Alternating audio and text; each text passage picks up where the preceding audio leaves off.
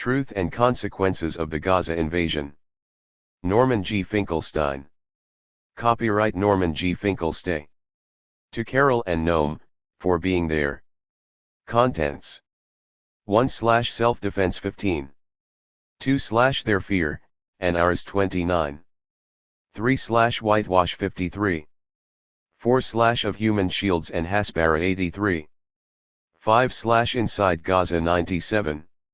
6/Ever Fewer Hosannas 103. Epilogue 127. Appendix 149. It's not that you're out to carry out a massacre, but Israeli Commander Bren soldiers on eve of Gaza invasion 1. Forward. Alongside many others, I have devoted much of my adult life to the achievement of a just peace between Israel and Palestine. It cannot be said that Palestinians living under occupation have derived much bounty from these efforts. The Israeli juggernaut proved unstoppable. The changes that have occurred have only been for the worse. Under the guise of what is called the peace process, Israel has actively annexed wide swaths of the West Bank and shredded the social fabric of Palestinian life there and in the Gaza Strip. It would nonetheless be unduly pessimistic to say that no progress has been made. Israel can no longer count on reactive support for its policies. Public opinion polls not only outside but also inside Jewish communities around the world over the past decade reveal a growing unease with Israeli conduct. This shift largely stems from the fact that the public is now much better informed. Historians have dispelled many of the myths Israel propagated to justify its dispossession and displacement of Palestine's indigenous population. Human rights organizations have exposed Israel's mistreatment of Palestinians living under occupation, and a consensus has crystallized in the legal diplomatic arena around a settlement of the CON-ICT that upholds the basic rights of Palestinians. The simmering discontent with Israeli conduct reached boiling point in December 2008 when Israel invaded Gaza. The merciless Israeli assault on a defenseless civilian population evoked widespread shock and disgust. Deep sores opened up in the Jewish communities, especially among the younger generations. Many of Israel's erstwhile supporters who did not vocally dissent chose to remain silent rather than defend the indefensible. 14. The RST part of this book analyzes the motives behind Israel's assault on Gaza and chronicles what Amnesty International called 22 days of death and destruction. The least that we owe the people of Gaza is an accurate record of the suffering they endured. No one can bring back the dead or restore the shattered lives of those who survived, but we can still respect the memory of their sacrifice by preserving it intact. This book is not just a lament, however, it also sets forth grounds for hope. The bloodletting in Gaza has roused the world's conscience. The prospects have never been more propitious for galvanizing the public not just to mourn but also to act.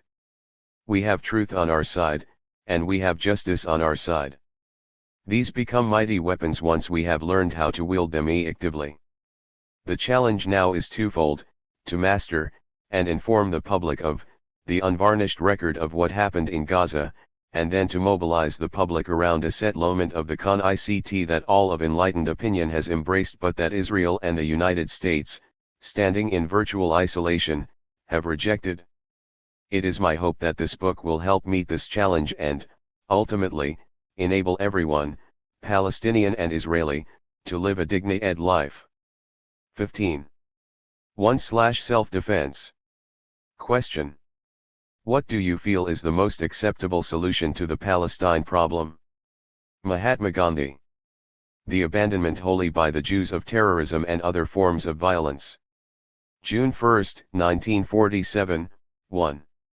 On November 29, 1947, the United Nations General Assembly approved a resolution dividing British-mandated Palestine into a Jewish state incorporating 56% of Palestine and an Arab state incorporating 44% of it. In the ensuing war, the newly born state of Israel expanded its borders to incorporate nearly 80% of Palestine. The only areas of Palestine not conquered comprised the West Bank, which the Kingdom of Jordan subsequently annexed, and the Gaza Strip, which came under Egypt's administrative control. Approximately 250,000 Palestinians driven out of their homes during the 1948 war and its aftermath to Gaza and overwhelmed the indigenous population of some 80,000. Today 80% of Gaza's inhabitants consist of refugees from the 1948 war and their descendants, and more than half of the population is under 18 years of age. Its current 1.5 million inhabitants are squeezed into a sliver of land 25 miles long and ve miles wide, making Gaza one of the most densely populated places in the world. The panhandle of the Sinai Peninsula, Gaza is bordered by Israel on the north and east, Egypt on the south, and the Mediterranean Sea on the west. In the course of 16. Its four-decade-long occupation beginning in June 1967, and prior to Prime Minister Ariel Sharon's redeployment of Israeli troops from inside Gaza to its perimeter in 2005, Israel had imposed on Gaza a uniquely exploitive regime of de-development that, in the words of Harvard political economist Sarah Roy, deprived the native population of its most important economic resources: land, water, and labor, as well as the internal capacity and potential for developing those resources. 3. The road to modern Gaza's desperate plight is paved with many previous atrocities, most long forgotten or never known outside Palestine. After the cessation of badly held hostilities in 1949, Egypt kept a tight rein on the activity of Fedayeen, Palestinian guerrillas, in Gaza until February 1955, when Israel launched a bloody cross-border raid into Gaza, killing 40 Egyptians. Israeli leaders had plotted to lure Egypt into war in order to topple President Gamal Abdel Nasser, and the Gaza raid proved the perfect provocation as armed border clashes escalated. In October 1956, Israel, in collusion with Great Britain and France, invaded the Egyptian Sinai and occupied Gaza, which it had long coveted. The prominent Israeli historian Benny Morris described what happened next. Many Fedayeen and an estimated 4,000 Egyptian and Palestinian regulars were trapped in the Strip, identified and rounded up by the IDF, Israel Defense Forces, GSS General Security Service, and police. Dozens of these Fedayeen appear to have been summarily executed, without trial. Some were probably killed during two massacres by the IDF troops soon after the occupation of the Strip. On November 3, the day Khan Yunis was conquered, IDF troops shot dead hundreds of Palestinian refugees and local inhabitants in the town. One UN report speaks of some 135 local residents and 140 refugees killed as IDF troops moved through the town and its refugee camp searching for people in possession of arms. In Rafah, which fell to the IDF on 1–2 November, Israeli troops killed between 48 and 100 refugees and several local residents, and wounded another 61 during a massive screening operation on November 12, in which they sought to identify former Egyptian and Palestinian soldiers and Fedayeen hiding among the local population. Another 66 Palestinians, probably Fedayeen, were executed in a number of other incidents during screening operations in the Gaza Strip between 2 and November 20. The United Nations estimated that, all told, Israeli troops killed between 447 and 550 Arab civilians in the first 3 weeks of the occupation of the Strip. 4. In March 1957, Israel was forced to withdraw from Gaza after U.S. President Dwight D. Eisenhower applied heavy diplomatic pressure and threatened economic sanctions. Current conditions in Gaza result directly from the events of 1967. In the course of the June 1967 war, Israel reoccupied the Gaza Strip, along with the West Bank, and has remained the occupying power ever since. Morris reported that the overwhelming majority of West Bank and Gaza Arabs from the RST hated the occupation, that Israel intended to stay, and its rule would not be overthrown or ended through civil disobedience and civil resistance, which were easily crushed. The only real option was armed struggle, that, like all occupations, Israel's was founded on brute force, repression and fear, collaboration and treachery, beatings and torture chambers, and daily intimidation, humiliation and manipulation, and that the occupation was always a brutal and mortifying experience for the occupied. 5. 18. From the start, Palestinians have fought back against the Israeli occupation. Gazans have put up particularly stiff unarmed and armed resistance, while Israeli repression has proven equally unremitting. In 1969 Ariel Sharon became chief of the IDF Southern Command and not long after embarked on a campaign to crush the resistance in Gaza. A leading American academic specialist on Gaza recalled how Sharon placed refugee camps under 24-hour curfews, during which troops conducted house-to-house searches and mustered all the men in the central square for questioning. Many men were forced to stand waist-deep in the Mediterranean Sea for hours during the searches. In addition, some 12,000 members of families of suspected guerrillas were deported to detention camps in Sinai.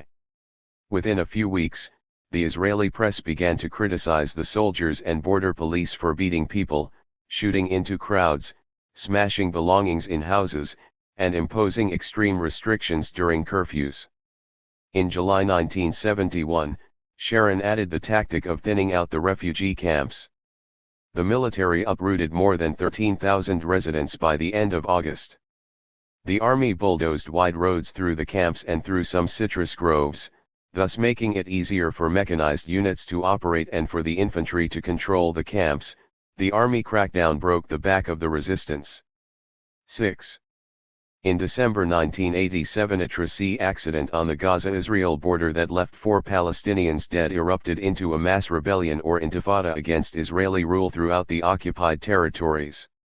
Morris recalled, "It was not an armed rebellion but a massive, persistent campaign of civil resistance, with strikes and commercial shutdowns, accompanied by VIO-19.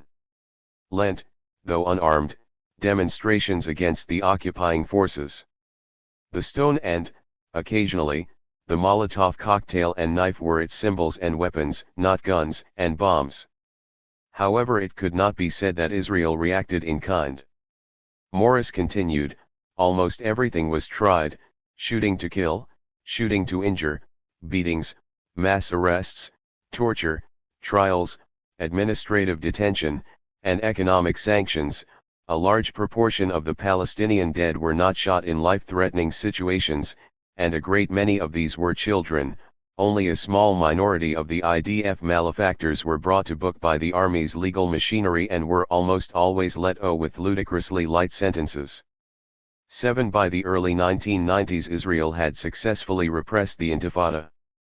It subsequently entered into an agreement secretly negotiated in Oslo, Norway, with the Palestine Liberation Organization, PLO, and Rayed in September 1993 on the White House lawn.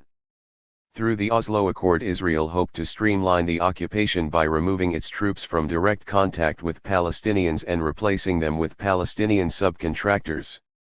One of the meanings of Oslo, former Israeli Foreign Minister Shlomo Ben-Ami wrote, was that the PLO was Israel's collaborator in the task of staying the RST Intifada and cutting short what was clearly an authentically democratic struggle for Palestinian independence. 8. In particular, Israel endeavored to reassign Palestinians the sordid work of occupation.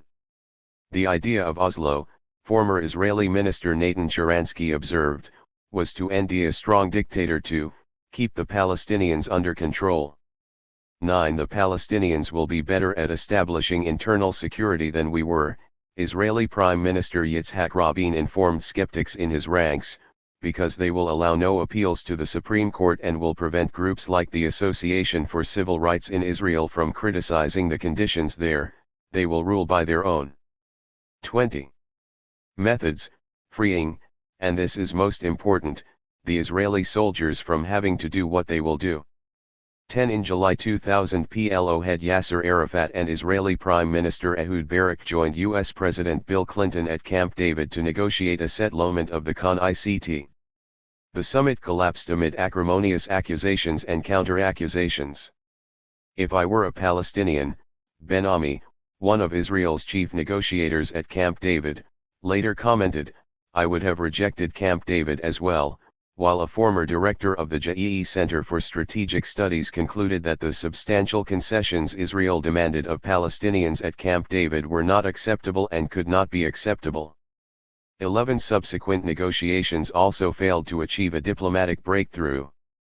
In December 2000, Clinton presented his parameters for resolving the CON-ICT, which both sides accepted with reservations.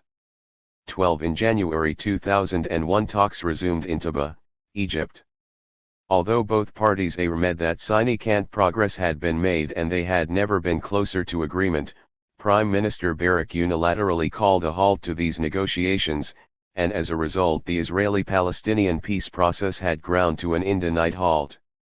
13 In September 2000, amid these diplomatic parleys, Palestinians in the occupied territories once again launched an open rebellion. Like the 1987 rebellion, this second intifada at its inception was overwhelmingly nonviolent. However, in Ben Ami's words, Israel's disproportionate response to what had started as a popular uprising with young, unarmed men confronting Israeli soldiers armed with lethal weapons fueled the second intifada beyond control and turned it into an all-out war. 14 It is now largely forgotten that the Hamas suicide bombing of the Second Intifada did not occur until months into Israel's relentless bloodletting. Israeli forces read 1 million rounds of ammunition in just the few days, while the ratio of Palestinians to Israelis killed during the weeks was 20:1. In the course of the spiraling violence triggered by its disproportionate response, Israel struck Gaza with particular vengeance. In a cruel reworking of Ecclesiastes, each turn of season presaged yet another Israeli attack on Gaza that left scores dead and much destroyed. Operation Rainbow, 2004, Operation Days of Penitence, 2004, Operation Summer Rains, 2006, Operation Autumn Clouds, 2006, Operation Hot Winter, 2008. 15 Despite the Israeli assaults, Gaza continued to roil. Already at the time of the Oslo Accord, this intractability caused Israel to sour on the Strip. If only it would just sink into the sea, Rabin despaired. 16 In April 2004, Prime Minister Sharon announced that Israel would disengage from Gaza, and by September 2005 both Israeli troops and Jewish settlers had been pulled out. In an interview, Sharon advisor Dov Weissglass laid out the rationale behind the disengagement: it would relieve international, especially American, pressure on Israel, thereby freezing the political process. And when you freeze that process, you prevent the establishment of a Palestinian state. Roy observed that with the disengagement from Gaza, the Sharon government was clearly seeking to preclude any return to political negotiations, while preserving and deepening its hold on Palestine. 17 Israel subsequently declared that it was no longer the occupying power in Gaza. However, human rights organizations and international institutions rejected this contention because in myriad ways Israel still preserved near total dominance of the Strip. Whether the Israeli army is inside Gaza or redeployed around its periphery, Human Rights Watch, HRW, concluded, it remains in control. 18 The received wisdom is that the Oslo Accord was a failure because it did not result in a lasting peace. But such a verdict misconstrues the objective of the accord. If Israel's goal 22 was, as Ben Ami pointed out, to groom a class of Palestinian collaborators, then Oslo was largely a success for Israelis. A look at the Oslo II Accord, signed in September 1995 and spelling out in detail the mutual rights and duties of the contracting parties to the 1993 agreement, suggests what loomed largest in the minds of the Palestinian negotiators. Whereas 4 full pages are devoted to passage of Palestinian VIPs, the section is subdivided into Category 1 VIPs, Category 2 VIPs, Category 3 VIPs, and Secondary VIPs. Less than 1 page, the very last, is devoted to release of Palestinian prisoners and detainees, who numbered in the many thousands. 19 The Oslo Accord allotted a year interim period allegedly for confidence building between the former foes. This was curious, given that when and where Israel genuinely sought peace the process moved swiftly. Thus, for decades Egypt was Israel's prime nemesis in the Arab world, and it was Egypt that launched a surprise attack in 1973, killing thousands of Israeli soldiers. Nevertheless, Only a half-year elapsed between the September 1978 Camp David summit convened by U.S. President Jimmy Carter that produced the Egyptian-Israeli Framework for Peace and the March 1979 Treaty of Peace formally ending hostilities. Only 3 more years passed before Israel's NAL evacuation from the Egyptian Sinai in April 1982. 20 There was no need for a half-decade of condensed building in Egypt's case. In reality, the purpose of the protracted interim period built into Oslo was not condensed building to facilitate an Israeli-Palestinian peace agreement but collaboration building to facilitate a burden-free Israeli occupation. It was rightly supposed that, after growing accustomed to the emoluments of power and privilege, the handful of Palestinian beneficiaries would be averse to parting with them and, however reluctantly, would do the bidding of the power that meted out the largesse. The interim period also enabled Israel to test the reliability of these Palestinian subcontractors as crises periodically erupted. The one holdout in the senior ranks of the Palestinian leadership was Arafat, who, for all his opportunism, seems to have carried in him a residue of his nationalist past and would not settle for presiding over a Bantustan. Once he passed from the scene in November 2004, however, all the pieces were in place for the Palestinian Authority to reach a modus vivendi with Israel. Except that it was too late. In January 2006, sickened by years of OCHAL corruption, the Palestinians elected the Islamic movement Hamas into OCE. Israel immediately tightened its blockade on Gaza and the US joined in.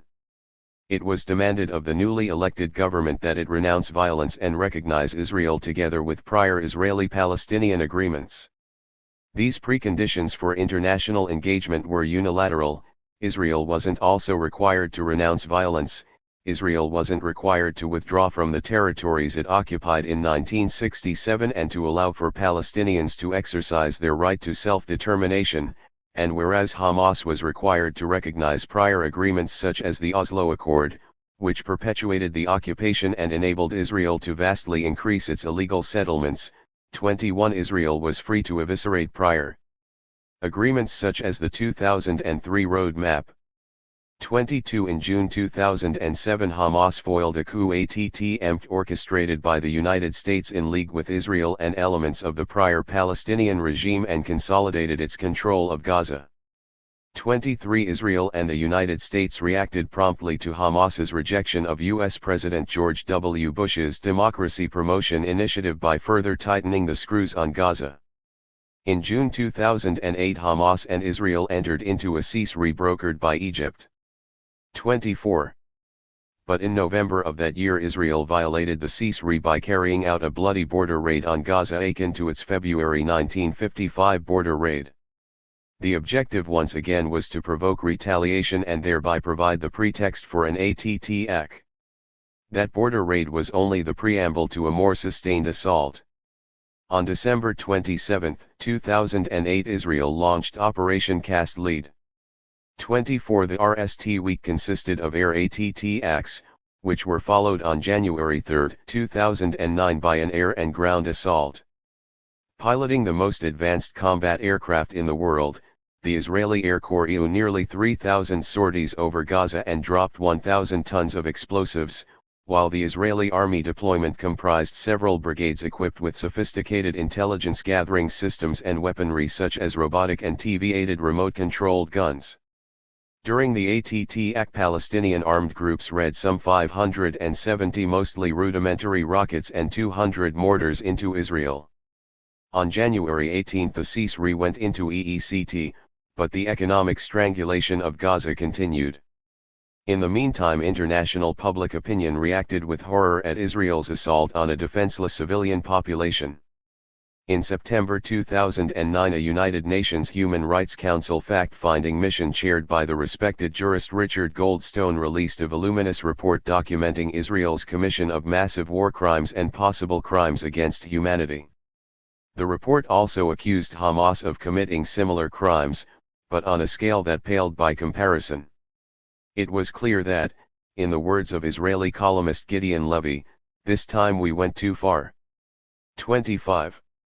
Israel ochali justi ed Operation Cast lead on the grounds of self-defense against Hamas rocket attacks. 26 Such a rationale did not however withstand even super-chale scrutiny.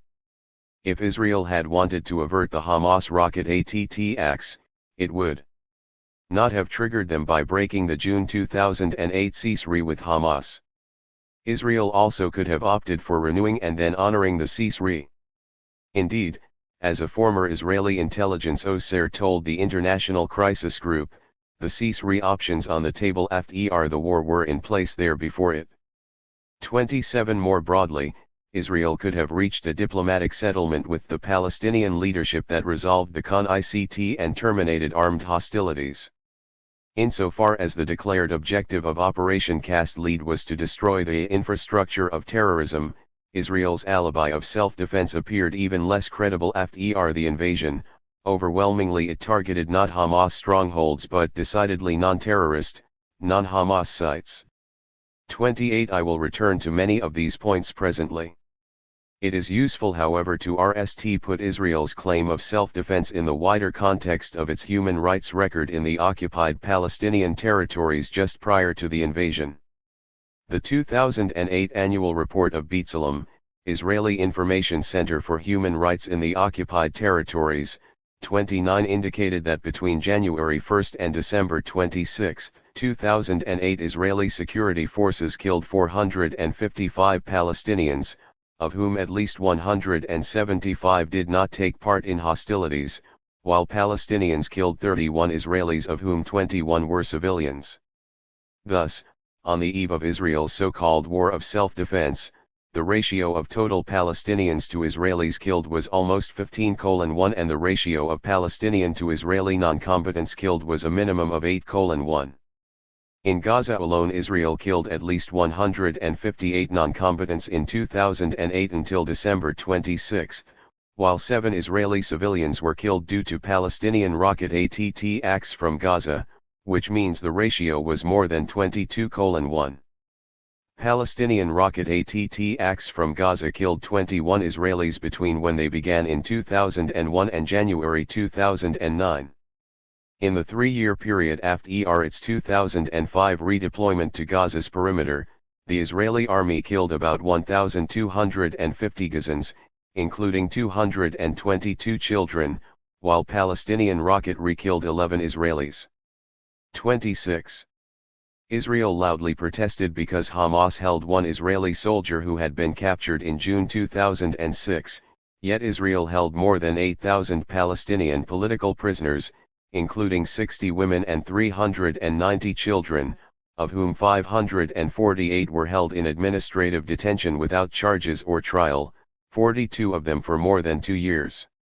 In addition, Israel exacerbated its sweeping restrictions on the freedom of movement of Palestinian residents of the West Bank, expanded illegal Jewish settlements in the West Bank and East Jerusalem, which together now contain nearly 500,000 illegal Jewish settlers, confiscated more West Bank land causing serious harm to Palestinians, who are no longer able to work their land and gain a livelihood from it, prevented any possibility of development and construction in Palestinian communities, distributed water in a discriminatory manner.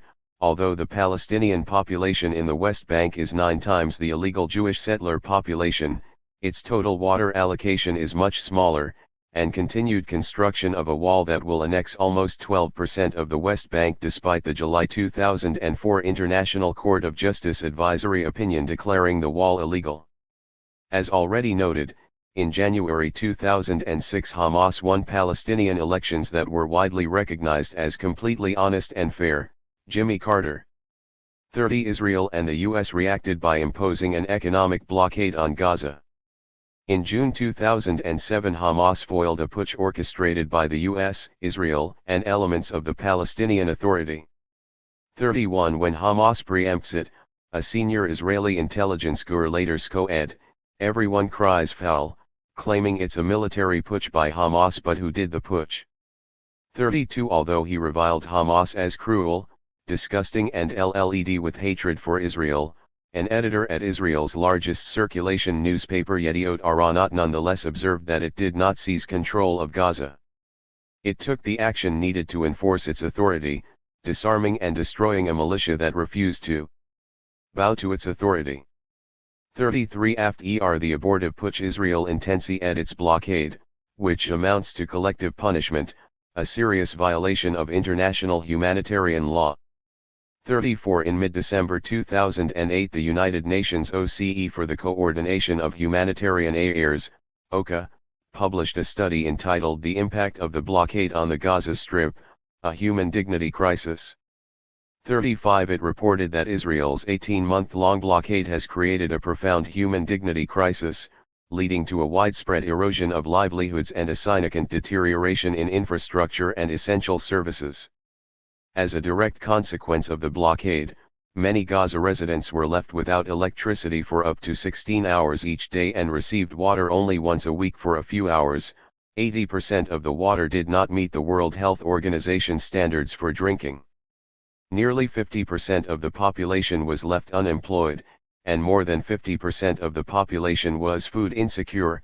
20% of essential drugs were at zero level and more than 20% of patients suffering from cancer, heart disease, and other severe conditions were unable to get permits for medical care abroad. Many Palestinians, the study concluded, reported a growing sense of being trapped, physically, intellectually and emotionally. To judge by the human rights record, and leaving aside that it was Israel that broke the June 2008 ceasefire, it would appear that the Palestinians had a much stronger case than Israel for resorting to armed force in self-defense at the end of December 2008. 29. Their fear, and ours. The December 2008 invasion of Gaza would prove to be another public relations fiasco for Israel, on the order of its disastrous Lebanon invasions of 1982 and 2006.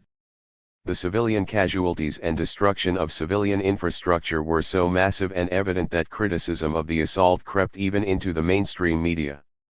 What explains Israel's willingness to prosecute an attack against a civilian population that was bound to result in negative publicity abroad? Early speculation on the real impetus behind Israel's attack centered on the upcoming Israeli elections, scheduled to be held on February 10, 2009. Jockeying for votes was no doubt a factor in this Sparta-like society consumed by revenge and the thirst for blood. One polls during the invasion showed that 80 to 90% of Israeli Jews supported it. 2 But as Israeli journalist Gideon Levy pointed out on Democracy Now!, Israel went through a very similar war, 2.5 years ago in Lebanon, when there were no elections. 3 In fact the attack on Gaza responded to crucial state interests that Israeli leaders would not jeopardize for narrowly electoral gains. Even in recent decades, when the Israeli political scene has become more squalid, one would still be hard-pressed to name a major military campaign launched for partisan political ends. It is arguable that Prime Minister Menachem Begin's decision to bomb the Iraqi Osirak reactor in 1981 was merely an electoral ploy, but the strategic stakes in the strike on Iraq were puny. Contrary to widespread belief, Saddam Hussein had not embarked on a nuclear weapons program prior to the bombing.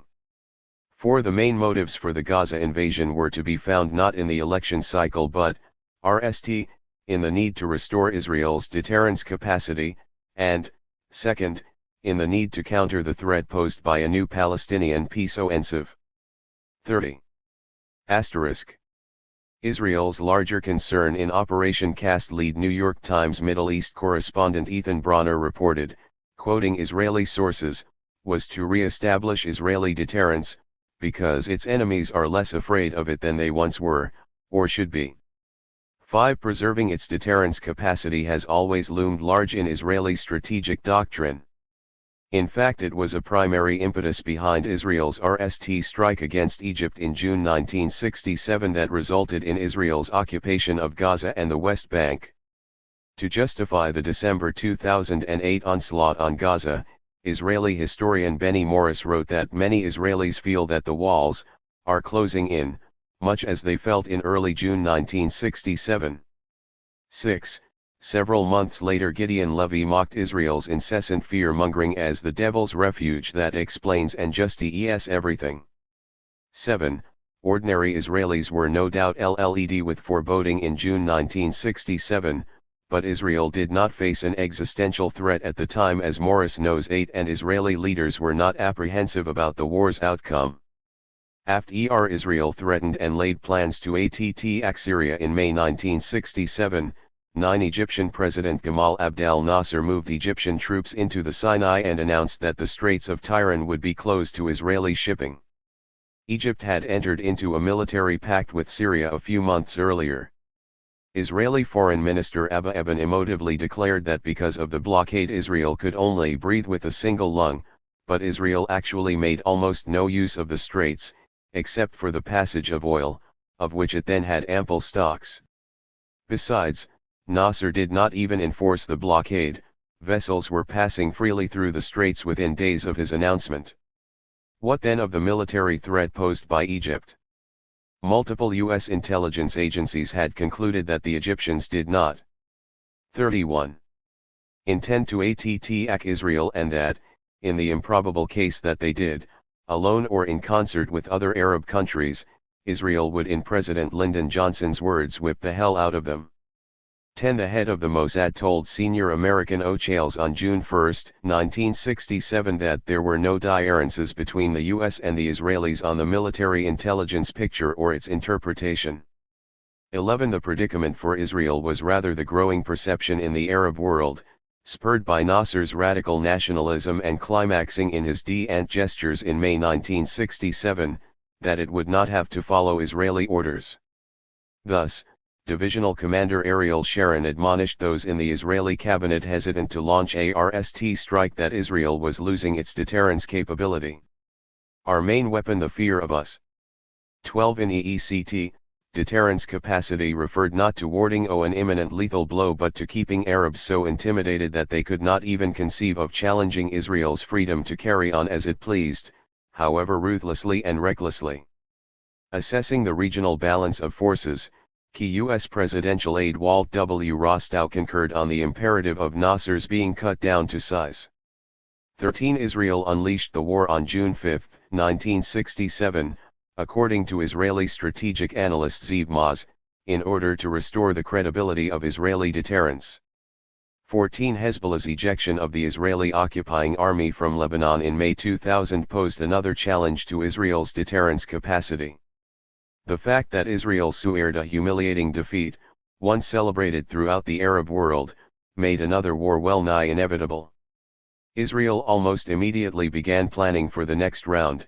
15. And in summer 2006 found a pretext when Hezbollah captured 2 Israeli soldiers, several others were killed during the operation, and demanded in exchange the release of Lebanese prisoners held by Israel. Although 32. Israel unleashed the fury of its air force and geared up for a ground invasion, it suffered yet another ignominious defeat. A respected American military analyst, despite being partial to Israel, nonetheless concluded, the IAF, the arm of the Israeli military that had once destroyed whole air forces in a few days, not only proved unable to stop Hezbollah rocket strikes but even to do enough damage to prevent Hezbollah's rapid recovery, that once ground forces did cross into Lebanon, they failed to overtake Hezbollah strongholds, even those close to the border, that in terms of Israel's objectives, the kidnapped Israeli soldiers were neither rescued nor released. Hezbollah's rocketry was never suppressed, not even its long-range and Israeli ground forces were badly shaken and bogged down by a well-equipped and capable foe, and that more troops and a massive ground invasion would indeed have produced a different outcome, but the notion that somehow that would have resulted in a more decisive victory over Hezbollah has no basis in historical example or logic. 16. The juxtaposition of several GERs highlights the magnitude of the setback. Israel deployed 30,000 troops against 2,000 regular Hezbollahers and 4,000 irregular Hezbollah and non-Hezbollahers. Israel delivered and read 162,000 weapons, whereas Hezbollah read 5,000 weapons, 4,000 rockets and projectiles at Israel and 1,000 anti-tank missiles inside Lebanon. 17. Moreover, the vast majority of the GERs who defended villages such as Ida Ashshab, Bent Jabal and Maroun al-Ras were not, in fact, regular Hezbollahers, and in some cases were not even members of Hezbollah, and many of Hezbollah's best and most skilled leaders never saw action, lying in wait along the Litani River with the expectation that the IDF Israel Defense Forces assault would be much deeper and arrive much faster than it did. 18. Yet another indication of 33. Israel's reversal of fortune was that, unlike in any of its previous armed conflicts, in the NAL stages of the 2006 war it fought not in defense of a UN ceasefire resolution but in the hope that a UN resolution would rescue it from an unwinnable situation. After the 2006 Lebanon war, Israel was itching to take on Hezbollah again but was not yet confident it would emerge victorious on the Battle Eld. In mid-2008 Israel desperately sought to conscript the US for an attack on Iran, which it believed would also decapitate Hezbollah, the junior partner of Iran, and thereby humble the main challengers to its regional hegemony. Israel and its quasi-official emissaries such as Benny Morris threatened that if the US did not go along then non-conventional weaponry will have to be used, and many innocent Iranians will die. 19. To Israel's chagrin and humiliation, the US vetoed an attack and Iran went its merry way, while the credibility of Israel's capacity to terrorize slipped another notch. It was time to end another target, and Gaza, poorly defended as ever, the bill. There, the feebly armed Islamic movement Hamas had defiantly resisted Israeli diktat, crowing that in 2005 it had forced Israel to withdraw from Gaza, and then, in June 2008, had compelled Israel to agree to a ceasefire. If Gaza was where Israel would restore its deterrence capacity, one theater of the 2006 Lebanon War had already hinted at how it might successfully be done. During the Lebanon War, Israel attacked the southern suburb of Beirut known as the Dahiyah that was home to many poor Shiite supporters of Hezbollah. In the war's aftermath, Israeli military officers began referring to the Dahiyah strategy. We will wield disproportionate power against every village from which shots are read on Israel, and cause immense damage and destruction, IDF Northern Command Chief Gadi Eisenkot explained. This isn't a suggestion. This is a plan that 34 has already been authorized. In the event of hostilities, Israel needed to act immediately, decisively, and with force that is disproportionate, Reserve Colonel Gabriel Sibonai of the Israeli Institute for National Security Studies declared. Such a response aims at inciting damage and meting out punishment to an extent that will demand long and expensive reconstruction processes. The next war will lead to the elimination of the Lebanese military, the destruction of the national infrastructure, and intense suffering among the population, former chief of the Israeli National Security Council Jorah Eiland threatened. Serious damage to the Republic of Lebanon, the destruction of homes and infrastructure, and the suffering of hundreds of thousands of people are consequences that can influence Hezbollah's behavior more than anything else. 20. It merits noting that, under international law, use of disproportionate force and targeting of civilian infrastructure constitute war crimes. Although the new strategy was to be used against all of Israel's regional adversaries that had waxed dent, Gaza was frequently singled out as the prime target for this approach. Too bad it did not take hold immediately after the 2005 disengagement from Gaza and the RST rocket barrages, a respected Israeli pundit lamented. Had we immediately adopted the Dahiyah strategy, we would have likely spared ourselves much trouble. If and when Palestinians launched another rocket attack, Israeli Interior Minister Meir Sheitrit urged in late September 2008, the IDF should decide on a neighborhood in Gaza and level it. 21. The operative Israeli plan for the attack on Gaza could be gleaned from authoritative statements issued after it got underway. What we have to do is act systematically with the aim of punishing all the organizations that are ring the rockets and mortars, as well as the civilians who are enabling. 35. Them to and hide, Reserve Major General Amiram Levin. After this operation there will not be one Hamas building left standing in Gaza. Deputy IDF Chief of Staff Dan Harrell, anything affiliated with Hamas is a legitimate target. IDF spokesperson Major Avidal Leibowitz, it should be possible to destroy Gaza, so they will understand not to mess with us. It is a great opportunity to demolish thousands of houses of all the terrorists, so they will think twice before they launch rockets. I hope the operation will come to an end with great achievements and with the complete destruction of terrorism and Hamas. In my opinion, they should be razed to the ground, so thousands of houses, tunnels and industries will be demolished, Deputy Prime Minister Eli Yishai. The military correspondent for Israel Channel 10 News commented, Israel isn't trying to hide the fact that it reacts disproportionately. 22 In Israel, the media exulted at the shock and awe, Ma'ariv, 23 of its opening air campaign. Whereas Israel killed a mere 55 Lebanese during the RST 2 days of the 2006 war, it killed as many as 300 Gazans in 4 minutes on the RST day of the invasion. Most of the targets were located in densely populated residential areas, while the bombardments began at around 11:30 a.m., a busy time, when the streets were full of civilians, including school children leaving classes at the end of the morning shift and those going to school for the second shift. 24 Several days into the slaughter, an informed Israeli strategic analyst observed, the IDF, which planned to attack buildings and sites populated by hundreds of people, did not warn them in advance to leave, but intended to kill a great many of them, and succeeded. 25 Benny Morris praised Israel's highly efficient air assault on Hamas. 26 The Israeli columnist B. Michael was less impressed by the dispatch of helicopter gunships and jet planes over a giant. 36. Prison and ring at its people. 27 For example, Tracy cops at their graduation ceremony. Young men in desperate search of a livelihood who thought they'd found it in the police and instead found death from the skies. 28 It was subsequently reported that the IDF had planned the Diploma Day slaughter months before the attack, and that its execution evoked enthusiasm. 29 On that RST day, Israeli aerial strikes killed or fatally injured, alongside the would-be Tracy cops, at least 16 children, while an Israeli drone-launched precision missile killed 9 college students, 2 of them young women, who were waiting for a UN bus to take them home. 30 As Operation Cast Lead proceeded apace, prominent Israelis dropped all pretenses that its purpose was to stop Hamas rocketry. Remember, Israeli Defense Minister Ehud Barak's real foe is not Hamas, a former Israeli minister told the respected Knesset Resolution Organization International Crisis Group.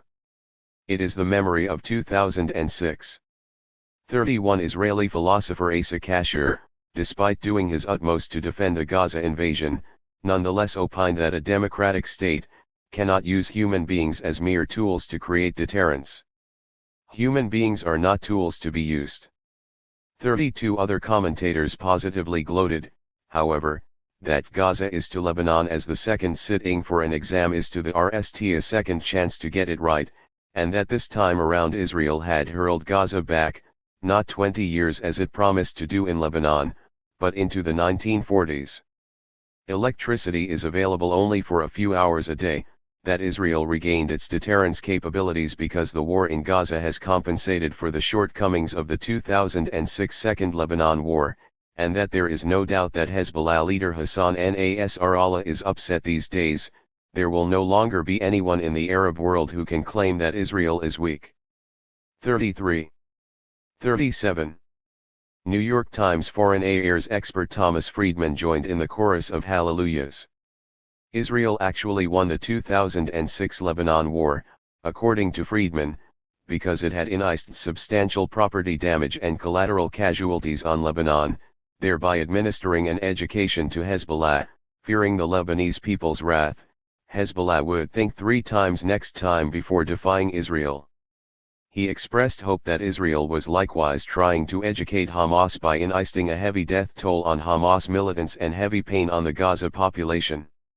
To justify the targeting of Lebanese civilians and civilian infrastructure during the 2006 war, Friedman asserted that Israel had no other option because Hezbollah created a very military network, deeply embedded in the local towns and villages, and that because Hezbollah nested among civilians, the only long-term source of deterrence was to exact enough pain on the civilians, to restrain Hezbollah in the future. 34 Let's leave aside Friedman's hollow coinages. What does it mean? Let's also leave aside that Friedman not only alleges that the killing of civilians was unavoidable but at the same time advocates targeting civilians as a deterrence strategy. Let's just consider whether it is even true that Hezbollah was embedded in, nested among, and intertwined with the Lebanese civilian population. Here's what the respected human rights organization Human Rights Watch, HRW, concluded after an exhaustive investigation. We found strong evidence that Hezbollah stored most of its rockets in bunkers and weapons storage facilities located in uninhabited elds and valleys, that in the vast majority of cases Hezbollahers left populated civilian areas as soon as the ging started, and that Hezbollah read the vast majority of its rockets from prepared positions outside villages. And again, in all but a few. 38. Of the cases of civilian deaths we investigated, Hezbollahers had not mixed with the civilian population or taken other actions to contribute to the targeting of a particular home or vehicle by Israeli forces. Indeed, Israel's own ring patterns in Lebanon support the conclusion that Hezbollah read large numbers of its rockets from tobacco elds, banana, olive, and citrus groves, and more remote, unpopulated valleys. 35. A U.S. Army War College study based largely on interviews with Israeli soldiers who participated in the Lebanon War similarly found that the key battle elds in the land campaign south of the Litani River were mostly devoid of civilians, and IDF participants consistently report little or no meaningful intermingling of Hezbollahers and non-combatants. Nor is there any systematic reporting of Hezbollah using civilians in the combat zone as shields. On a related note, the authors report that the great majority of Hezbollahers wore uniforms. In fact, their equipment and clothing were remarkably similar to many state militaries' desert or green fatigues, helmets, web vests, body armor, dog tags, and rank insignia. 36. Friedman further asserted that, rather than confronting Israel's army head-on, Hezbollah read rockets at Israel's civilian population to provoke Israeli retaliatory strikes, inevitably killing Lebanese civilians and in aiming the Arab Muslim street. Yet numerous studies have shown, 37 and Israeli officials themselves conceded 38 that, during its guerrilla war against the Israeli occupying army, Hezbollah only targeted Israeli civilians after Israel targeted Lebanese civilians. In the 2006 war Hezbollah began ring rockets aimed at Israeli civilian concentrations only after Israel incurred heavy casualties on Lebanese civilians, while Hezbollah leader Sayyid Hassan Nasrallah avowed that it would target Israeli civilians as long as the enemy undertakes its aggression without limits or red lines. 39. If Israel targeted the Lebanese civilian population and infrastructure during the 2006 war, it was not because it had no choice, and not because Hezbollah had provoked it, but because terrorizing Lebanese civilians appeared to be a low-cost method of education. This was much preferred over tangling with the real foe and suffering heavy casualties, although Hezbollah's unexpectedly resistance prevented Israel from claiming a victory on the Battle Eld. Still, it must be said that Israel did successfully educate the civilian Lebanese population, which is why Hezbollah was careful not to antagonize Israel during the Gaza invasion 2 years later. 40. Israel's pedagogy also proved a success among the Gaza population. It was hard to convince Gazans whose homes were demolished and family and friends killed and injured, the International Crisis Group reported, that this amounted to victory, as Hamas boasted in the wake of the invasion.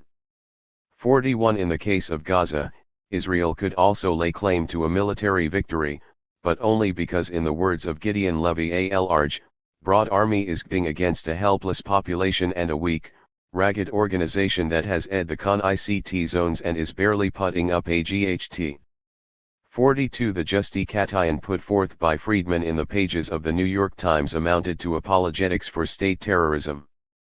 43. Indeed, Israel's evolving modus operandi for restoring its deterrence capacity describes a curve steadily regressing into barbarism. Israel won its victory in June 1967 primarily on the Battle Eld, albeit in a Turkey shoot, Rostov, 44, while in subsequent hostilities, mostly in Lebanon, it sought both to achieve a Battle Eld victory and to bombard the civilian population into submission. but Israel targeted Gaza to restore its deterrence capacity because it eschewed any of the risks of a conventional war. It targeted Gaza because it was largely defenseless. Israel's resort to unalloyed terror in turn revealed its relative decline as a military power, while the 40 celebration of its military prowess during and after the Gaza invasion by the likes of Benny Morris registered the growing detachment of mainstream Israeli intellectuals, and a good share of the public as well, from reality. A supplementary benefit of this deterrence strategy was that it restored Israel's domestic morale. A February 2009 internal UN document concluded that the invasion's one significant achievement was that it dispelled doubts among Israelis about their ability and the power of the IDF to issue a blow to its enemies. The use of excessive force proves Israel is the landlord. The pictures of destruction were intended more for Israeli eyes than those of Israel's enemies, eyes starved of revenge and national pride. 45. Beyond restoring its deterrence capacity, Israel's main goal in the Gaza invasion was to fend off the latest threat posed by Palestinian pragmatism. The international community, apart from Israel and the United States, has consistently supported a settlement of the Israel-Palestine conflict that calls for two states based on a full Israeli withdrawal to its June 1967 borders, and a just resolution of the refugee question based on the right of return and compensation. 46. The United Nations General Assembly annually votes on a resolution titled Peaceful Settlement of the Question of Palestine. This resolution repeatedly includes these tenets for achieving a two-state solution of Israel and Palestine. 1. Affirming the principle of the inadmissibility of the acquisition of territory by war. 2. Reaffirming the illegality of the Israeli settlements in the Palestinian territory occupied since 1967, including East Jerusalem. 3. Stresses the need for a. the withdrawal of Israel from the Palestinian territory occupied since 1967, including East Jerusalem. b. the realization of the inalienable rights of 41. the Palestinian people, primarily the right to self-determination and the right to their independent state. 4. Also stresses the need for resolving the problem of the Palestine refugees in conformity with its Resolution 194, 3, of December 11, 1948. 47. Here is the recorded vote on this resolution in recent years.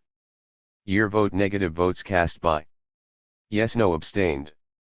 1997 155-2-3 Israel, United States.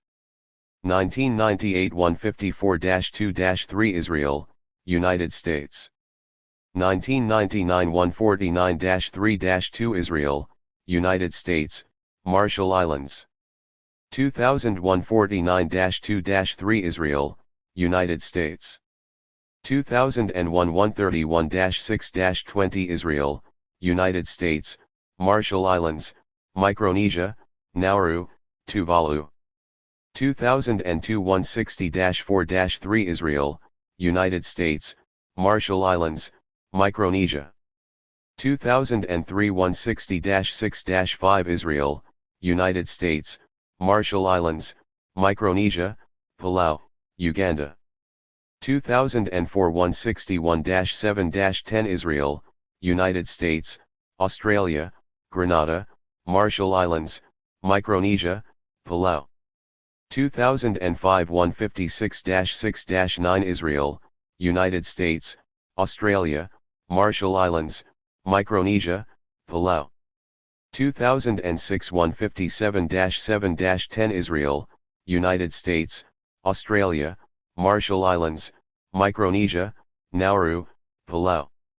2007 161-7-5 Israel, United States, Australia, Marshall Islands, Micronesia, Nauru, Palau. 2008 164-7-3 Israel, United States, Australia, Marshall Islands, Micronesia, Nauru, Palau. 2009 164-7-4 Israel, United States, Australia, Marshall Islands, Micronesia, Nauru, Palau. 42. At the regional level, the March 2002 Arab League summit in Beirut unanimously put forth a peace initiative echoing the UN consensus, which it has subsequently reaffirmed, most recently at the March 2009 Arab League summit in Doha, while all 57 members of the Organization of the Islamic Conference, OIC, including Iran, adopted the Arab Peace Initiative to resolve the issue of Palestine and the Middle East, and decided to use all possible means in order to explain and clarify the full implications of this initiative and win international support for its implementation.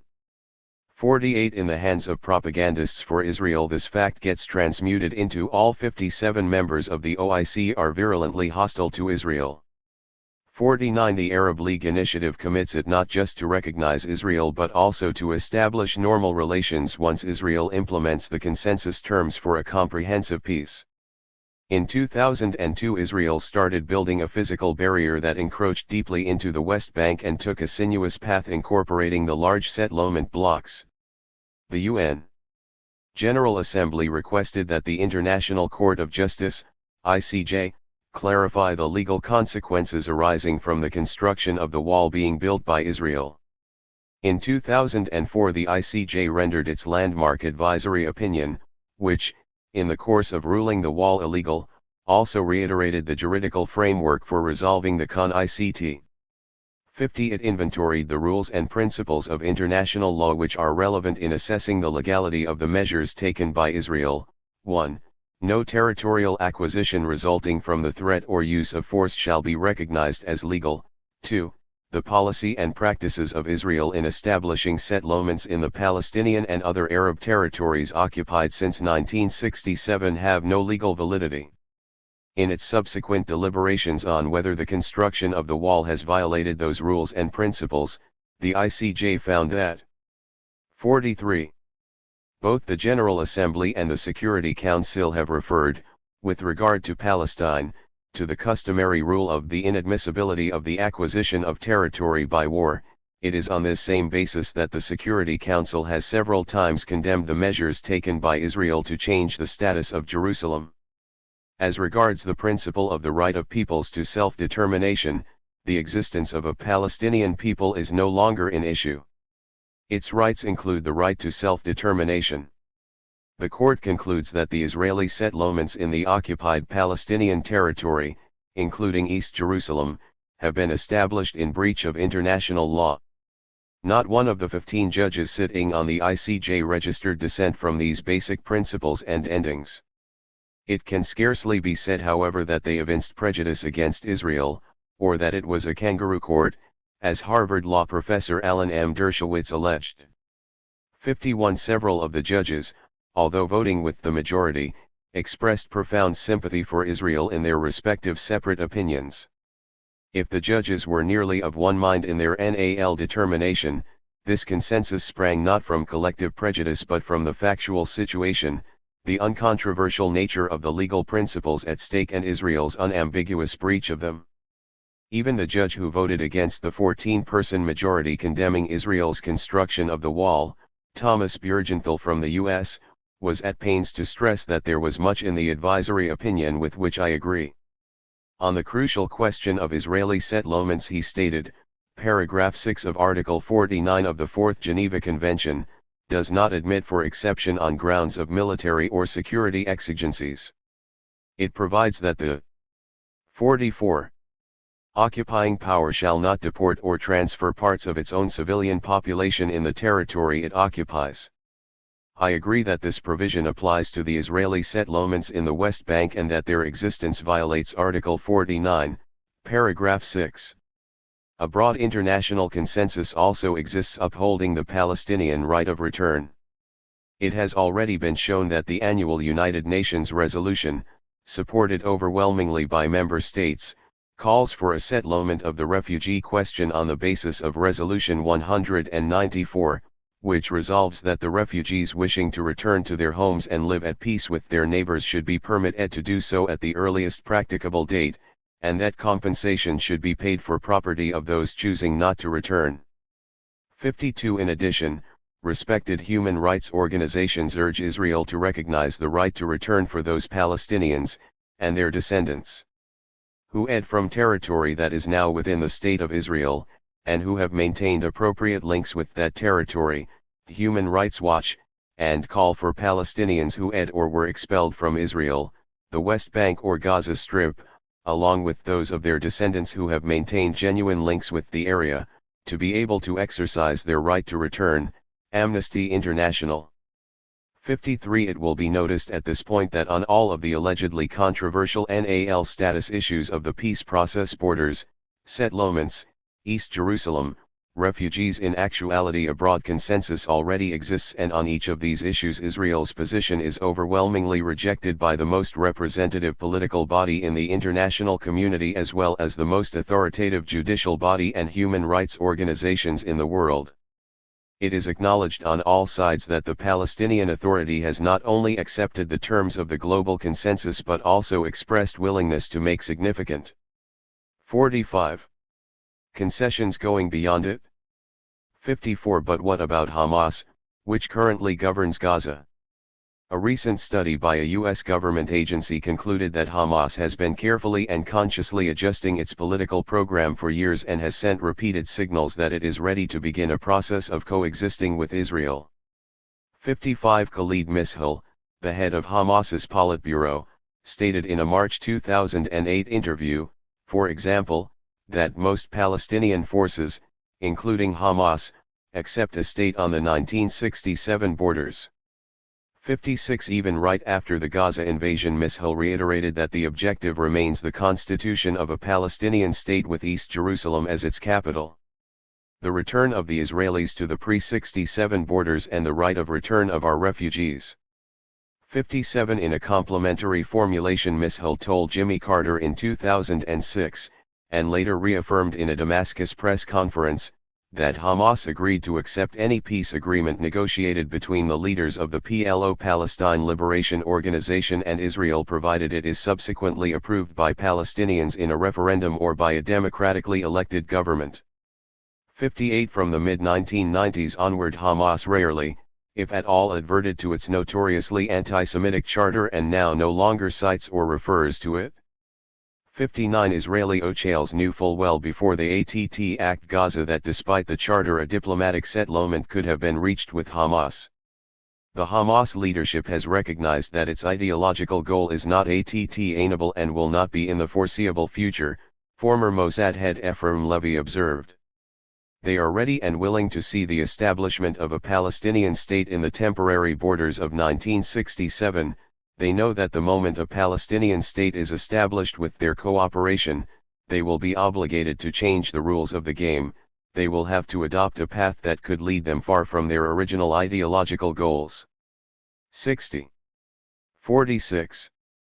In recent times, Israelis, and influential U.S. officials, have demanded that Palestinians acquiesce not only in a two-state settlement but also in the legitimacy of Zionism and Israel, Israel's Jewishness, and Israel being a Jewish state. 61. In June 2009, Prime Minister Benjamin Netanyahu beseeched Palestinians to recognize the right of the Jewish people to a state of their own in this land, and in his September 2009 appearance at the United Nations, he implored Palestinians to now do what they have refused to do for 62 years, say yes to a Jewish state. 62. Israel's quarrel, however, appears to be not with Palestinians but international law. The terms of the international consensus for resolving the Israel-Palestine conflict do not require Palestinians' recognition of the legitimacy of Zionism and the State of Israel. Indeed, according to a prominent scholar of the question, even Israel's admission to the United Nations did not confer political legitimacy or remove the defects in the original title of Israel. The meaning of the Balfour Declaration, the validity of the partition plan approved in Resolution 181, 2, and the moral basis of the State of Israel are still a real cause for debate. Although the caveat is critical, this debate does not accept Israel's position as a state in the international community, entitled to the BNTS and subject to the burdens of international law. 63. Dennis Ross, the Middle East point man in the Clinton and Obama administrations, grouses that even those moderate Arab states that are prepared to accept Israel's existence, deny the Zionist enterprise any moral legitimacy. For them Israel exists as a fact, not a right. 64 Yet, it might be recalled that although Mahatma Gandhi recognized the division of India as an accomplished fact that he was forced to accept, he adamantly refused to believe in a distinct Muslim nationalism and India's Ardhi partition, indeed until his death he held. 47. The British partition of India to be poison and the notion of Pakistan to be a sin. 65 One is hard-pressed to make out a distinction on this point between Gandhi's stance and that of moderate Arab states or even of Hamas, which draws a very clear distinction between Israel's right to exist, which it consistently denies, and the fact of its existence, and it has stated explicitly that it accepts the existence of Israel as a fait accompli, an existing reality, and an established fact. 66 It is also hard to fathom on what legal or moral principle Israel's Jewishness must be recognized or why it must be recognized as a Jewish state when 1 in 4 Israeli citizens is not Jewish. It seems that in order to obtain their own rights Palestinians living outside Israel's borders are obliged to forfeit the claims to Israeli citizenship and identity of their brethren living inside Israel. It is also passing strange that Palestinians are allegedly obliged to give Israel unqualified recognition as a Jewish state when even former Israeli Supreme Court President Aharon Barak acknowledges that its Sinai Katayan remains elusive. We still have not worked out properly the interrelationship between the Jewishness of the state and the fact that it is a state of all its citizens. 67. Let's return now to the events leading up to the December 2008 Gaza invasion. After having rejected Hamas's ceasefire proposals for months, Israel nally agreed to them in June 2008. 68 Hamas was careful to maintain the ceasefire, an official Israeli publication reported, despite Israel's reneging on the crucial quid pro quo that it substantially lift the economic blockade of Gaza. The lull was sporadically violated by rocket and mortar shell carried out by rogue terrorist organizations, the Israeli source continued. At the same time, the 48 Hamas movement tried to enforce the terms of the arrangement on the other terrorist organizations and to prevent them from violating it. 69 Moreover, even after Israel broke the ceasefire, Hamas was interested in renewing the relative calm with Israel, according to Israeli Internal Security Chief Yuval Diskin, and Hamas would have accepted a bargain in which it would halt the in exchange for easing of Israeli policies that have kept a chokehold on the economy of the Strip, according to former IDF commander in Gaza Shmuel Zakai. 70 The Islamic movement had on this occasion stood by its word, making it a credible negotiating partner. And unlike the hapless Palestinian Authority, which was doing Israel's bidding but getting no returns, Hamas appeared to extract concessions from Israel. As a result, Hamas's stature among Palestinians was further enhanced. Hamas's acceptance of the two-state settlement and the ceasefire proved a daunting challenge for Israel. It could no longer justify shunning Hamas, it would be only a matter of time before the Europeans renewed dialogue and relations with the organization. The prospect of an incoming U.S. administration negotiating with Iran and Hamas, and moving closer to the international consensus for settling the Israel-Palestine conflict, which some U.S. policymakers now advocated, 71 would have further highlighted Israel's intransigence. Thus, in its 2008 annual assessment, the Jewish People Policy Planning Institute, headquartered in Jerusalem and chaired by Dennis Ross, cautioned. The advent of the new administration in the U.S. could be accompanied by an overall political reassessment. The Iran issue could come to be viewed as the key to the stabilization of the Middle East, and a strategy seeking a comprehensive regional deal may be devised, which would include a relatively aggressive effort to resolve the Israeli-Arab conflict. 72 in 49.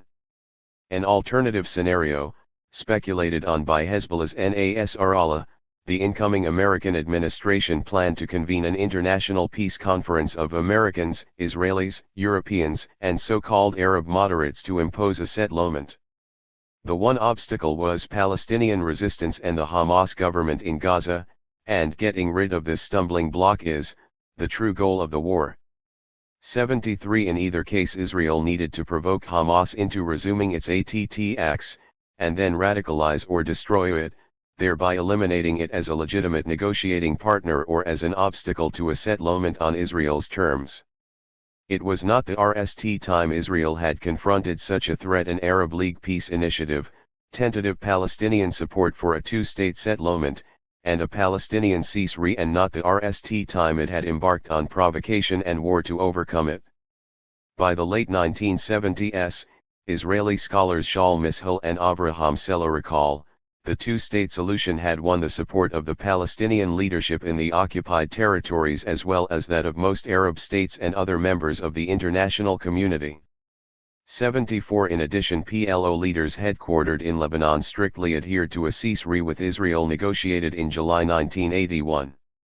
75 In August 1981, Saudi Arabia unveiled, and the Arab League subsequently approved, a peace plan based on the two-state settlement. 76 Reacting to these developments, Israel stepped up preparations in September 1981 to destroy the PLO. 77 In his analysis of the build-up to the 1982 Lebanon War, Israeli strategic analyst Avner Yaniv reported that PLO leader Yasser Arafat was contemplating a historic compromise with the Zionist state, whereas all Israeli cabinets since 1967 as well as leading mainstream Dovs opposed a Palestinian state. Fearing diplomatic pressures, Israel maneuvered to sabotage the two-state settlement by eliminating the PLO as a potential negotiating 50. partner. It conducted punitive military raids deliberately out of proportion against Palestinian and Lebanese civilians in order to weaken PLO moderates, strengthen the hand of Arafat's radical rivals, and guarantee the PLO's inexorability. Israel eventually had to choose between a pair of stark options: a political move leading to a historic compromise with the PLO, or preemptive military action against it. To fend Arafat's peace offensive, Yaniv's telling phrase, Israel embarked on military action in June 1982. The Israeli invasion had been preceded by more than a year of active ceasefire with the PLO, but after murderous Israeli provocations, the last of which left as many as 200 civilians dead, including 60 occupants of a Palestinian children's hospital, the PLO nally retaliated, causing a single Israeli casualty. Although Israel used the PLO's resumption of attacks on northern Israel as the broad pretext for its invasion, Operation Peace in the Galilee, Yaniv concluded that the raison d'etre of the entire operation was destroying the PLO as a political force capable of claiming a Palestinian state on the West Bank. 78 Fast forward to the present. In early December 2008, Israeli Foreign Minister Tzipi Livni stated that although Israel wanted to create a temporary period of calm with Hamas, an extended truce harms the Israeli strategic goal, empowers Hamas, and gives the impression that Israel recognizes the movement. 79 Translation: a protracted ceasefire that spotlighted Hamas's pragmatism in word and deed and that consequently brought to bear international pressure on Israel to negotiate a diplomatic settlement would undermine Israel's strategic goal of retaining the valuable parts of the West Bank. Israel had resolved to attack Hamas as far back as March 2007 and only acquiesced in the June 2008 truce because the Israeli army needed time to prepare. 80. 51. Once all the pieces were in place, Israel needed only a pretext to abort the ceasefire. A careful study covering the period 2000 to 2008 demonstrated that overwhelmingly it was Israel that kills RST after con ICT pauses. 81 After the Gaza redeployment in late 2005, it was Israel that broke the de facto truce with Hamas that began in April 2005, and after Hamas won the 2006 elections, it was Israel that persisted in its illegal practice of targeted assassinations despite a Hamas ceasefire. 82 Again on November 4, 2008, while the American public and media were riveted to the election day returns, Israel broke the ceasefire by killing Palestinian militants on the spurious pretext of preempting a Hamas raid, knowing full well that it would provoke Hamas into hitting back. 83 A ceasefire agreed in June between Israel and Palestinian armed groups in Gaza held for 4.5 months, Amnesty observed in its annual report.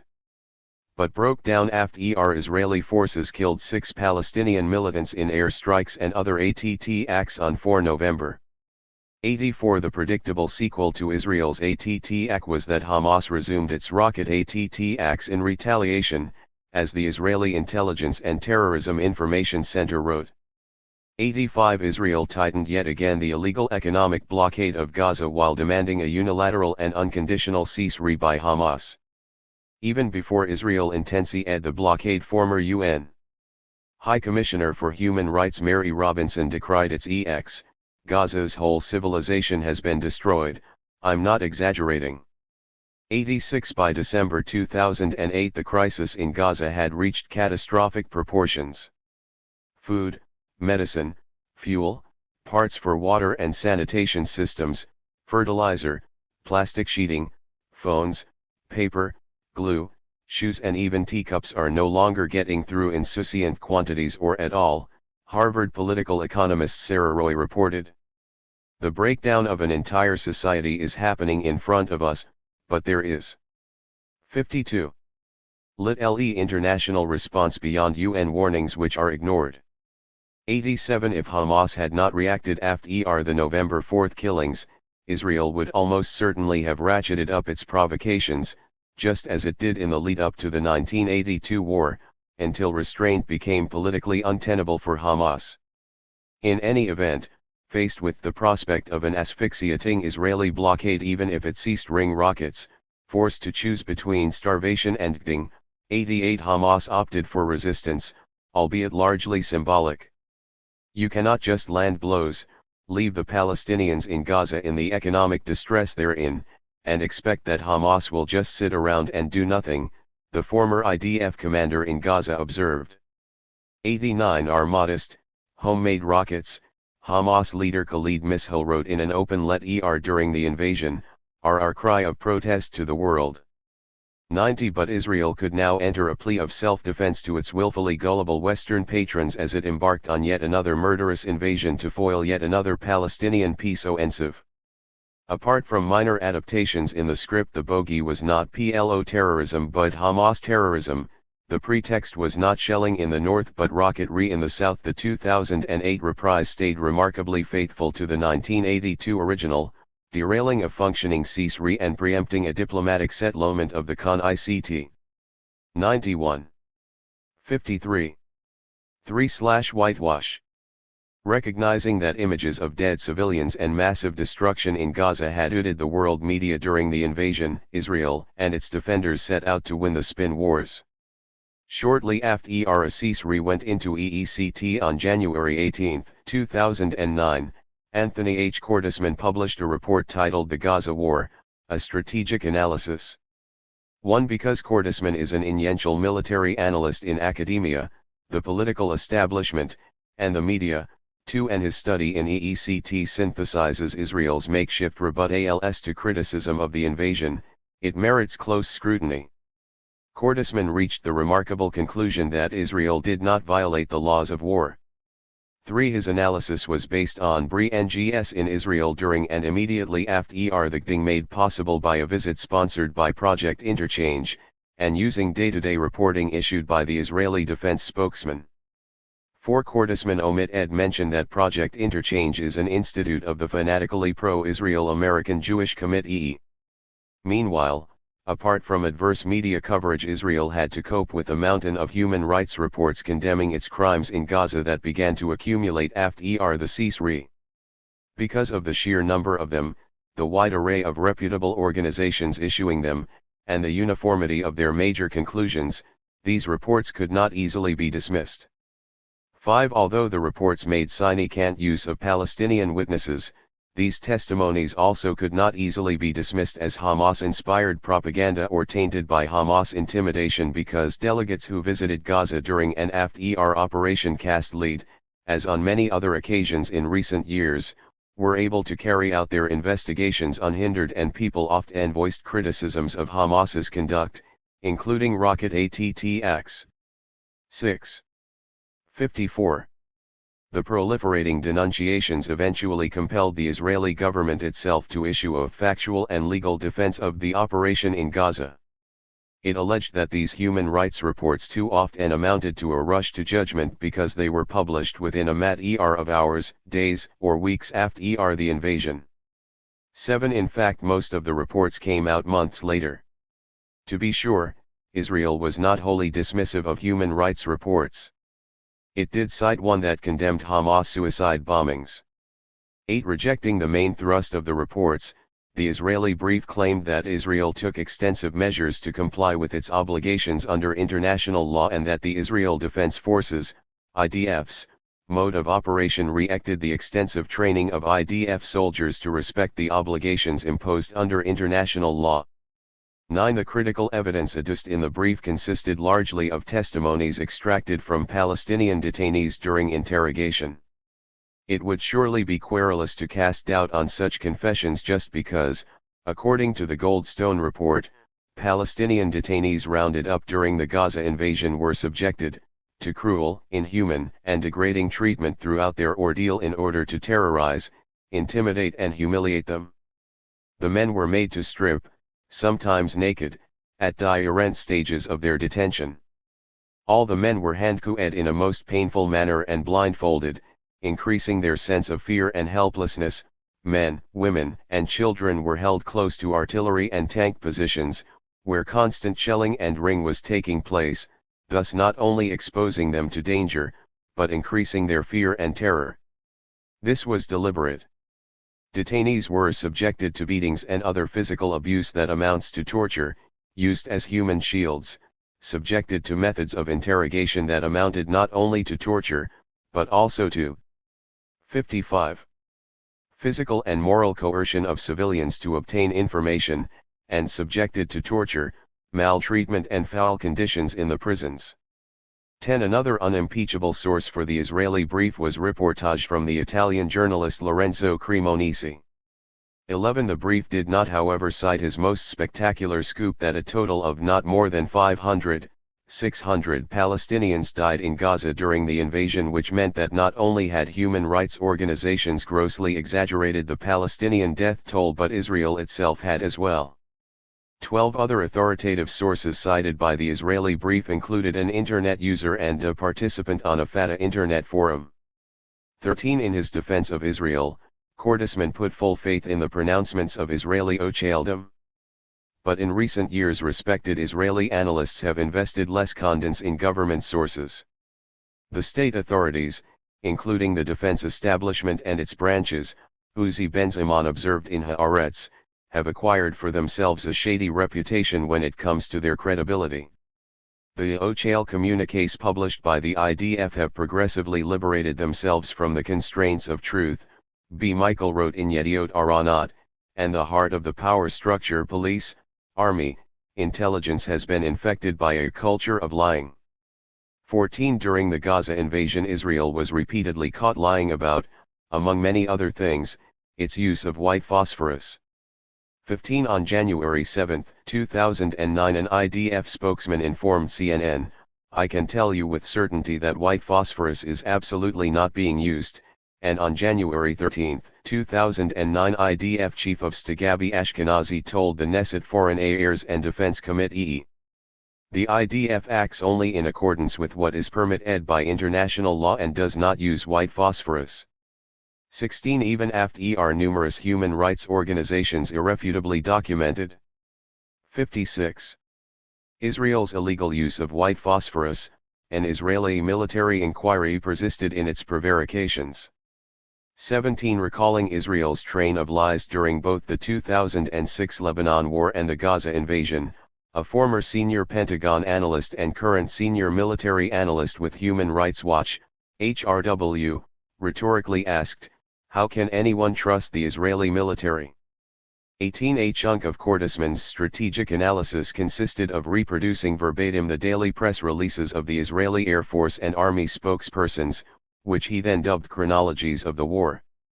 He alleged that these statements offer considerable insight into what happened. 19. Some of these statements provided so much insight that he reproduced them multiple times. For example, he repeatedly recycled versions of each of these statements: "The IDF will continue operating against terror operatives and anyone involved, including those sponsoring and hosting terrorists, in addition to those that send innocent women and children to be used as human shields.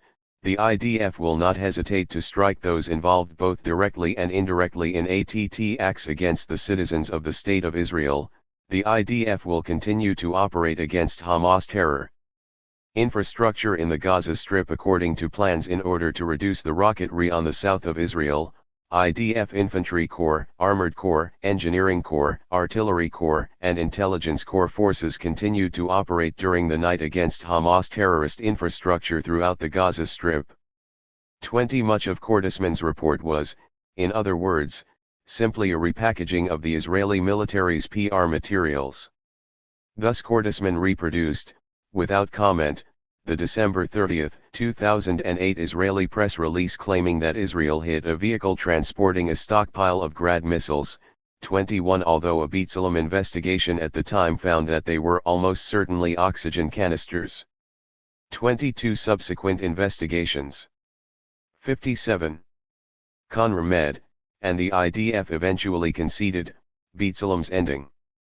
8 civilians were killed in this precision drone missile attack on the vehicle even though, according to HRW, the drone's advanced imaging equipment should have enabled the drone operator to determine the nature of the objects under surveillance. The video posted online by the IDF indicates that this was the case. 23 Kordesman alleged that official Israeli data are far more credible than non-Israeli data, such as that from UN sources, one reason being that many Israelis feel that such UN sources are strongly biased in favor of the Palestinians. 24 Following this logic, Israel's allegation that 2/3 of those killed in Gaza were Hamas should be credited. 25 Just as Israel's claim that 60% of those killed in the 2006 Lebanon war were Hezbollah should be credited. 26 Even if all independent sources put the gore at closer to 20%. 27. Although Kordesman's report exculpated Israel of any wrongdoing, he entered the key caveat that he was not passing a legal or moral judgment on Israel's conduct and that analysts without training in the complex laws of war should not render such judgments. 28 Kordesman's exculpation and caveat did not sit well together. He averred that neither the laws of war nor historical precedents barred Israel's use of massive amounts of force, while he cautioned that he would not pass legal or moral judgment on the issue of proportionality. 29 In essence, he denied absolving Israel even as he clearly did so. Kordesman also alleged that the laws of war were often difficult or impossible to apply. 30 If so, whence his certainty that Israel did not violate the laws of war? He further alleged that the laws of war were biased because they do not bind or restrain non-state actors like Hamas. 31 It is not im. 58. Dietly apparent, however, that the laws of war have bound or restrained Israel either. And in fact the laws of war favor conventional over unconventional forces in asymmetric warfare, according to Harvard law professor Duncan Kennedy. 32 For instance, state-of-the-art technology readily available only to conventional armies effectively sets the standard for whether or not a weapon is discriminate and its use therefore legal. Kordesman trumpeted the exceptional care Israel took during the invasion to limit civilian casualties and damage to civilian infrastructure. He alleged that every aspect of the Israeli Air Force's targeting plan was based on a detailed target analysis that explicitly evaluated the risk to civilians and the location of sensitive sites like schools, hospitals, mosques, churches, and other holy sites, while the smallest possible weapon coupled with precision intelligence and guidance systems were used to decoy ICT military targeting from damage to civilian facilities. 33 And again, Israel did plan its air and air-land campaigns in ways that clearly discriminated between military and civilian targets and that were intended to limit civilian casualties and collateral damage. 34 He knew these things because that is what his Israeli hosts told him and that is what the Israeli press releases repeatedly stated. In its own brief, The Operation in Gaza, the Israeli government alleged that Israeli forces directed their ATT acts solely against military objectives and endeavored to ensure that civilians and civilian objects would not be harmed, that where incidental damage to civilians or civilian property could not be avoided, The IDF made extraordinary efforts to ensure that it would not be excessive, that the IDF used the least destructive munitions possible to achieve legitimate military objectives as well as sophisticated precision weapons to minimize the harm to civilians, and that the IDF carefully 59. Checked and cross-checked targets, to make sure they were being used for combat or terrorist activities, and not instead solely for civilian use. 35. Based on what journalists and human rights organizations found, and what Israeli soldiers in the Eld Testi ed, however, a radically different picture comes into relief. Because Israelis would have trouble accepting heavy Israel Defense Forces losses, Haaretz reported, the army resorted to overwhelming repower. The lives of our soldiers take precedence, the commanders were told in Bri NGS. The generals anticipated before the onslaught that 600, 800 Palestinian civilians would be killed. 36. We're going to war, a company commander told his soldiers before the attack. I want aggressiveness. If there's someone suspicious on the upper floor of a house, we'll shell it. If we have suspicions about a house, we'll take it down, there will be no hesitation. 37. When we suspect that a Palestinian Gur is hiding in a house, we shoot it with a missile and then with 2 tank shells, and then a bulldozer hits the wall, a senior IDF officer told Haaretz. It causes damage but it prevents the loss of life among soldiers. 38. Whereas the Ochel Israeli brief alleged that the protection of IDF troops did not override all other factors, 39 soldiers recalled after the invasion how the IDF used a huge amount of repower and killed a huge number of people along the way, so that we wouldn't get hurt and they wouldn't on us. Squad commander, we were told, any sign of danger, open up with massive member of a reconnaissance company, we shot at anything that moved, Golani Brigade. Despite the fact that no one read on us, the ring and demolitions continued incessantly. Gunner in a tank crew, not a hair will follow a soldier of mine, and I am not willing to allow a soldier of mine to risk himself by hesitating. If you are not sure, shoot. 60. Soldier recalling his battalion commander's order, if you face an area that is hidden by a building you take down the building. Questions such as who lives in that building, are not asked. Soldier recalling his brigade commander's order, if the deputy battalion commander thought a house looked suspect, we'd blow it away. If the infantryman didn't like the looks of that house, we'd shoot. Unidentified soldier. As for rules of engagement, the Army's working assumption was that the whole area would be devoid of civilians. Anyone there, as far as the Army was concerned, was to be killed. Unidentified soldier. 40. Essentially, a person only needed to be in a problematic location, a Haaretz reporter found, in circumstances that can broadly be seen as suspicious, for him to be incriminated and in EECT sentenced to death. 41. Beyond the civilian casualties, Israel destroyed or damaged 58,000 homes, 6,300 were completely destroyed or sustained severe damage, 280 schools and kindergartens, 18 schools were completely destroyed and 6 university buildings were razed to the ground, 1,500 factories and workshops, several buildings housing Palestinian and foreign media, 2 journalists were killed while working, 4 others were also killed, water and sewage installations, 80% of agricultural crops, and nearly 1 foot of cultivated land. 42. It is nonetheless alleged that Israel took every precaution not to damage civilian objects. Indeed, who can doubt that the IDF carefully checked and cross-checked targets, to make sure they were being used for combat or terrorist activities. Israeli brief, when it launched an intentional and precise attack destroying the only one of Gaza's 3 mills still operating, which produced the most basic staple ingredient of the local diet. 43. Who can doubt that the IDF clearly discriminated between military and civilian targets, Kordisman, when it 61. Systematically and deliberately and a large chicken farm that supplied 10% of the Gaza egg market and 65,000 chickens were crushed to death or buried alive. 44 After the invasion was over, Israel alleged that the death and destruction appeared indefensible only because there is a limit to the amount of intelligence it can share with commissions of inquiry without compromising operational capabilities and intelligence sources. 45 If the world only knew what was in those chickens. Some 600,000 tons of rubble were left after Israel narrowly withdrew. 46 The total direct cost of the damage to Gaza's civilian infrastructure was estimated at $660 to $900 million, while total losses from the destruction and disruption of economic life during the invasion were put at $3 to $3.5 billion. 47 By comparison, Hamas rocket attacks on Israel damaged several civilian homes and other structures, one was almost completely destroyed. 48 While total damages came to $15 million. 49 In post-invasion testimonies, IDF soldiers recalled the macabre scenes of destruction in Gaza. We didn't see a single house that remained intact. Nothing much was left in our designated area. It looked awful, like in those World War II LMS where nothing remained. A totally destroyed city. We demolished a lot.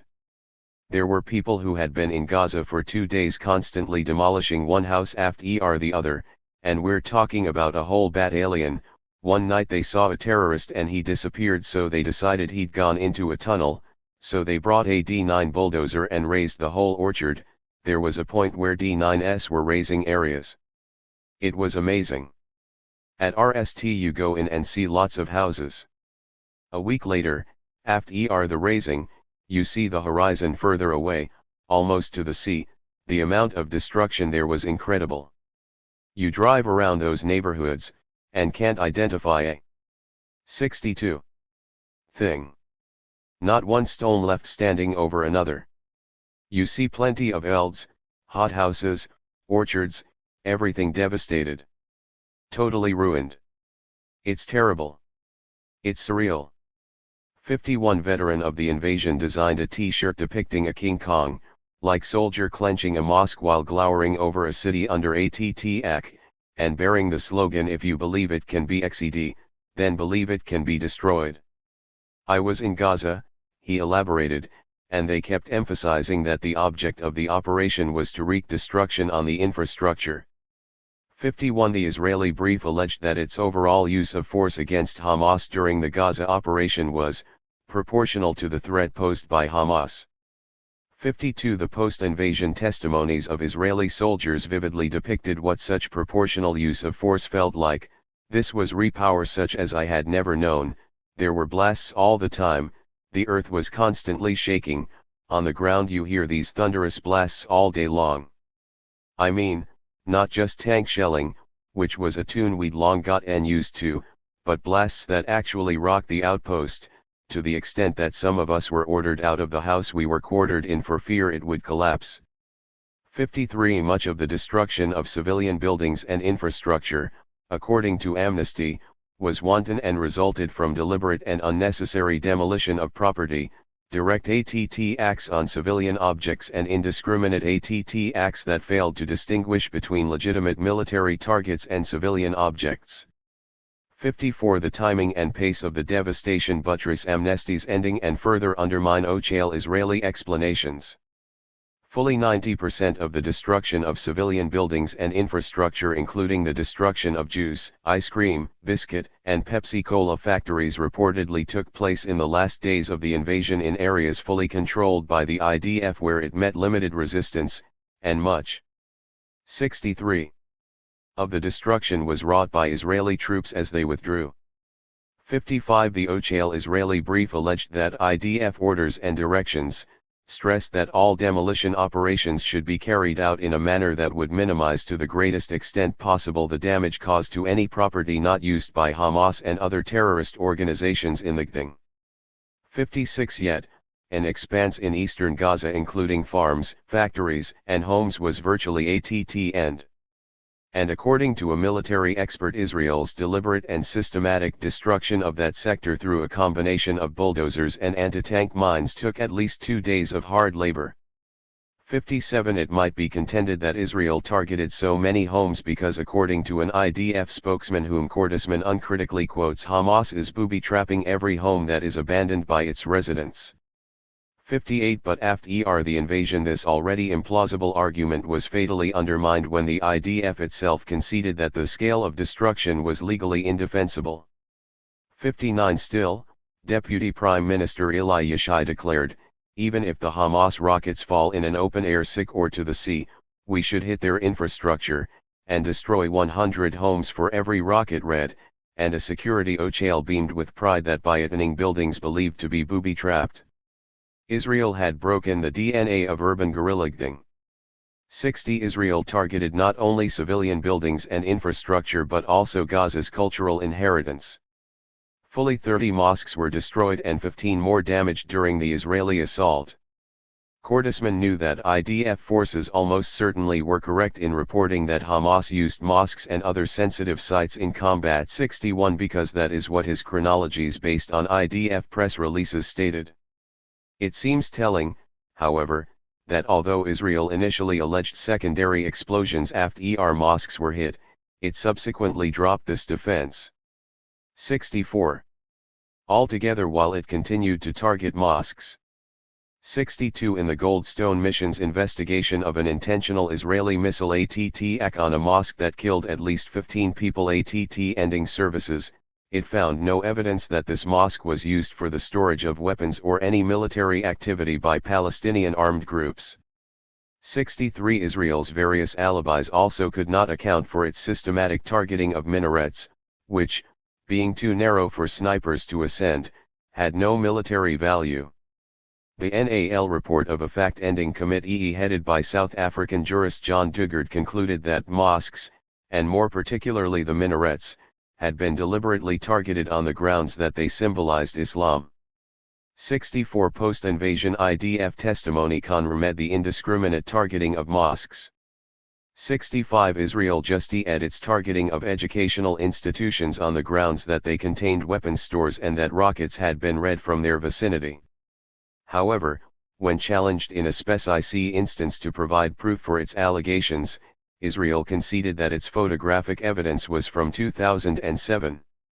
66 The Goldstone report did not contain any information about educational institutions' use as a military facility or their contribution to a military effort that might have made them a legitimate target in the eyes of the Israeli armed forces. 67 The official Israeli brief alleged that, after his arrest, a Palestinian detainee admitted under interrogation that Hamas operatives frequently carried out rocketry from schools, precisely because they knew that Israeli jets would not re-on schools. 68 Why would he make such a confession when, over and over again, Israeli weaponry did precisely that? Although the devastation of Gaza was wanton, there was nonetheless a near-perfect synchronization of method to this madness. If, as Israel asserted and investigators found, it possessed any grid maps of Gaza and an intelligence gathering. 65.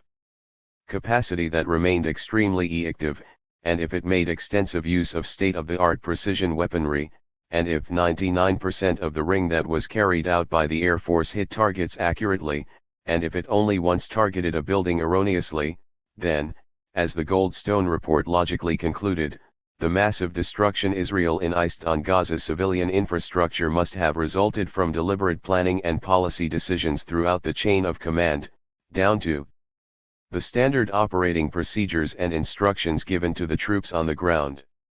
69 In other words, Israel was able to pinpoint its targets on the ground and, by its own admission, could and did hit these designated targets with pinpoint accuracy.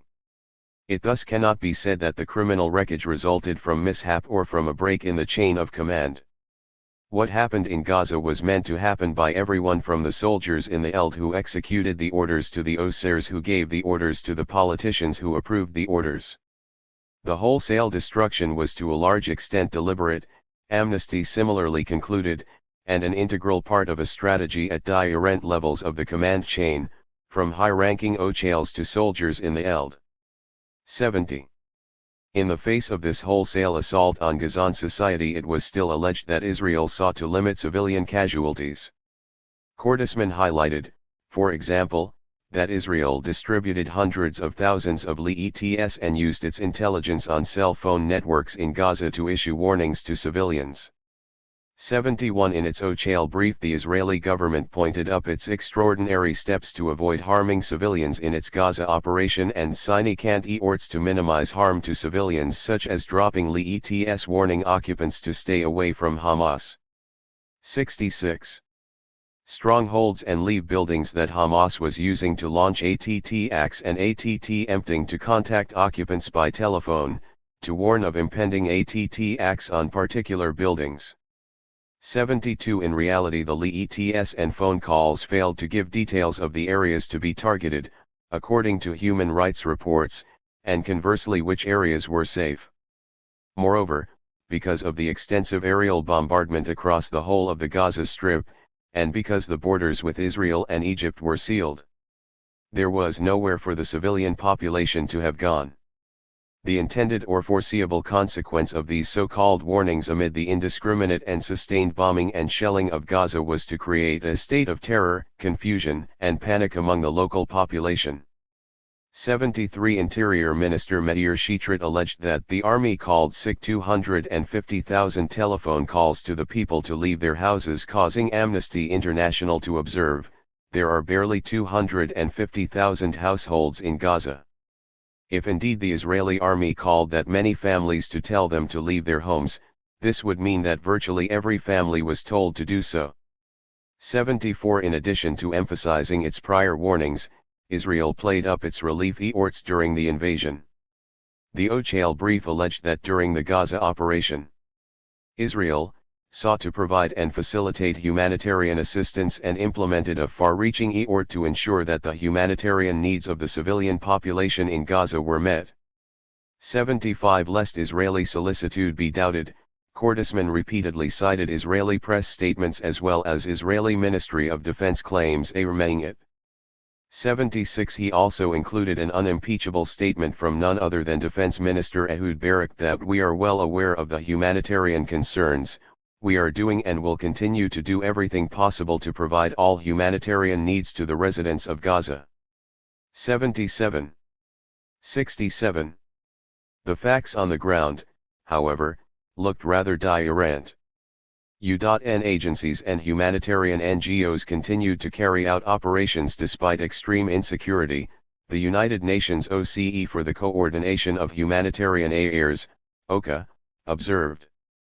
In the course of the 3 weeks of hostilities, UNRWA United Nations Relief and Works Agency STA and 3 of its contractors were killed while on duty, and another 11 STA and 4 contractors were injured, 4 incidents of aid convoys being shot at have been reported. At least 53 United Nations buildings sustained damage. 78 Foreign Minister Tzipi Livni's assertion in the midst of the ATT Act that no humanitarian crisis existed in Gaza provoked a rebuke from UNRWA's Director of Operations. We have a catastrophe unfolding in Gaza for the civilian population, they're trapped, they're traumatized, they're terrorized. 79 Although entering some generic caveats acknowledging Israel's delays and mistakes, 80 Kordesman could not end the space amid the countless Israeli press releases he cited to quote this or countless other critical statements by relief organizations and UN OCHALs.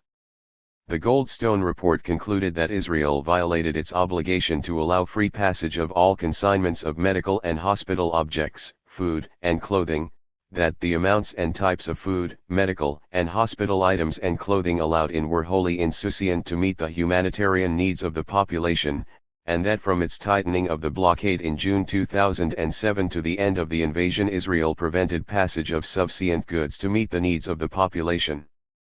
81 Even after the mid-January 2009 ceasefire went into EECT, Israel continued to block humanitarian assistance, including shipments of chickpeas, dates, tea, macaroni, sweets, jam, biscuits, tomato paste, children's puzzles, and plastic bags to distribute food. 82 Lit LE of the extensive damage Israel. 68. Caused to homes, civilian infrastructure, public services, farms and businesses has been repaired.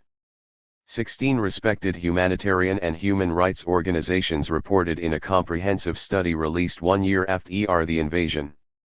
This is not an accident, it is a matter of policy.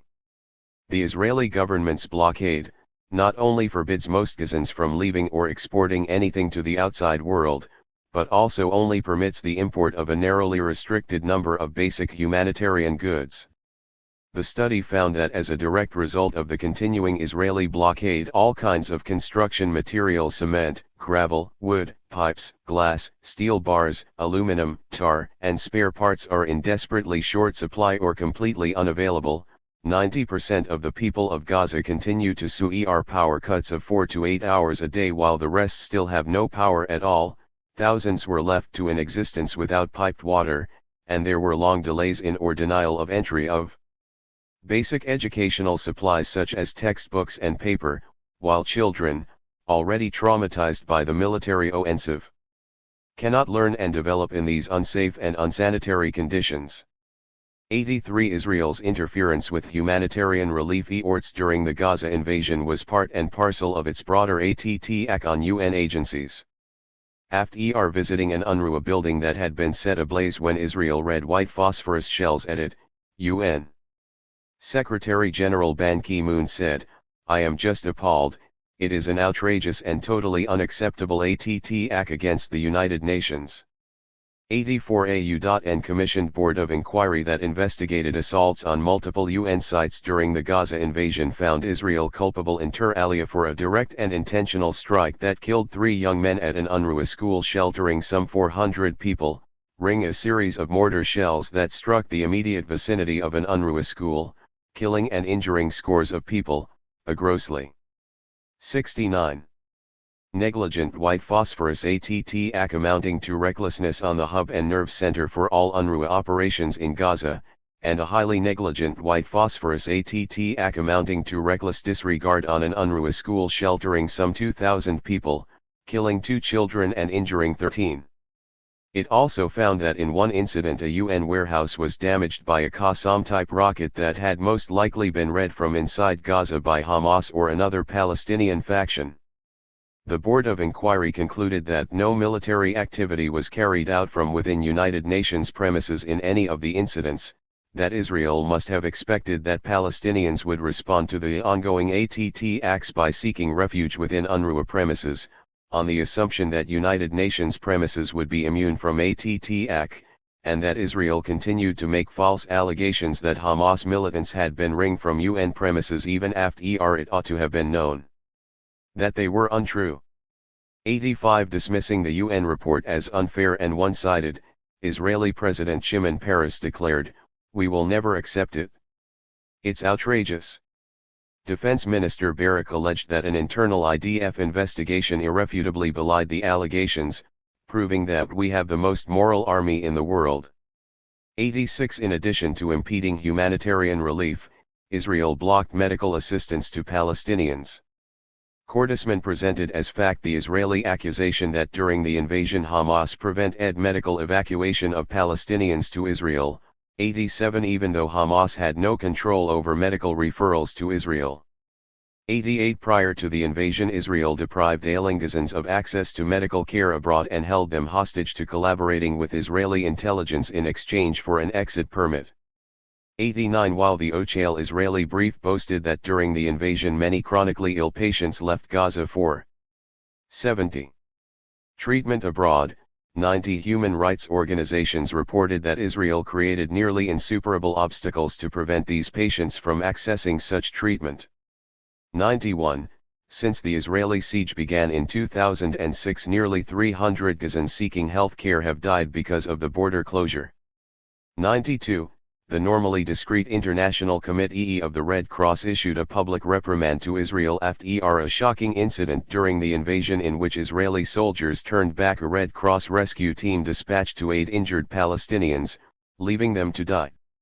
93 Kurdistan insisted that Israel coordinated the movement 94 of ambulances, and the official Israeli brief highlighted that a special medical coordination center was set up, which dealt with assistance to civilians in danger and with evacuation of the wounded and dead from areas of hostilities. 95 Neither mentioned that even where coordination was arranged, soldiers reportedly read at ambulances. 96 At least 258 Palestinians who died during the Gaza invasion did so after Israeli forces obstructed medical access to them. 97 Kurdistan alleged, without any evidence beyond that provided by Israeli press releases, that Hamas made use of ambulances to mobilize terrorists. 98 As it happens, the argument that Palestinians abused ambulances has been raised numerous times by Israeli officials, although Israel has almost never presented evidence to prove it. 99 During the 2006 Lebanon War, Israel targeted clearly marked Lebanese ambulances with missile fire, even though, according to HRW, there was no basis for concluding that Hezbollah was making use of the ambulances for a military purpose. 100 In the course of Operation Cast Lead, direct or indirect Israeli attacks damaged or destroyed 29 ambulances and almost half of Gaza's 122 health facilities, including 15 hospitals. A total of 16 medical personnel were killed and a further 25 injured while on duty. 101. 71. After the invasion, Physicians for Human Rights Israel documented Israeli attacks on medical crews, ambulances, and medical installations, as well as countless obstacles that Israel created for the rescue teams in the Eld who attempted to evacuate trapped and injured persons. It did not end any evidence supporting Israel's OCHAL claim that hospitals were used to conceal political or military personnel. 102 An independent team of medical experts commissioned by Physicians for Human Rights Israel and the Palestinian Medical Relief Society produced a supplementary report containing copious evidence of Israel's denial of evacuation. A number of patients died as a result of the delay in transportation to a medical institution. Attacks on rescue crews. A number of ambulance personnel told their stories of repeated attacks on their ambulances over the last year, and attacks on medical facilities. The report also noted that the patterns of injuries, many of which were apparently caused by anti-personnel weapons, are characterized by a high proportion of maiming and amputations, which will cause lifelong disabilities for many. The underlying meaning of the attack on the Gaza Strip, the team of medical experts concluded, appears to be one of creating terror without mercy to anyone. 103 Whereas Israel contended that Hamas systematically used medical facilities, vehicles, and uniforms as cover for terrorist operations, Amnesty reported that OCHALs did not provide evidence for even one such case, and Amnesty itself found no evidence during its on-the-ground investigation that such practices, if they did occur, were widespread. The Goldstone mission did not end any evidence to support the allegations that hospital facilities were used by the Gaza authorities or by Palestinian armed groups to shield military activities, or that ambulances were used to transport combatants or for other military purposes. 104 In its OCHAL brief, Israel gave much space to defending its lethal assaults on ambulances and 72 medical facilities. It alleged that Hamas made extensive use of ambulances bearing the protective emblems of the Red Cross and Red Crescent to transport operatives and weaponry, and use of ambulances to evacuate terrorists from the Batli Eld. The only independent proof it could muster was the article by the Italian journalist who also reported that only several hundred Palestinians were killed during the assault on Gaza, and the testimony of one Palestinian ambulance driver who recounted that some Hamas militants attempted to commandeer his ambulance but did not succeed. The Israeli brief goes so far as to allege that the IDF refrained from attacking medical vehicles even in cases where Hamas and other terrorist organizations were using them for military purposes, which causes one to wonder why the IDF repeatedly targeted ambulances not used for military purposes. Even Magen David Adom, Israel's National Emergency Medical, Disaster, Ambulance, and Blood Bank Service, testified that there was no use of PRCS Palestinian Red Crescent Society ambulances for the transport of weapons or ammunition. The Israeli brief further alleged that the IDF refrained from attacking Shifa Hospital in Gaza City, despite Hamas's use of an entire ground or wing as its headquarters during the Gaza operation, out of concern for the inevitable harm to civilians also present in the hospital. Towing the party line, Benny Morris likewise declared that the Hamas leaders sat out the campaign in the basement of Gaza's Shifa hospital, gambling correctly that Israel would not bomb or storm a hospital. The sole source for this allegation, apart from the ubiquitous Italian reporter, was the confession of a Palestinian detainee during interrogation. 105 It is again cause for wonder why Israel did not target this hospital, where Hamas's senior leadership was allegedly ensconced, but did target many other Palestinian hospitals. 73. Asterisk. To justify the magnitude of the devastation, Israel and its defenders endeavored to depict the Gaza invasion as a genuine military contest. Cordesman delineated in ominous detail, enhanced by tables, graphs, and GIRs, the vast arsenal of rockets, mortars, air defense missiles, and other weapons that Hamas allegedly manufactured and smuggled in through tunnels, including Iranian-made rockets that could strike at much of southern Israel and hit key infrastructure, and the spider web of prepared strongpoints, underground and hidden shelters, and ambush points Hamas allegedly constructed. 106 He reported that according to Israeli senior officials, Hamas had 6,000 to 10,000 corridors. 107 He compared the Gaza war with the June 1967 war, the October 1973 war, and the summer 2006 war. 108 He expatiated on Israel's complex war plans and preparations, and he purported that Israel's victory was partly owing to its high levels of secrecy, as if the outcome would have been in doubt had Israel not been tethered from the element of surprise. 109 Similarly, in its brief, the Israeli government asserted that Hamas had amassed an extensive armed force of more than 20,000 armed operatives in Gaza, obtained military supplies through a vast network of tunnels and clandestine arms shipments from Iran and Syria, and acquired advanced weaponry, developed weapons of their own, and increased the range and lethality of their rockets. It included evidence of the sophisticated weaponry alleged to be found in Hamas's arsenal, such as the photograph of an ominous-looking Hamas operative in a ski mask ring a rudimentary machine gun which is captioned as an anti-aircraft machine gun. 110 Nonetheless, even Cordesman was forced to acknowledge, if only indirectly, that what Israel fought was scarcely a war. He 74 conceded that Hamas was a weak non-state actor, whereas Israel possessed a massive armory of state-of-the-art weaponry, that the Israeli Air Force faced limited threats from Hamas's primitive land-based air defense, that sustained grounding was limited, that the Israeli army avoided engagements where it would be likely to suffer significant casualties, and that the IDF used night warfare for most combat operations because Hamas did not have the technology or training to GHT at night. 111 Israel had shown that it could GHT an air campaign successfully in crowded urban areas, according to Cordesman, and an extended land battle against a non-state actor. 112 But its air campaign was not a GHT any more than shooting SH in a barrel is a GHT.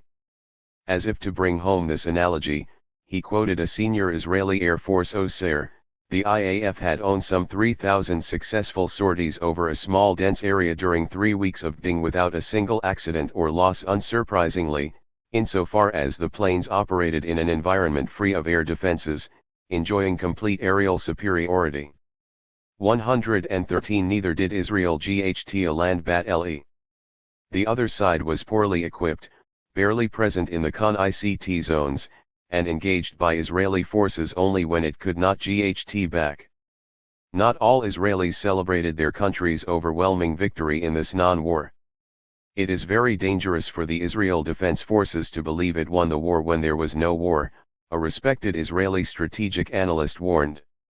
In reality, not a single battle was fought during the 22 days of DING. 114 The International Crisis Group reported that Hamas for the most part avoided direct confrontations with Israeli troops, and that consequently, only a limited number of Druze were killed. According to a former Israeli Foreign Ministry official quoted by the Crisis Group, there was no war. Hamas sat in its 75 bunkers and came out when it was all over, while one Israeli officer noted, not even light rearms were directed at us.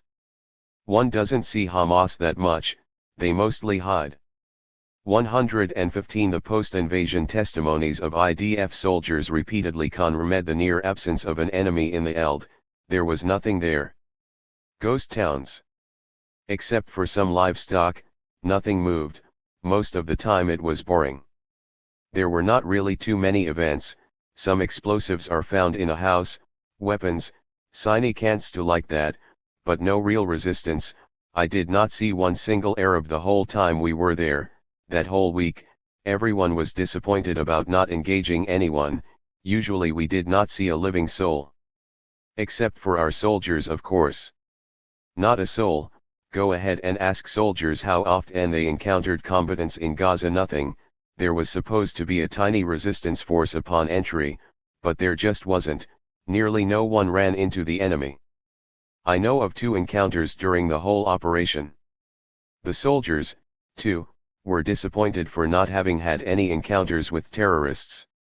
116 The Goldstone mission noted that it received relatively few reports of actual cross-re between the Israeli armed forces and Palestinian armed groups. 117 The Palestinian resistance did not manage even to fully disable a single Israeli tank. 118 In his defense of IDF conduct during the Gaza invasion, Hebrew University professor of philosophy and New York University professor of law Moshe Halbertal pointed up the challenge facing an Israeli soldier who had to decide whether the individual standing before him in jeans and sneakers is a combatant or not, and rationalized the number of Palestinian civilian deaths under such conditions. Gaza is an extremely densely populated area. 119 But judging by the soldiers' testimonies, the really daunting challenge in Gaza was not differentiating between 76 friend and foe, but encountering any foe. No battles occurred in densely populated or, for that matter, sparsely populated areas. In addition, most Palestinian victims were not caught in the cross-re of battle between Palestinian militants and Israeli forces, nor were they shielding militants or other legitimate targets. Amnesty 120 On the basis of extensive Eld research, non-governmental organizations put the total number of Palestinians killed at nearly 1,400, of whom up to 4 foot HS were civilians and 350 children. 121 On the other side, total Israeli casualties amounted to 10 combatants, 4 killed by friendly re, and 3 civilians. 122 In its Ochale brief, Israel alleged that, were it not for its extensive warning and shelter system, the human casualties from Hamas's bombardment undoubtedly would have been substantially greater. 123 It must be said that, were it not for the heroism of 2 UNRWA employees, Palestinian casualties would also have been much higher. Hundreds of Palestinians taking shelter in the UNRWA headquarters compound would have been killed if the employees had not prevented the white phosphorus that Israel dropped on it from reaching the fuel tanks. 124 It is also passing strange that the Hamas rocket attacks increased such negligible damage on Israeli civilian infrastructure if they were potentially so destructive. The ratio of total Palestinians to Israelis killed was more than 100:1, and of Palestinian to Israeli civilians killed as high as 400:1. Still, Israeli philosopher of professional ethics Asa Kasher declared, I am deeply impressed with the courage displayed by each and every one of the soldiers who participated in Operation Cast Lead and their commanders. 125 8 Israeli soldiers were subsequently awarded medals for heroism. 126 When confronted by a BBC reporter who observed that Israel imposed 100 times more casualties on Gaza in 3.77 weeks than they did on you, Interior Minister Shetrit shot back, that's the idea of the operation, what do you think? 127 A poll taken 1 month after the invasion ended found that 2/3 of Israeli Jews believed Operation Cast Lead should have continued until Hamas surrendered. 128 Israelis rued that the invasion's goals had not been reached because, in Gideon Levy's paraphrase, we didn't kill enough. 129 Eager for round 2, a member of Israel's regional council adjoining Gaza exhorted the military that next time they should ATT Gaza into a parking lot, destroy them.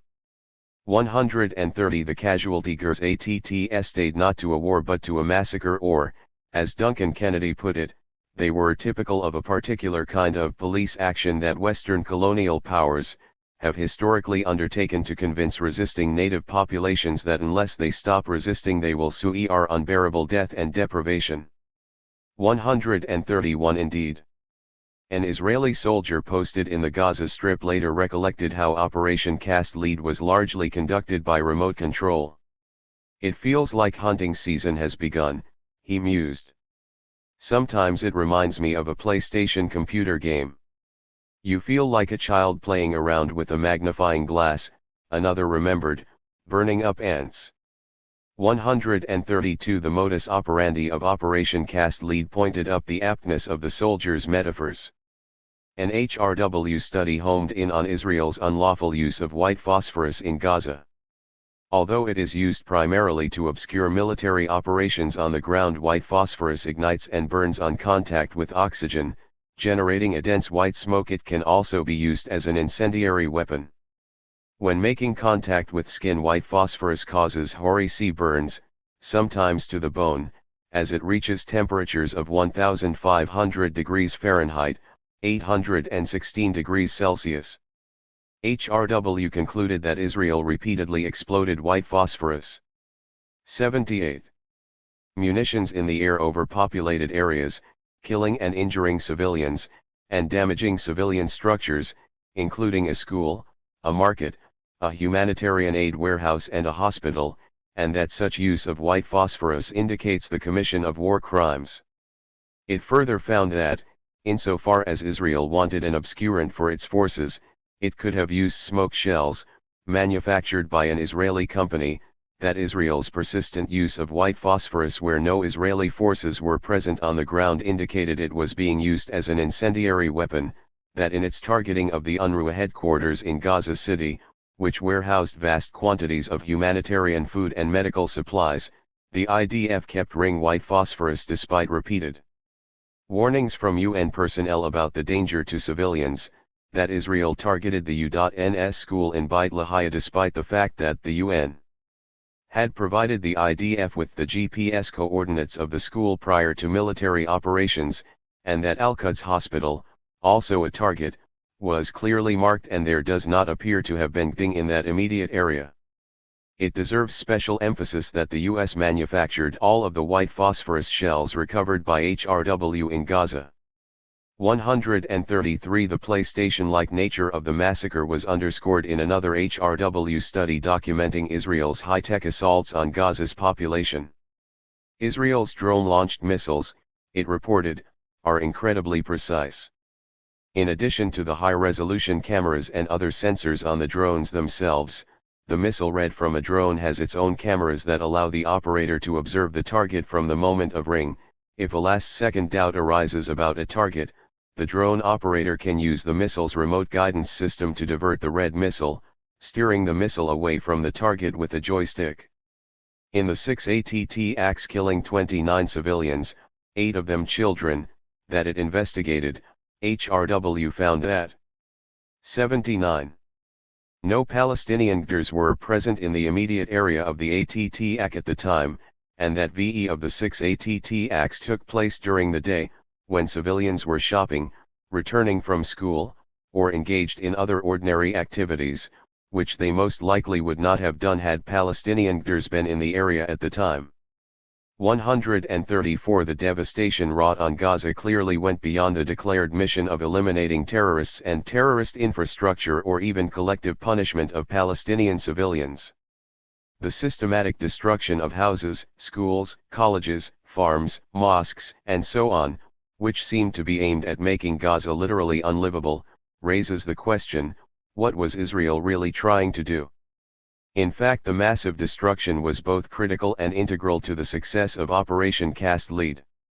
The goal, according to Kordesman, and here the evidence, for a change, supports him, was to restore Israeli deterrence, and show the Hezbollah, Iran, and Syria that it was too dangerous to challenge Israel. 135 But Israel could not restore its deterrence by enlisting a military defeat because Hamas was manifestly not a military power. To quote Cordesman, it is not clear that any opponent of Israel felt Hamas was really strong enough to be a serious test of Israeli ground forces. 136 Thus Israel could only reinstate the region's fear of it by demonstrating the amount of sheer destruction it was prepared to incite. It had to make its enemies feel it was crazy, Israeli Ochale, and was ready to cause devastation on a scale that is unpredictable and heedless of world opinion. Cordesman, 137 In other words, and in direct contradiction of the Ochale assertion that the use of force in Gaza was proportional, Israel intentionally raised the level of destruction to a degree that was unpredictable, even insane. The description is not exaggerated. As the invasion wound down, Foreign Minister Livni declared that it had restored 80. Israel's deterrence. Hamas now understands that when you re on Israel's citizens it responds by going wild, and this is a good thing. The day after the cease Rishi bragged that Israel demonstrated real hooliganism during the course of the recent operation, which I demanded. 138 Later, Livni declared that she was proud of her decisions during the Gaza invasion and would repeat every one of them because they were meant to restore Israel's deterrence and did restore Israel's deterrence. 139 A former Israeli defense Ochale told the International Crisis Group that with an armada of planes attacking Gaza, Israel decided to play the role of a mad dog for the sake of future deterrence, while a former senior Israeli security Ochale boasted to the crisis group that Israel had regained its deterrence because it has shown Hamas, Iran, and the region that it can be as lunatic as any of them. 140 In post-invasion testimony, an IDF soldier mused that there was no need for such intense no need to use mortars. Phosphorus ammunition. The army was looking for the opportunity to hold a spectacular maneuver in order to show its muscle. 141 After the invasion, Israeli and American Jewish philosophers engaged the subtle moral quandaries supposedly prompted by Israel's conduct.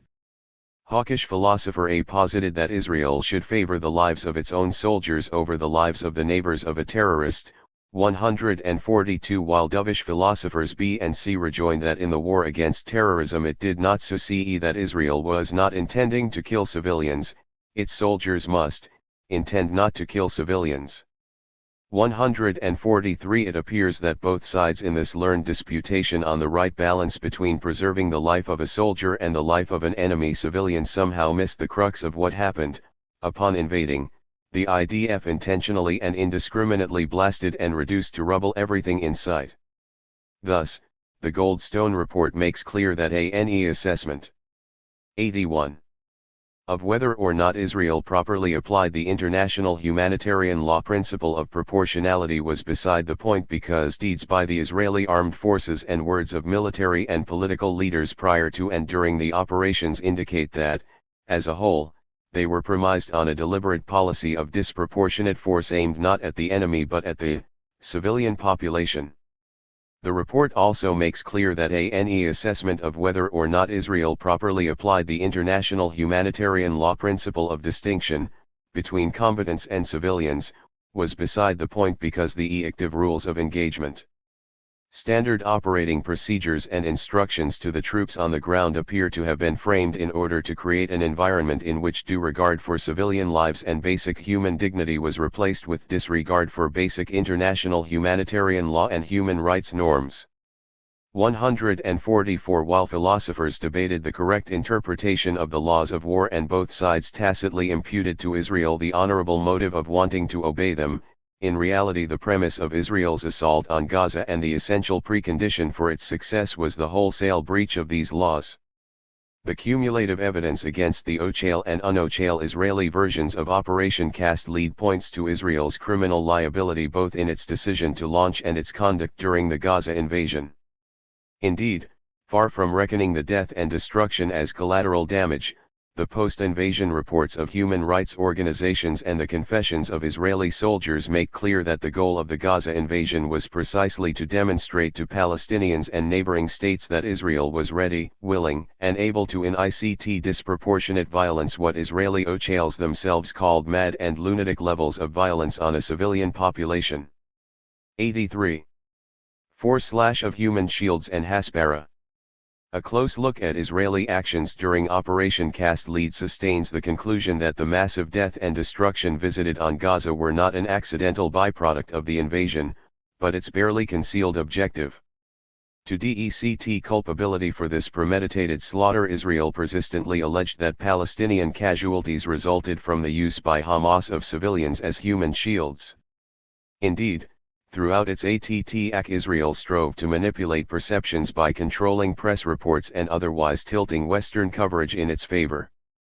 But the allegation that Hamas used civilians as human shields was not borne out by human rights investigations, while the gap between Israel's claim that it did everything possible to avoid collateral damage and the hundreds of bodies of women and children dug out of the rubble is too vast to bridge. To extenuate the horrors it enacted on Gaza, Israel pointed to Hamas's use of Palestinians as human shields and cited the incriminating confessions extracted from operatives under interrogation. Yet, in one of the most extensive post-invasion human rights reports, Amnesty International found that the worst that could be said of Hamas was that it launched rockets and located military equipment and positions near civilian homes, endangering the lives of the inhabitants by exposing them to the risk of Israeli attacks. They also used empty homes and properties as combat positions during armed confrontations with Israeli forces, exposing the inhabitants of nearby houses to the danger of attacks or of being caught in the cross-re. 84. Whereas Israel alleged that Hamas chose to base its operations in civilian areas not in spite of, but because of, the likelihood of substantial harm to civilians, and that Hamas operatives took pride in endangering the lives of civilians, Amnesty contrarily concluded that there was no evidence that Hamas rockets were launched from residential houses or buildings while civilians were in these buildings, that Palestinian militants often used empty houses but did not forcibly take over inhabited houses, that Hamas mixed with the civilian population, although this would be difficult to avoid in the small and overcrowded Gaza Strip, and that Palestinian Kurds, like Israeli soldiers, engaged in armed confrontations around residential homes where civilians were present, endangering them. The locations of these confrontations were mostly determined by Israeli forces, who entered Gaza with tanks and armored personnel carriers and took positions deep inside residential neighborhoods. On the most explosive allegation, Amnesty categorically exonerated Hamas. Contrary to repeated allegations by Israeli officials of the use of human shields, Amnesty International found no evidence that Hamas or other Palestinian groups directed the movement of civilians to shield military objectives from attacks. It found no evidence that Hamas or other armed groups forced residents to stay in or around buildings used by Gurs, nor that Gurs prevented residents from leaving buildings or areas which had been commandeered by militants. Amnesty International delegates interviewed many Palestinians who complained about Hamas's conduct, and especially about Hamas's repression and attacks against their opponents. 85. Including killings, torture and arbitrary detentions, but did not receive any accounts of Hamas having used them as human shields.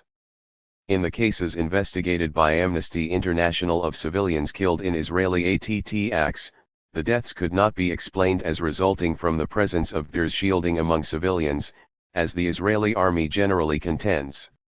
In all of the cases investigated by Amnesty International of families killed when their homes were bombed from the air by Israeli forces, for example, none of the houses struck was being used by armed groups for military activities. Similarly, in the cases of precision missiles or tank shells which killed civilians in their homes, no Gurs were present in the houses that were struck, and Amnesty International delegates found no indication that there had been any armed confrontations or other military activity in the immediate vicinity at the time of the attack. According to Israel's OCHAL brief, the rules of engagement of the Israel Defense Forces, IDF, during the Gaza assault strictly prohibited the use of civilians as human shields, and the IDF took a variety of measures to teach and instill awareness of these rules of engagement in commanders and soldiers. Nevertheless, if Amnesty found no evidence that Hamas used human shields, and other post-invasion investigations echoed Amnesty's conclusions, it did indeed that Israeli soldiers used civilians, including children, as human shields, endangering their lives by forcing them to remain in or near houses which they took over and used as military positions. Some were forced to carry out dangerous tasks such as inspecting properties or objects suspected of being booby-trapped. Soldiers also took position and launched ATTacks from and around inhabited houses, exposing local residents to the danger of ATTacks or of being caught in the cross-re. Other human rights. 86. Investigations, in particular the graphic accounts in the Goldstone Report and testimony of soldiers, corroborated the IDF's use of human shields. One still, it was axiomatic for respected philosophers Avishai Margalit and Michael Walzer that although Israel's enemies intentionally put civilians at risk by using them as cover, Israel condemns those practices. 2. In a book that explores the myths and illusions about the Middle East, Dennis Ross inveighed against Hamas because it used the civilian population as human shields and made extensive use of human shields. He also reported in his reality-based assessment that Hamas rejects the very idea of a two-state solution, that it was Hamas that chose to end the June 2008 ceasefire. Israel's murderous November 4 border raid vanishes in his account. And that an uneasy quiet was restored only after the IDF had destroyed nearly all Hamas military targets. 3. British Colonel Richard Kemp, who was commander of British forces in Afghanistan, variously alleged that Hamas deliberately positioned behind the human shield of the civilian population, ordered, forced when necessary, men, women and children from their own population to stay put in places they knew were about to be attacked by the IDF, deliberately tried to lure the Israelis into killing their own innocent civilians, and in a yet more colorful accusation of course deployed women and children suicide bombers. These allegations bore equal relationship to reality as his ubiquitously quoted proclamation that during Operation Cast Lead the IDF did more to safeguard the rights of civilians in a combat zone than any other army in the history of warfare. 4. Pity the civilian population in his theater of operations. As already indicated, the circumstances under which many Palestinians died underscored the untenability of Israel's alibi. 87. That the high civilian death count resulted from human shielding by Hamas. The ATTacks that caused the greatest number of fatalities and injuries, Amnesty found in its post-invasion inquiry, were carried out with long-range high-precision munitions read from combat aircraft, helicopters, and drones, or from tanks stationed up to several kilometers away often and against pre-selected targets, a process that would normally require approval from up the chain of command. The victims of these ATTacks were not caught in the cross-re of battle between Palestinian militants and Israeli forces, nor were they shielding militants or other legitimate targets. Many were killed when their homes were bombed while they slept. Others were going about their daily activities in their homes, sitting in their yard, hanging the laundry on the roof when they were targeted in air strikes or tank shelling. Children were studying or playing in their bedrooms or on the roof, or outside their homes, when they were struck by missiles or tank shells. 5. It further found that Palestinian civilians, including women and children, were shot at short range when posing no threat to the lives of the Israeli soldiers, and that there was no killing going on in their vicinity when they were shot. 6. A study by Human Rights Watch, HRW, documented Israel's killing of Palestinian civilians who were trying to convey their non-combatant status by waving a white AG, and where all available evidence indicates that Israeli forces had control of the areas in question, no killing was taking place there at the time, and Palestinian gunners were not hiding among the civilians who were shot. In a typical incident, 2 women and 3 children from the Abd Rabo family were standing for a 88 few minutes outside their home, at least 3 of them holding pieces of white cloth, when an Israeli soldier opened killing 2 girls, aged 2 and 7, and wounding the grandmother and third girl. 7. The Ochale Israeli brief meanwhile proclaimed that because IDF soldiers adhere to purity of arms they do not use their weapons and force to harm human beings who are not combatants or prisoners of war. 8. The Goldstone report concluded that the Israeli armed forces repeatedly opened fire on civilians who were not taking part in the hostilities and who posed no threat to them, and that Israeli armed forces had carried out direct intentional strikes against civilians in the absence of any grounds which could have reasonably induced the Israeli armed forces to assume that the civilians act were in fact taking a direct part in the hostilities. 9. The post-invasion testimonies of IDF soldiers corroborated this wanton killing of Palestinian civilians in an atmosphere where the lives of Palestinians, let's say, is something very, very less important than the lives of our soldiers. You see people more or less running their life routine, taking a walk, like that. Nightly, not terrorists. I hear from other crews that they read at people there. Tried to kill them. People didn't seem to be too upset about taking human lives. Everyone there is considered a terrorist. We were allowed to do anything we wanted. Who's to tell us not to? I understood that conduct there had been somewhat savage. If you sight it, shoot it, you are allowed to do anything you want, for no reason other than it's cool, even ring white phosphorus because it's fun. Cool. 10. Unabashed and undeterred, the Ochale Israeli brief still sang paeans to the IDF's unique respect for the supreme value of human life, while in a New Yorker cover story on what really happened in Gaza, Lawrence Wright reported that the 89. Israeli military adopted painstaking efforts to spare civilian lives in Gaza. Wright also discovered while in Gaza that Palestinians felt a special anxiety with an Israeli soldier captured by Hamas. Gilad Shalit's pale features and meek expression haunt the imagination of Gazans. Though it may seem perverse, a powerful sense of identification has arisen between the shy soldier and the people whose government holds him hostage. Gazans see themselves as like Shalit, con-ned, mistreated, and despairing. 11. This resolves the mystery as to why one Gazan family after another has christened their newborn Gilad. The charges and countercharges over the use of human shields were symptomatic of Israel's attempt to obfuscate what actually happened on the ground.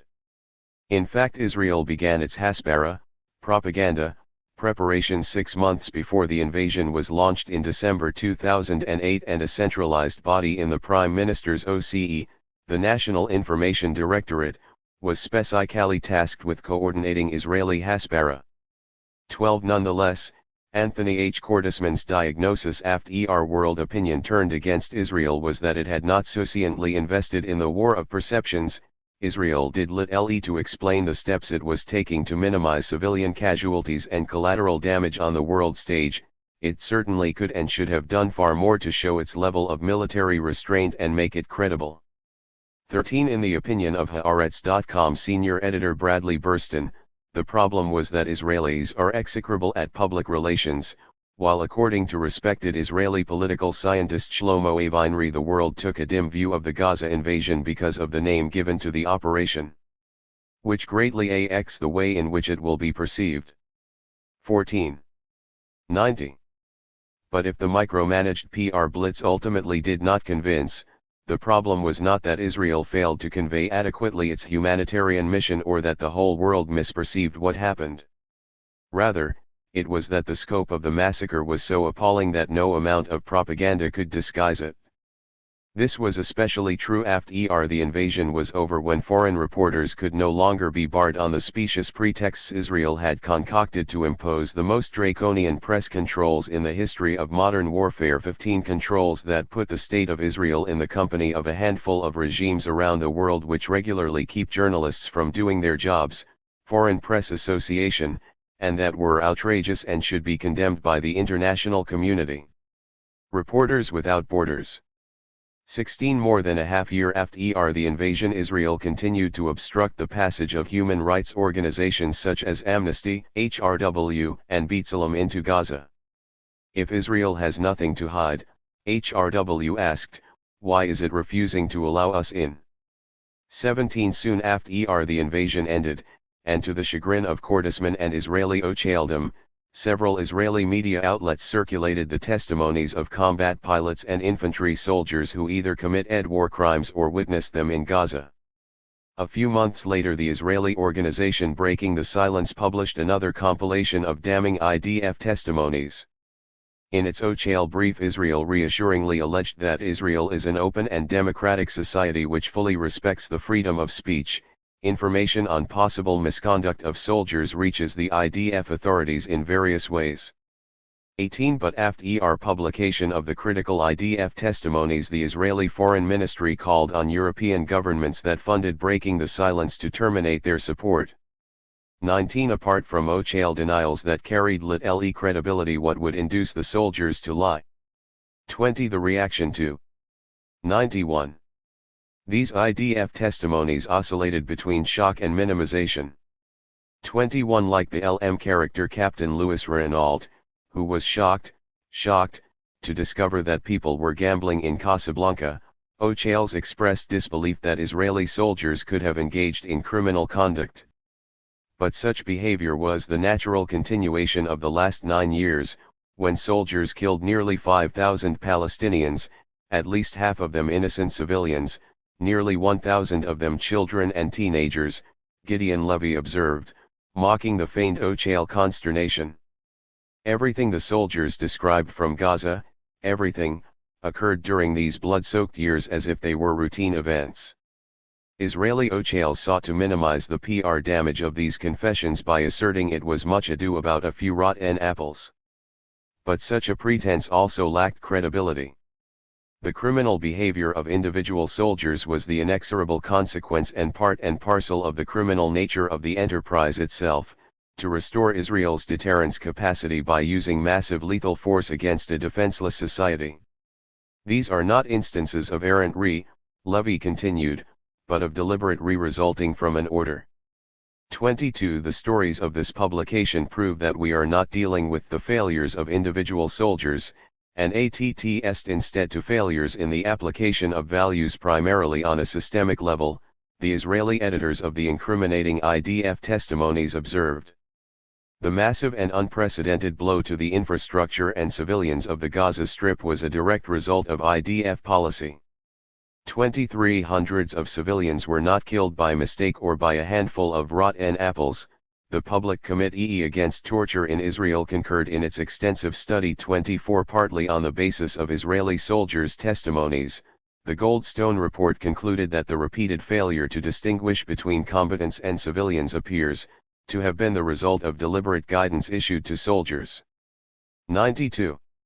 And not the result of occasional lapses, and that the outcome and the modalities of the operations indicate that they were, to a large degree, aimed at destroying or incapacitating civilian property and the means of subsistence of the civilian population. 25 No doubt some IDF soldiers exploited the occasion of the massacre to give free rein to their sadistic impulses, while others were brutalized by the environment. Thus, IDF testimonies recalled the hatred and the joy, and fun and delight of killing Palestinians, the wreaking of destruction for kicks and to make oneself happy. And thus soldiers bantered, "I killed a terrorist, whoa, we blew his head, oh, fortunately the hospitals are full to capacity already, so people are dying more quickly, and he just couldn't finish this operation without killing someone." 26 But it was the criminal nature of the enterprise that enabled and unleashed these excesses. It was furthermore absurd to focus on sadism or, for that matter, rowdy or uncouth behavior when the most egregious crimes were manifestly those executed in a disciplined, orderly fashion. One interlocutor of the confessing Israeli soldiers expressed disgust that they did not restore order and cleanliness in Palestinian homes they occupied, "That's simply behaving like animals. You are describing an army with very low value norms, that's the truth." 27 However, he displayed much less unease over the fact that these pilots and infantrymen damaged and destroyed thousands of Palestinian homes and left 100,000 Palestinians homeless. In a bid to pin culpability for the massacre on fundamentalist zealotry, other commentators latched onto soldier testimonies quoting the bigoted and incendiary statements of IDF rabbis and recruits from religious schools. The criminality was the work of religious nationalists, the New York Times's Ethan Bronner suggested, who have moved into more and more 93 positions of military responsibility and replaced the secular, Western, and educated kibbutzniks who once dominated the army. 28 This explanation conveniently overlooked, however, that the criminal thrust of Operation Cast Lead deploying, as one soldier after another testy ed, insane amounts of repower 29 was the brainchild of Defense Minister Ehud Barak and his secular cohorts, and that Israel had committed many a massacre long before religious zealots entered its military ranks. 30 The IDF promised an investigation after the RST round of soldier testimonies but closed its probe some 10 days later. Having concluded that these accounts of widespread illegal killings and destruction were just rumors. 31 A subsequent IDF internal investigation found that no civilians were purposefully harmed by IDF troops during Operation Cast Lead.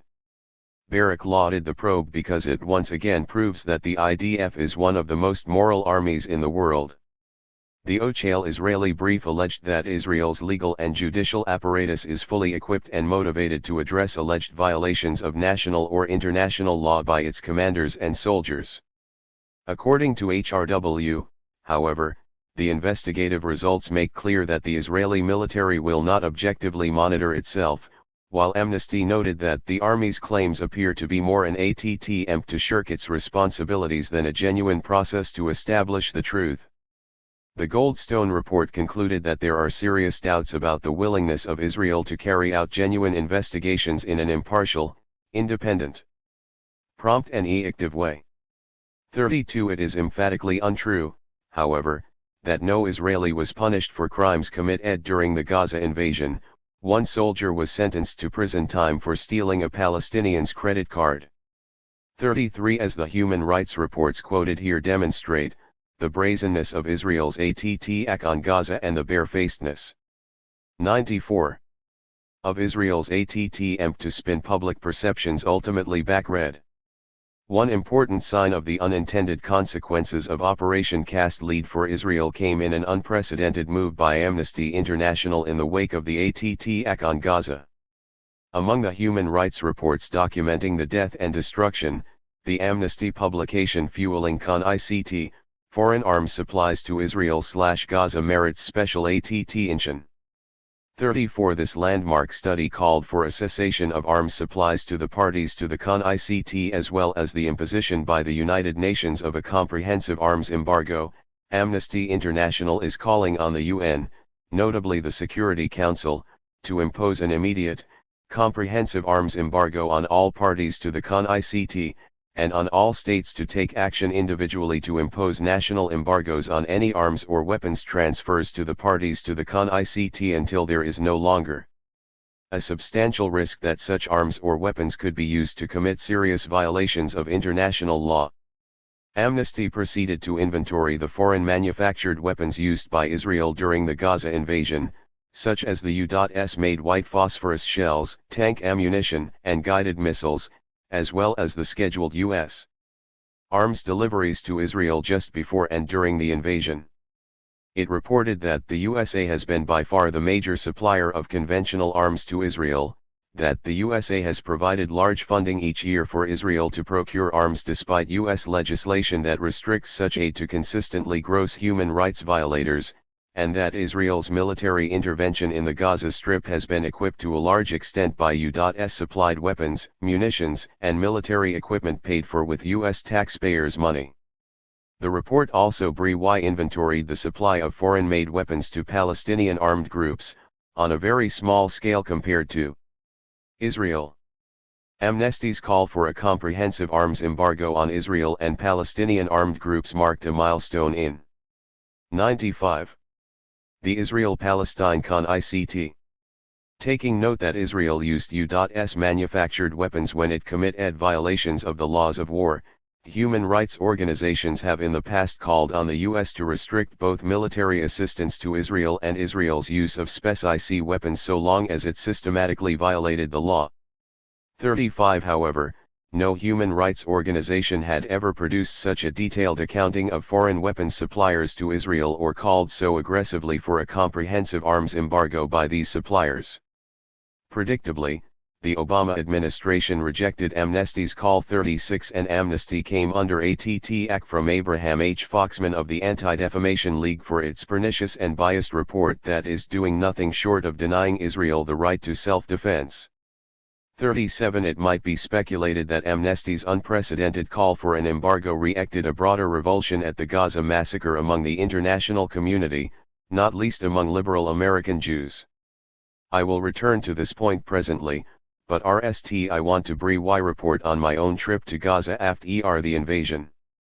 97. 5/Inside Gaza. To preserve my sense of purpose, and keep the Palestine struggle from becoming a lifeless abstraction, I need periodically to recharge my moral batteries by reconnecting with the actual people living under occupation and by witnessing firsthand the unfolding tragedy. From each trip I invariably carry away a handful of stark images that I etch in my mind's eye to dispel the occasional hesitations about staying the course. When the memories begin to fade, I know it is time to return.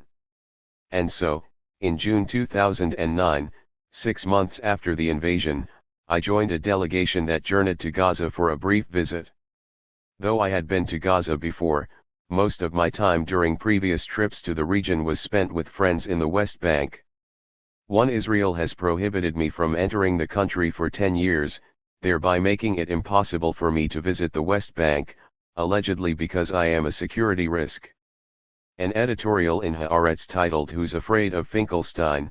cast doubt on the decision's premise. Considering his unusual and extremely critical views, one cannot avoid the suspicion that refusing to allow him to enter Israel was a punishment rather than a precaution, and went on to argue against banning me. Nonetheless, it is unclear if or when I will be able to see my Palestinian friends again. In the meantime, going to Gaza via Egypt at least enabled me to get some feeling for developments on the ground. Having just spent several months perusing Mahatma Gandhi's collected works, and deeply inspired by his commitment to living the life of the impoverished masses, I had resolved to rough it in Gaza. But this was easier said than done. Along with several other delegates, I volunteered to stay at a Palestinian 98 family's home rather than a hotel. Dressed to the nines, hair gelled, and reeking of cologne, several Palestinian youths met our group to select their homestays. They departed with one young female member of our delegation, then another, then another. The only candidates left hanging at the end of the evening were middle-aged men. We checked into the hotel. It would be untrue to say that I was terribly jolted by the devastation that I encountered everywhere in Gaza. During the Intifada, I had passed time with families in the West Bank living in tents beside the rubble of their former dwellings. Israel would routinely detonate the family residence of an alleged activist in the dead of night after giving the occupants just minutes to evacuate. Soon after the 2006 war, I toured Lebanon. Many of the villages in the south had been and the Duhayya district of Beirut resembled photographs from bombed-out cities during World War II, large craters where apartment houses and OCES once stood, the occasional shell of a building in the distance. So by now I have become somewhat inured to Israel's calling card to its Arab neighbors. Nonetheless, a few memories from that trip to Gaza remain etched in my mind with particular sharpness. I remember an 11-year-old girl peering out of thick-lensed glasses while she lingered beside the American International School that had been demolished. Speaking in perfect English, her father was a physician and her friends ranked her the top student in the class. The girl wistfully remembered that it had been the best school in Gaza. I also recall the evening we met with government officials in a tent beside what had previously been the Palestinian Parliamentary Building and was now just a pile of smoldering rubble. Although the devastation was apparently designed not just to subdue Hamas but also to humiliate it, the representatives seemed oblivious to any slight to their dignity. From having to convene in such reduced circumstances. And I can still see the huge rectangular depression in the heart of the Islamic University campus where the Science and Technology Building once stood. An administrator recalled with pride tinged by melancholy that, Just prior to the ATT-AC, the university had installed cutting-edge equipment for biological research in the building. No Palestinian I met evinced anger or sorrow at what happened. People appeared calmly determined to resume life, such as it was, before the invasion, although the continuing blockade plainly weighed heavily on them. A young hijab-clad guide sitting next to me on a bus one night casually mentioned that her aunts had been killed on the last day of the invasion, and then punctuated her statement by staring, dry-eyed, into my pupils. It was neither an accusation nor an appeal for pity. It was as if Israel's periodic depredations were now experienced as a natural disaster to which people had grown accustomed, as if Gaza were situated in the path of tornadoes, except that in Gaza every season is tornado season. Some demented mind in an air-conditioned Tel Aviv OCE conjures up poetic names for its numberless operations. Why not a truth in advertising just this once and call them Operation Attila the Hun, Operation Genghis Khan, or Operation Army of Vandals? The female head administrator of a children's library housed in a magna-cent EDCE that would be the envy of any major city in the United States aired some painful reactions. Watching the children hard at work in the library, I secretly breathed a sigh of relief that whether wittingly or by miracle Israel had not enticed on it the same fate as the American international schools. She was one of 7 siblings, all of whom had obtained advanced degrees, and, apart from her, had left for greener pastures abroad. She had studied in Great 100 Britain, but against her parents' recommendation decided to return to her home. She recalled questioning her decision when, on her way to work one day, Israeli soldiers forced her to wade waist-deep in mud to get past a checkpoint. Our delegation consisted mostly of Americans. Originally I assumed that I was the only Jew on the delegation, but after making several discreet inquiries I began to wonder whether anyone on the delegation was not Jewish. So far as I could tell, Gazans did not care much about our pedigrees, although, to my mortification, the rector at the Islamic University introduced me as a Holocaust survivor. I politely corrected him, tenure bat-le survivor. Did I really look 90 years old? Hamas has a fearsome reputation, but it met its match with the feisty feminists leading our delegation. Among their complaints, forthrightly expressed, was that Hamas did not allow the delegation sufficient freedom of movement at night. Although Hamas eventually gave ground, my sympathies went out to them, and not just because in these verbal bouts they appeared the underdogs. It is not as if Gaza had a lively nightlife. Furthermore, Israeli ships still raid on Gaza every night, and Hamas feared that Israel, or its Palestinian underlings, might create an incident to discredit it. It is also not as if Hamas's security concerns lacked plausibility. After all, we were Americans, and U.S. intelligence agencies have been complicit in the repression of Hamas. I had several meetings with Hamas officials and Qatar. It was later conveyed to me that those I met were mostly from Hamas's moderate wing, although I cannot say exactly what distinguished them from members of the hardline wing, and a lot of the speculation on this matter appears poorly informed. In his dispatch from Gaza, the New Yorker's Lawrence Wright knowingly told readers that Gaza-based Hamas leader and Prime Minister Ismail Haniyeh is a moderate who has spoken of negotiating a long-term truce with Israel, whereas Damascus-based head of the Hamas Politburo Khalid Mishal is a hardliner who is more likely to initiate radical, destabilizing actions. 3. But Mishal, the hardliner, has repeatedly called for a diplomatic settlement with Israel. 4. At each of the parleys with Hamas members I repeated the same message. The current diplomatic posture of Hamas seemed in alignment with representative political organizations, respected juridical institutions, and major human rights groups. Many Hamas members appear genuinely surprised when I rattled the pro-Palestinian positions espoused by these mainstream bodies. If I was correct, then Hamas should couch its political platform in their language, because the chink in Israel's armor is its diplomatic isolation. Hamas must hammer away the critical point that Israel is the real outlier in the international community and obstacle to peace, not Hamas says, but the UN. General Assembly resolution supported by 160 nations says, not Hamas says, but the International Court of Justice says, not Hamas says but Human Rights Watch and Amnesty International say. My interlocutors seemed earnest and willing to listen. They even heard out in good humor the head of the delegation when she implored them to shave their scary beards to improve Hamas's image in the West. Although Hamas sought to emulate Hezbollah's victory in 2006, after the massacre it perhaps sunk in that Israel cannot be defeated by shooting rear-rackers and Roman candles at it. When I was leaving Gaza, U.S. President Barack Obama had just arrived in Cairo to deliver his landmark address. Hamas sent a letter to him partly informed by our conversations. A copy of this letter can be found in the appendix. 102.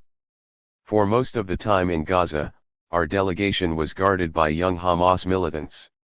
As we parted ways at the end of the visit, I felt moved and obliged to state publicly that in my opinion none of them was deserving of the death Israel has attempted to inflict on them. I am aware that according to the laws of war they are legitimate military targets. But in a rational world the locution laws of war would make as much sense as etiquette of cannibals. It is probably true that violent Khanists would be more lethal and destructive in the absence of these laws, but it is also true that, in their pretense of neutrality, they obscure fundamental truths. Whether from conviction, frustration, or torment, these young men have chosen to defend their homeland from foreign marauders with weapon in hand. Were I living in Gaza, still in my prime and able to muster the courage, I could easily be one of them. 103. 6/Ever fewer hosannas. Public outrage at the Gaza invasion did not come out of the blue but rather marked the nadir of a curve plotting a steady decline in support for Israel. As polling data of Americans and Europeans, both Gentiles and Jews, suggest, the public has become increasingly critical of Israeli policy over the past decade. The horrific images of death and destruction broadcast around the world during and after the invasion accelerated this development. The increased and brutal frequency of war in this volatile region has shifted international opinion, the British Financial Times editorialized 1 year later, reminding Israel it is not above the law. Israel can no longer dictate the terms of debate. One poll registering the fallout from the Gaza attack in the United States found that American voters calling themselves supporters of Israel plummeted from 69% before the attack to 49% in June 2009, while voters believing that the U.S. should support Israel dropped from 69% to 44%. Too consumed by hate, emboldened by self-righteousness, and content that it could control or intimidate public opinion, Israel carried on in Gaza as if it could get away with mass murder in broad daylight. But while OCHAL Western support for Israel held RM, the carnage set an unprecedented wave of popular outrage throughout the world. 3. Whether it was because the assault came on the heels of the devastation Israel wrought in Lebanon, or because of Israel's relentless persecution of the people of Gaza, or because of the sheer cowardice of the assault, the Gaza invasion appeared to mark a turning point in public opinion reminiscent of the international reaction to the 1960 Sharpeville massacre in apartheid South Africa. 104. In the Jewish diaspora, OCHAL communal organizations with long-standing ties to Israel predictably lent blind support. But, at the same time, newly minted progressive Jewish organizations distanced themselves to a lesser or greater degree. Whereas in the past mainstream Jews actively supported Israeli wars, most registered ambivalence during the invasion, apart from a contracting older minority that came out swinging in Israel's defense, and an expanding younger minority that scathingly denounced it. Between the increasing estrangement of younger Jews from Israeli bellicosity and the increasing qualms of Jews generally about supporting it, the Gaza massacre signaled the breakup of hitherto blanket Jewish support for Israeli wars. In addition, whereas the anti-war demonstrations in most Western countries were ethnically heterogeneous, including significant numbers of Jews, the pro-Israeli demonstrations were composed almost exclusively of Jews. The fact that active opposition to Israeli policy, say, on college campuses, has spread beyond the Arab Muslim core towards the mainstream, whereas active support for Israel has shrunk to a fraction of the ethnic Jewish core, is a telling indicator of where things are headed. The era of the beautiful Israel has passed, it seems irrevocably, and the discurred Israel that in recent years has replaced it in the public consciousness is a growing embarrassment. It is not so much that Israel's behavior is worse than it was before, but rather that the record of that behavior has, nally, caught up with it. The truth can no longer be denied or dismissed. The documentation of the Arab-Israeli conflict set out by respected historians fundamentally coincides with the version popularized in the likes of Leon Uris's Exodus. The evidence of Israeli human rights violations compiled by respected mainstream organizations cannot be reconciled with its vaunted commitment to 105. Purity of arms. The deliberations of respected judicial and political bodies cast severe doubt on Israel's avowed commitment to a peaceful resolution of the conflict. For a long while Israel's supporters de-acted the impact of this accumulating documentary record by wielding the twin swords of the Holocaust for and the new anti-Semitism. 5. It was purported that Jews could not be held to conventional moral/legal standards after the unique suffering they endured during World War II, and that criticism of Israeli policy was motivated by an ever-resurgent hatred of Jews. However, apart from the inevitable dulling that comes of overuse, these weapons proved much less efficacious once criticism of Israel broke into the mainstream of public opinion. Unable to dect criticism of Israel, apologists now conjure bizarre theories to account for its ostracism. Reaganomics guru George Gilder posits that a free market system singularly unleashes human potential, and that under such a system Jews are and must be represented disproportionately in the highest ranks because they are the most gifted. Inversely, if Jews do not rule the roost, it must be because a less than ideal economic system holds sway. Anti-Semitism springs from resentment of Jewish superiority and excellence and the manifest supremacy of Jews over all other ethnic groups, while the hatred of Israel springs from the fact that it has evolved, under the inspired tutelage of Benjamin Netanyahu, into the perfect free market system that concentrates the genius of the Jews, making it one of the world's leading capitalist powers and the envy of the world. Israel is hated above all for its virtues. If Jews score prominently among critics of Israel, it is because they excel so readily in all intellectual fields that they outperform all rivals in the arena of anti-Semitism. The West in turn must preserve and protect Israelis. 106. From the world of zero-sum chimeras and fantasies of jihadist revenge and death and the barbarian masses because Jewish endowments have enabled humanity to thrive and prosper, Jews are crucial to the human race. Indeed, if Israel is destroyed, capitalist Europe will likely die as well, and America. As the epitome of productive and creative capitalism spurred by Jews, will be in jeopardy, Israel is at the forefront of the next generation of technology and on the front lines of a new racial war against capitalism and Jewish individuality and genius, just as free economies are necessary for the survival of the human population of the planet. The survival of the Jews is vital to the triumph of free economies. If Israel is quelled or destroyed, we will be succumbing to forces targeting capitalism and freedom everywhere. 6. Across the Atlantic, Robin Shepherd, director of international affairs at the London-based Henry Jackson Society, asserts that Israel has come under strong criticism in the West not because of its human rights record but because it is a democratic, capitalist state being on the front lines alongside the US against the civilizational threat posed by radical Islam. Israel had become an enemy not because of anything it had done but because it was on the wrong side of the barricades. The primary energizing platform in the West for this tidal wave of hysteria, deception, and distortion against the Jewish state consists of totalitarian Marxists and left-liberal fellow travelers who, disappointed by the Western proletariat and Third World liberation struggles, have made common cause with militant Islam to destroy the liberal capitalist world order. Although these critics of Israel are not anti-Semitic in the traditional subjective sense of despising Jews per se, they are guilty of objective anti-Semitism because Israel is so central to Jewish identity in the contemporary world. But opposition. 107. to Israel also emanates from ancien regime bluebloods who want to restore the old world hierarchies before Arabist Jews disrupted them. This far-ung neo-anti-Semitic conspiracy embraces most of those who accuse Israel of committing war crimes and otherwise violating international law.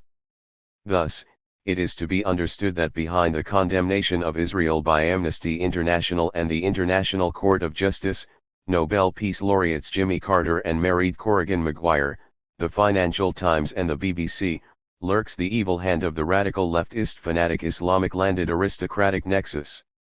For those who want to learn more, Shepard highly recommends Alan M. Dershowitz's The Case for Israel. 7. Although such explanations for Israel's isolation lack credibility, it cannot be doubted that Israel's stock has fallen precipitously. Whereas Israel won many adherents in the West after its lightning victory in June 1967, in recent years it has been reduced almost to the status of a pariah state, especially in Europe. A 2003 poll of the European Union named Israel the biggest threat to world peace. 9. A 2008 survey of global opinion named Israel the biggest obstacle to achieving peace in the Israel-Palestine conflict. 10. In a BBC World Service poll taken on the eve of the Gaza invasion, fully 19 of the 21 countries surveyed held a predominantly negative view of Israel. 11. Meanwhile, under the title Second Thoughts About the Promised Land, The Economist reported in 2007 that although most diaspora Jews still support Israel strongly, their ambivalence has grown. 12. Dissenting Jewish voices have begun to coalesce in Great Britain, Germany, and elsewhere, challenging the hegemony of official Jewish organizations that parrot Israeli propaganda. 13. In the United States the overall picture and trends are perhaps not as pronounced but are no less noteworthy. Judging 108. By poll data it can broadly be said that Americans have consistently viewed Israel favorably 14 and have sympathized much more with Israel than with the Palestinians. 15. But Americans also overwhelmingly support an even-handed U.S. approach to the Israel-Palestine conflict, and most recently have expressed equal levels of sympathy for both sides. 16. While a substantial minority believe that U.S. policy tilts too much, in favor of Israel. 17. A robust majority of Americans think Israel is not doing its part well in making efforts to resolve the conflict. 18. And Americans have occasionally supported the use of sanctions to rein in Israel.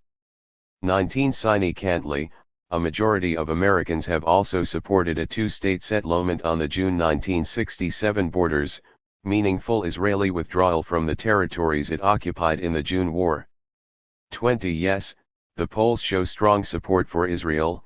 M.J. Rosenberg, Director of Policy Analysis for the Israel Policy Forum, observed in 2007 apropos of recent trends, however, that support for Israel, such as there is broad but it is not very deep. This phenomenon can be seen almost every day in Let Ers to the editor's columns. Every time an op-ed about Israel appears, especially if it is critical, there are a slew of Let Ers to the editor. Most support the Israeli position. And almost without exception, they are written by Jews. That vast majority of non-Jewish Americans out there which supposedly is so supportive of Israel virtually never chimes in. 21. According to a 2007 poll by the Anti-Defamation League, ADL, the favorable opinion of Americans towards Israel is markedly less than their favorable opinion toward Great Britain and Japan, while roughly equal to their favorable opinion of India and Mexico.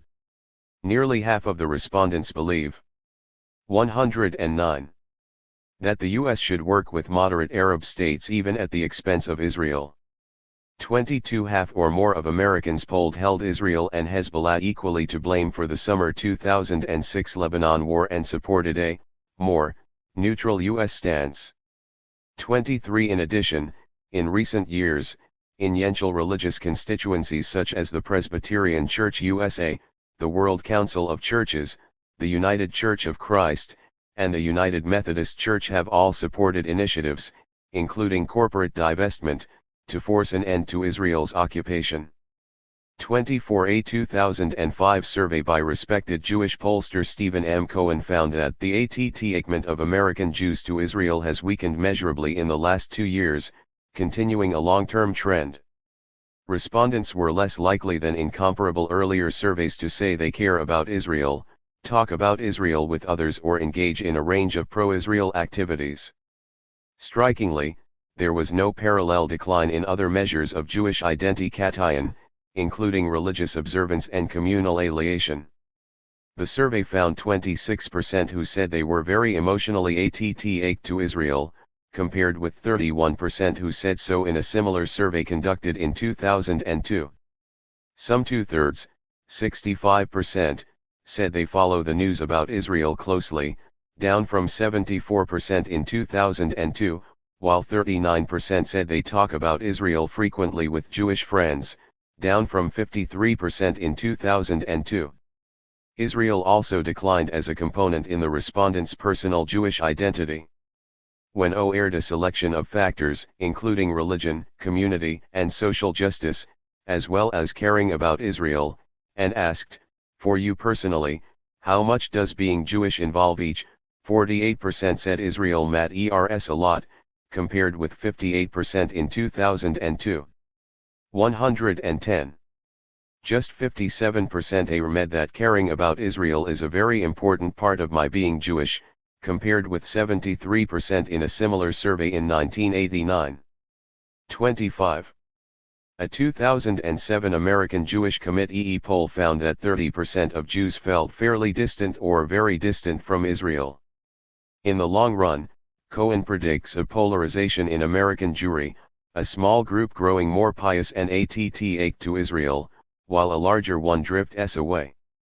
26. A 2006 poll found that, among American Jews under 40, fully one-third felt fairly distant or very distant from Israel, while a 2007 poll found that among Jews under 35 fully 40% registered a low attachment to Israel, only 20% registered a high attachment. Astonishingly, less than half responded affirmatively that Israel's destruction would be a personal tragedy. 27. The former chairman of the Jewish Agency recently sounded the alarm that less than 24% of young Jews in North America belong to Jewish organizations. Less than 50% of North American Jews under the age of 35 feel a strong sense of belonging to the Jewish people. Less than 25% of North American Jews under age 35 deny themselves as Zionists. 28. On the nation's campuses, support for Israel is connected not only to Jewish students but also mostly to the Zionist faithful gathered in the Hillels. Jewish college students are clearly less attached to Israel than in previous generations, a study commissioned by Jewish advocacy organizations reports. Israel is losing the battle for the hearts and minds of this cohort.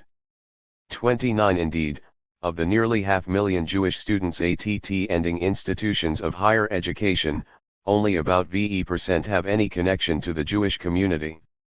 30. Ambivalence towards Israel verging on disaffection can also be discerned among influential sectors of American society. 111. The bellwethers of U.S. intellectual life, and the reading public. A recent poll found that a majority of opinion leaders in the U.S. view support for Israel as a major reason for discontent with the U.S. around the world. 31. In a 2003 New York Review of Books essay, noted Jewish historian Tony Yude asserted that Israel today is bad for the Jews, and he doubted both the viability and desirability of a Jewish state. 32. John J. Mearsheimer of the University of Chicago and Stephen M. Wald of the Harvard Kennedy School co-authored an influential paper in 2006 debunking the idealized image of Israel's history and asserting that Israel has become a strategic liability for the United States. 33. A book by former U.S. President Jimmy Carter, provocatively titled Palestine Peace Not Apartheid, deplored Israeli policy in the occupied Palestinian territory and put the blame for the impasse in the peace process squarely on Israel. 34. Although the Israel lobby launched vitriolic counterattacks to these interventions, its usual smears alleging anti-Semitism and Holocaust denial did not adhere. When in 2006 the lobby's pressures led to cancellation of one of Tony Yude's speaking engagements, he became an instant cause célèbre in American intellectual circles. 35 His critics, such as Abraham H. Foxman of the ADL, were derided for slinging the dread charge of anti-Semitism and for being an anachronism. 36 Carter, meanwhile, was said to be a plagiarist, in the pay of Arab sheikhs, an anti-Semite, an apologist for terrorism, a Nazi sympathizer, 37 and a borderline Holocaust denier. 38 Yet his book landed on the New York Times bestseller list and remained there for months, selling an estimated 300,000 copies in hardback. Although snubbed by Brandeis University's president, Carter still received standing ovations from the student body when he came to speak at the historically Jewish institution. Half the audience walked out when Harvard law professor Alan M. 112. Dershowitz rose to answer Carter. 39 Mearsheimer and Wald negotiated a book deal with the prestigious publishing house Farrar, Straus, and Giroux, and their book, The Israel Lobby and U.S. Foreign Policy, also went on to become a Times bestseller. 40 It is further testament to Israel's waning fortunes that, during Prime Minister Ehud Olmert's term of OCE, even Foxman and perennial Israel supporter Elie Wiesel took to publicly rebuking Israel for its failure to pursue peace. 41 The simmering public discontent with Israeli policy in recent years reached a boiling point of indignation during the Gaza invasion. Despite Israel's carefully orchestrated propaganda blitz, despite the overwhelmingly pro-Israel bias of mainstream media coverage, especially during the RST few days of the ATT Ac 42, and despite OCHAL support in the West for the assault, despite all this, large popular protests throughout Western Europe, Spain, Italy, Germany, France, and Great Britain, dwarfed in size demonstrations supporting Israel. 43 A wave of student occupation swept across Great Britain, including Oxford, Cambridge, Manchester, Birmingham, London School of Economics, School of Oriental and Asian Studies, Warwick, King's, Sussex, and Cardiff. Even in traditional bastions of support for Israel such as Canada, where the pro-Israel bias of the extreme right-wing political establishment and media is unusually intense, 44 A plurality of public opinion disapproved of the assault, and the Canadian Union of Public Employees passed a motion calling for an academic boycott of Israel. 45 Declaring after the CSRI that the events in Gaza have shocked us to the core, a 16-strong group of the world's most experienced investigators and judges, including Antonio Cassese, first president and judge of the International Criminal Tribunal for the former Yugoslavia and head of the UN Inquiry on Darfur, and Richard Goldstone, chief prosecutor of the International Criminal 113 Tribunal for the former Yugoslavia and for Rwanda, and chairman of the UN Inquiry on Kosovo, called for an international investigation of gross violations of the laws of war, committed by all parties to the Gaza Con-ICT. 46 Unsurprisingly, Israel's apologists attributed the widespread outrage at the Gaza invasion to anti-Semitism. 47 It might be posited as a general rule that the lower the depths to which Israel's criminal conduct sinks, the higher the decibel level of the shrieks of anti-Semitism. Jews are confronting an epidemic, a pandemic of anti-Semitism, Abraham H. Foxman declared. This is the worst, the most intense, the most global it's been in most of our recent memories. 48 Such fear-mongering was nothing new from Foxman, who had portended back in 2003 that anti-Semitism was posing as great a threat to the safety and security of the Jewish people as the one we faced in the 1930s. 49 Just as in the past, 50 poll data used to substantiate these exaggerations tallied indicators of the most pernicious notions of anti-Semitism, such as the ending that large portions of the European public continue to believe that Jews still talk too much about what happened to them in the Holocaust. 51 According to Parisian media philosopher Bernard Henry Levy, anyone doubting that the Nazi Holocaust was a moral watershed in human history should be reckoned an anti-Semite. 52 Few of the alleged anti-Semitic incidents in Europe went beyond merely unpleasant manifestations, such as emails and gratuity. 53 While European anti-Semitism, notwithstanding the hype, paled beside anti-Muslim bias. A rise in animus towards Jews and Muslims in recent years. The two curves tend to correlate, appears partly due to a resurgence of ethnocentrism among older, less educated, and politically conservative Europeans. 54. Nonetheless, it is most probably true that the execution by a self-proclaimed Jewish state of consecutive murderous 114 rampages in Lebanon and Gaza, and the vocal support lent these rampages by OCHAL Jewish organizations around the world, caused a regrettable if entirely predictable spillover. 55. Whereby Jews generally were in some quarters held culpable. If, as the Israeli Coordination Forum for Countering Antisemitism asserted, there was a sharp rise in the number and intensity of anti-Semitic incidents during the Gaza massacre, and if with the CSRI there has been a marked decline in the number and intensity of anti-Semitic incidents, and if another are up in the region, similar to the Gaza operation, will probably lead to an even more severe outbreak of anti-Semitic activity against communities worldwide, then an efficacious method to GHT antisemitism would appear to be for Israel to stop committing massacres. 56. It is also true that the growing gap between OCHAL support of Israeli warmongering and popular revulsion against it might feed anti-Semitic conspiracy theories. In Germany, for example, the political establishment and mainstream media do not brook any criticism of Israel. 57. Because of the special relationship growing out of Germany's historic responsibility, and Chancellor Angela Merkel surpassed other European leaders in her embrace of Israel during the Gaza invasion. Yet recent polls have shown that 60% of Germans reject the notion of a special German obligation to Israel, 70% of young people reject it, 50% believe that Israel is an aggressive country, and 60% believe that it pursues its interests ruthlessly. 58. More generally, Gideon Levy recalled the surreal scene at the height of the brutal assault on Gaza when the heads of the European Union came to Israel and dined with the Prime Minister in a show of unilateral support for the side wreaking the killing and destruction. 59. And although it was Israel that broke the CSRI and launched the invasion. 115.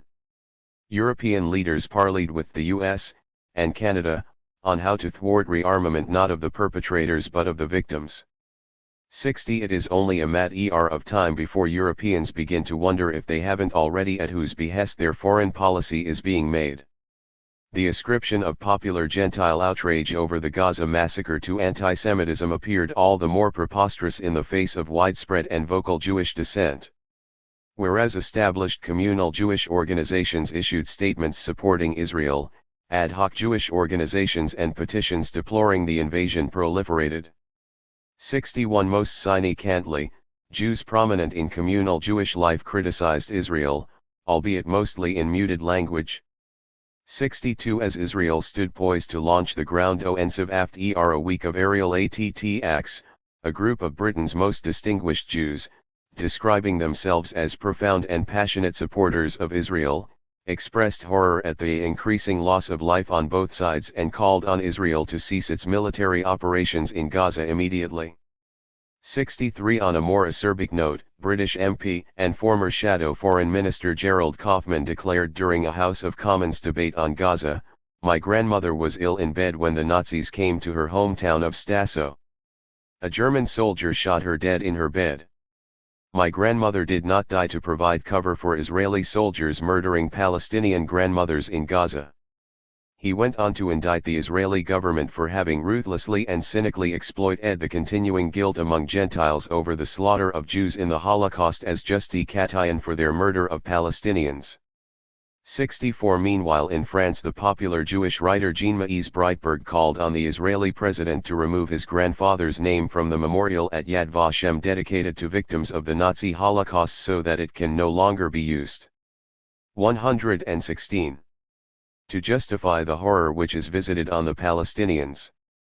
65. In Germany, Evelyn Hecht-Galinsky, daughter of a former president of the Central Council of Jews in Germany, wrote, "Not the elected Hamas government, but the brutal occupier.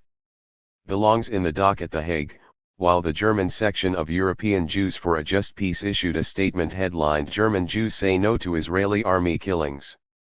66. In Canada, 8 Jewish women occupying the Israeli consulate called on all Jews to speak out against this massacre, and celebrated Canadian pianist Anton Kurdi declared, "The unbelievable war crimes that Israel is committing in Gaza, make me ashamed to be a Jew."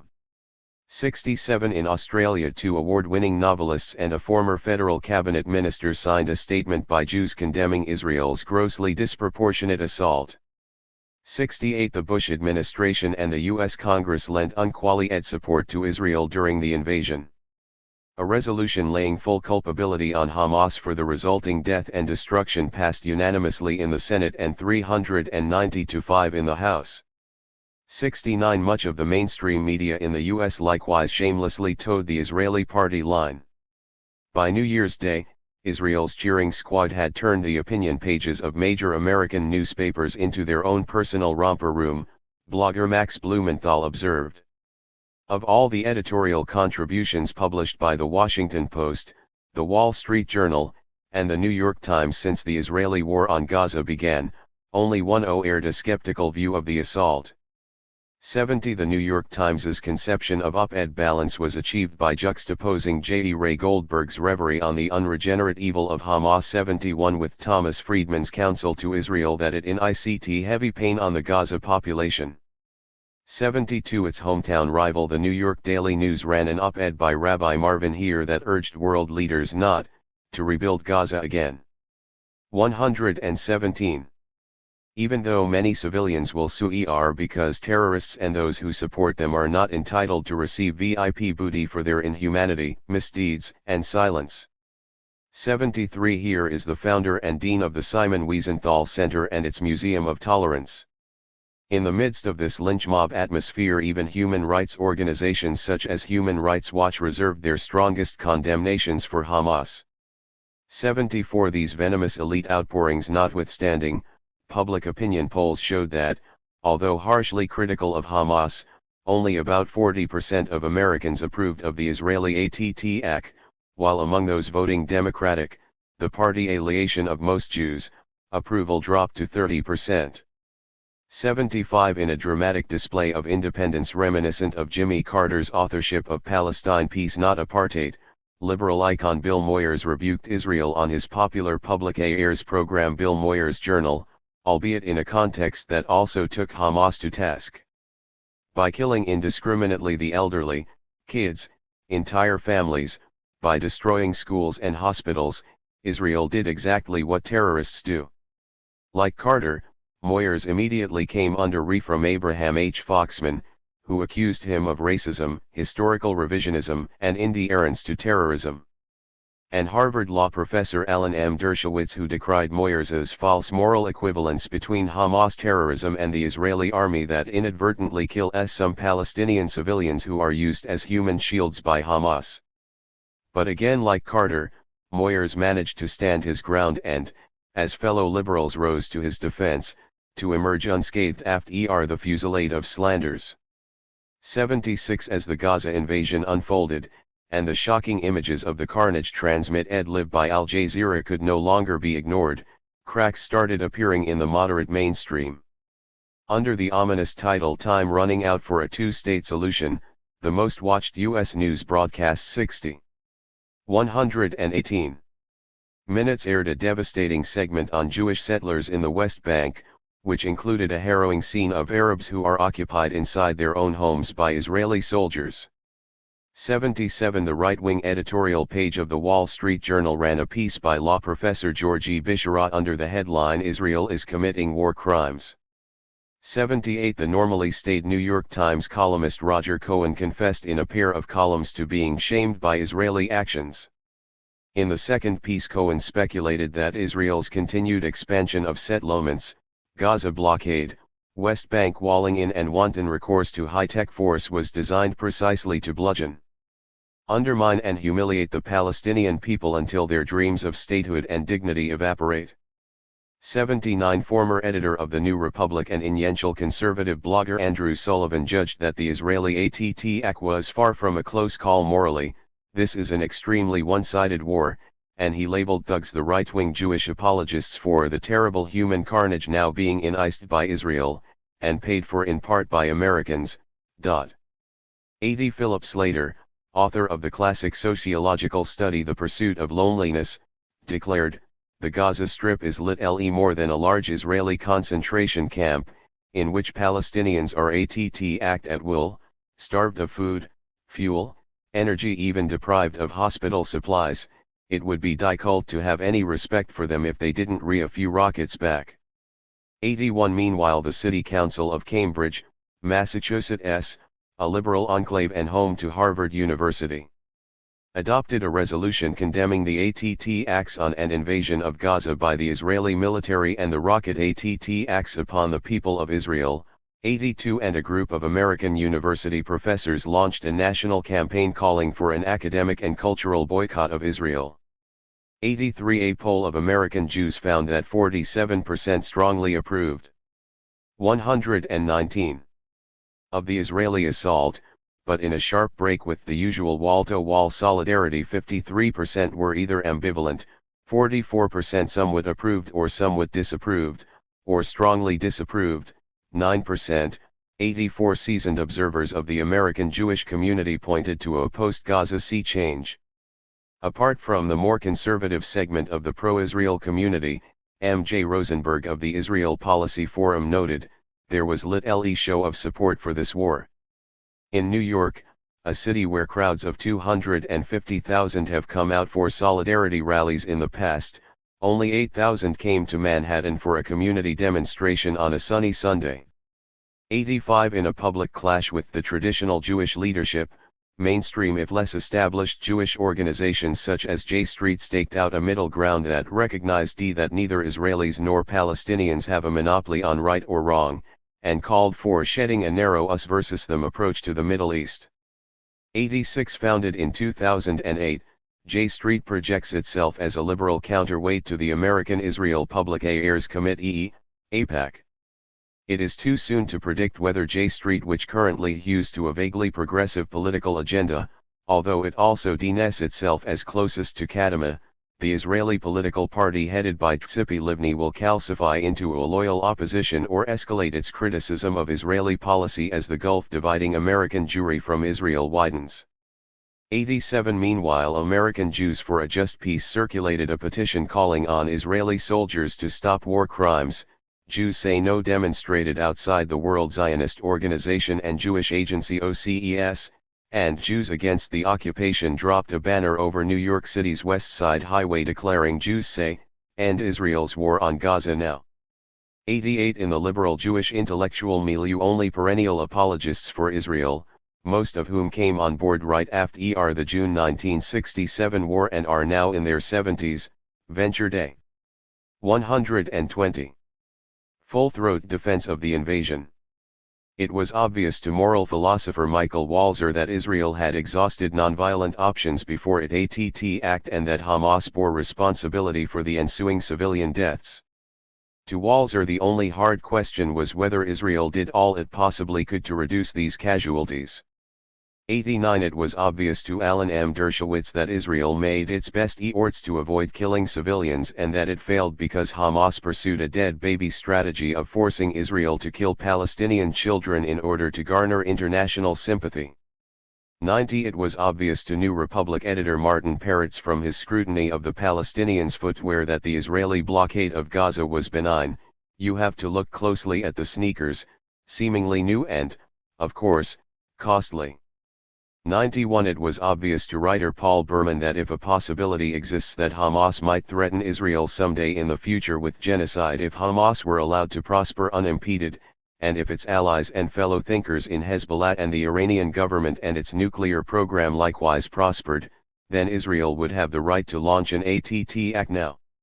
92 On such an accumulation of hypotheticals stacked on conditionals, it is hard to conceive what country in the world would be safe from arbitrary attack, and what country would not be just in arbitrarily launching an attack. If, apart from this coterie of robust Israel defenders, Jewish liberals recognized that the Israeli onslaught was morally problematic, they could not yet abide their dirty laundry being aired in front of the Goyim. Magazines and journals of opinion pitched to the upscale and urbane Jewish public such as the New Yorker and the New York Review of Books accordingly sat out the Gaza massacre. 93 However, one influential contingent of liberal Jewish public intellectuals did not stay silent, the new generation of liberal Jewish bloggers and regular contributors to 121 liberal democratic websites such as Salon.com and the Huffington Post. Less enthralled to establishment Jewish editors, advertisers, funders, and social networks, speaking as and for a generation that came of age when to a large degree Zionist mythology had been dispelled and displaced by sober historical research, when the Israeli political establishment had grown squalid and reactionary, when Israel's human rights record had been subjected to piercing scrutiny by the human rights community, and when Holocaust-induced paranoia and anti-Semitism mongering palpably collided with the quotidian reality of triumphant Jewish assimilation everywhere from the Ivy League to Wall Street, from Hollywood to Washington, and from the country club to the marriage altar professionally, mentally, and emotionally emancipated from the shackles of the past, these Jewish habitués of the blogosphere went on the offensive denouncing the Gaza invasion from its inception. The symbolism could scarcely be missed.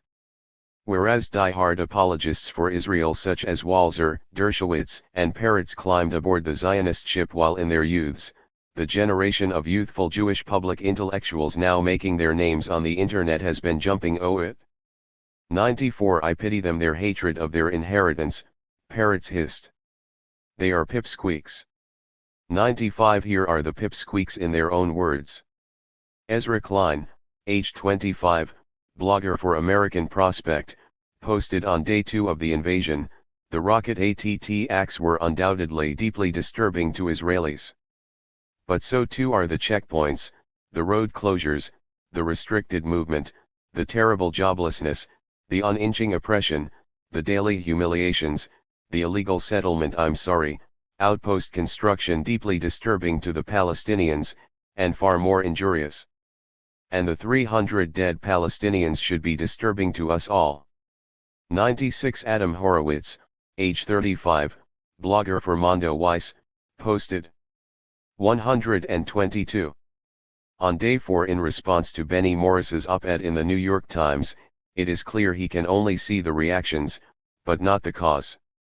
He lists the responses to Israel and to Israel's ongoing Jewish colonization of historic Palestine, without mentioning the elephant in the room, that the walls closing in on Israel are all self-made. 97 Matthew Iglesias, age 28, blogger for Think Progress, posted on day 6, while Israel has stated a desire to leave the Gaza Palestinians alone in their tiny, overcrowded, economically unviable enclave, the 2005 disengagement from Gaza has never entailed letting Palestinians control their borders or exercise meaningful sovereignty over the area. The proposal has basically been that if Palestinians cease violence against Israel, then the Gaza Strip will be treated like an Indian reservation. 98 Dana Goldstein, age 24, blogger for American Prospect, posted on day 12, I want to believe that the collective, historical experience of Jewishness and Zionism leads to something better, something more humane than what we've witnessed in the Middle East this past week. 99 Glenn Greenwald, age 42, blogger for Salon.com, posted on day 13, this is not so much of a war as it is a completely one-sided massacre, and on January 30, 2009, it's just not possible to make real progress in the domestic aims of restoring the Constitution and reversing our military and intelligence expansions if we are simultaneously enabling and blindly supporting Israel's various wars, and therefore dragging ourselves into those wars. On February 20, 2009, Greenwald responded to an insinuation by J. E. Ray Goldberg that he was a Jew-hating Israel basher. People like J. E. Ray Goldberg have so abused, overused, manipulated and exploited the anti-Semitism and anti-Israel accusations for improper and nakedly political. 123. Ends that those terms have become drained of their meaning, have almost entirely lost their sting, and have become trivialized virtually to the point of caricature. Indeed, people like Goldberg are becoming extra rancid and reckless in their rhetoric precisely because they know that these rhetorical devices have ceased working. There is a D-night sea change when it comes to American policy debates toward Israel, Greenwald concluded. They no longer possess the ability to steer dissent through thuggish intimidation tactics, and they know that, which is why they can now do nothing but turn up the volume on their name-calling attacks. The Israeli devastation of Gaza and its trapped, defenseless civilian population using American bombs, arms, money, and diplomatic cover was so brutal and horrific to watch that it inevitably changed the way people view that Middle East conflict.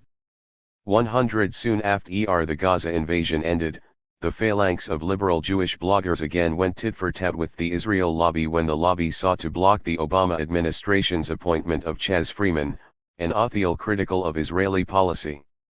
101 Another straw in the wind was a sketch titled Strip Mall that aired on the Comedy Channel's Daily Show on January 5, 2009. The host of the program, comedian Jon Stewart, is Jewish and has a huge following among young people. To roars of approval from the studio audience, he ridiculed the numbingly unanimous and cliché-ridden support for Israel among politicians. It's the Mobius strip of issues, there's only one side, adverted to the soul-crushing segmentation and blockading of Gaza, and likened a Palestinian's plight to forcing someone to live in my hallway and make him go through checkpoints every time he has to take a ST. 102 The generational metamorphosis regarding Israel was most evident on college campuses. A shift toward more visible pro-Palestinian or anti-Israel sentiment has been profound. 124. On some campuses, Inside Higher Ed reported, prompted, in part, by the winter war in Gaza. 103 Large halls led to overout for lectures deploring the Gaza massacre. Whereas pro-Israel groups used to protest inside or outside such lectures, they were now barely seen. Students at Cornell University lined pathways with 1,300 black AGS commemorating the dead in Gaza. The display was later vandalized. Students at University of Rochester, University of Massachusetts, New York University, Columbia University, Haverford College, Bryn Mawr College, and Hampshire College held petition drives, protests, and sit-ins demanding national support for Palestinian students and divestment from arms companies and companies doing business with the illegal Jewish settlements. Hampshire College students successfully pressured the college's trustees to divest from American corporations that directly profit from the occupation. Although pro-Israel organizations alleged that college and university campuses have become hotbeds of a virulent new strain of anti-Semitism, 104 At many campuses Jewish students have played a leading role on the local Students for Justice in Palestine committees, and creative and dedicated young Jewish activists in Birthright Unplugged and Anarchists Against the Wall, alongside individuals such as Anna Baltzer, author of the memoir Witness in Palestine. 105 have gone from school to school, airing personal testimony on the daily horrors unfolding in Palestine. The bonds of solidarity being forged between young Jews and Muslims opposing the occupation. The core group on many campuses consists of secular Jewish radicals and observant Muslim women, give reason for hope that a just and lasting peace may yet be achieved. 125. After speaking on the Gaza massacre at a Canadian university, the sponsors presented me with a butt on reading I Heart Suit Gaza. I pinned the butt onto my backpack and headed for the airport. As I stood on the queue to board the plane, a passenger behind me whispered in my ear, "I like your butt on." I thought, the times they are a-changing. A couple of hours later I asked the airline attendant for a cup of water. Handing me the cup he leaned over and whispered, "I like your butt on." I thought, there's something happening here. 127. Epilogue. People should know who has committed what crimes. This will show what is the truth and what is the untruth, and the poison will come to the surface. Just now people only make guesses while the poison works within. Mahatma Gandhi, April 14, 1947, 1. In April 2009 the President of the United Nations Human Rights Council, UNRWA, appointed a fact-ending mission to investigate all violations of international human rights law and international humanitarian law that might have been committed at any time in the context of the military operations that were conducted in Gaza during the period from December 27, 2008 and January 18, 2009, whether before, during or after. 2. Richard Goldstone, former judge of the Constitutional Court of South Africa and former prosecutor of the International Criminal Tribunals for the former Yugoslavia and Rwanda, was named head of the mission. The mission's original mandate was to scrutinize only Israeli violations of human rights during the assault on Gaza, but Goldstone made his acceptance of the job conditional on broadening the mandate to include violations on all sides. The council president invited Goldstone to write the mandate himself, which Goldstone did and which the president then accepted. "It was very difficult to refuse, a mandate that I'd written for myself," Goldstone later observed. Nonetheless, Israel did not cooperate with the mission on the grounds of its alleged bias. 3. In September 2009, the long-awaited report of the Goldstone mission was released. 4. It was a searing indictment not just of the Gaza invasion but also of the ongoing Israeli occupation. 128. The Goldstone report found that much of the death and destruction Israel unleashed on the civilian population and infrastructure of Gaza was premeditated. The assault was said to be anchored in a military doctrine that views disproportionate destruction and creating maximum disruption in the lives of many people as a legitimate means to achieve military and political goals, and was designed to have inevitably dire consequences for the non-combatants in Gaza. 5. The disproportionate destruction and violence against civilians were part of a deliberate policy, as were the humiliation and dehumanization of the Palestinian population. 6. Although Israel justified the attack on grounds of self-defense against Hamas rocket attacks, the Goldstone report pointed to a different motive.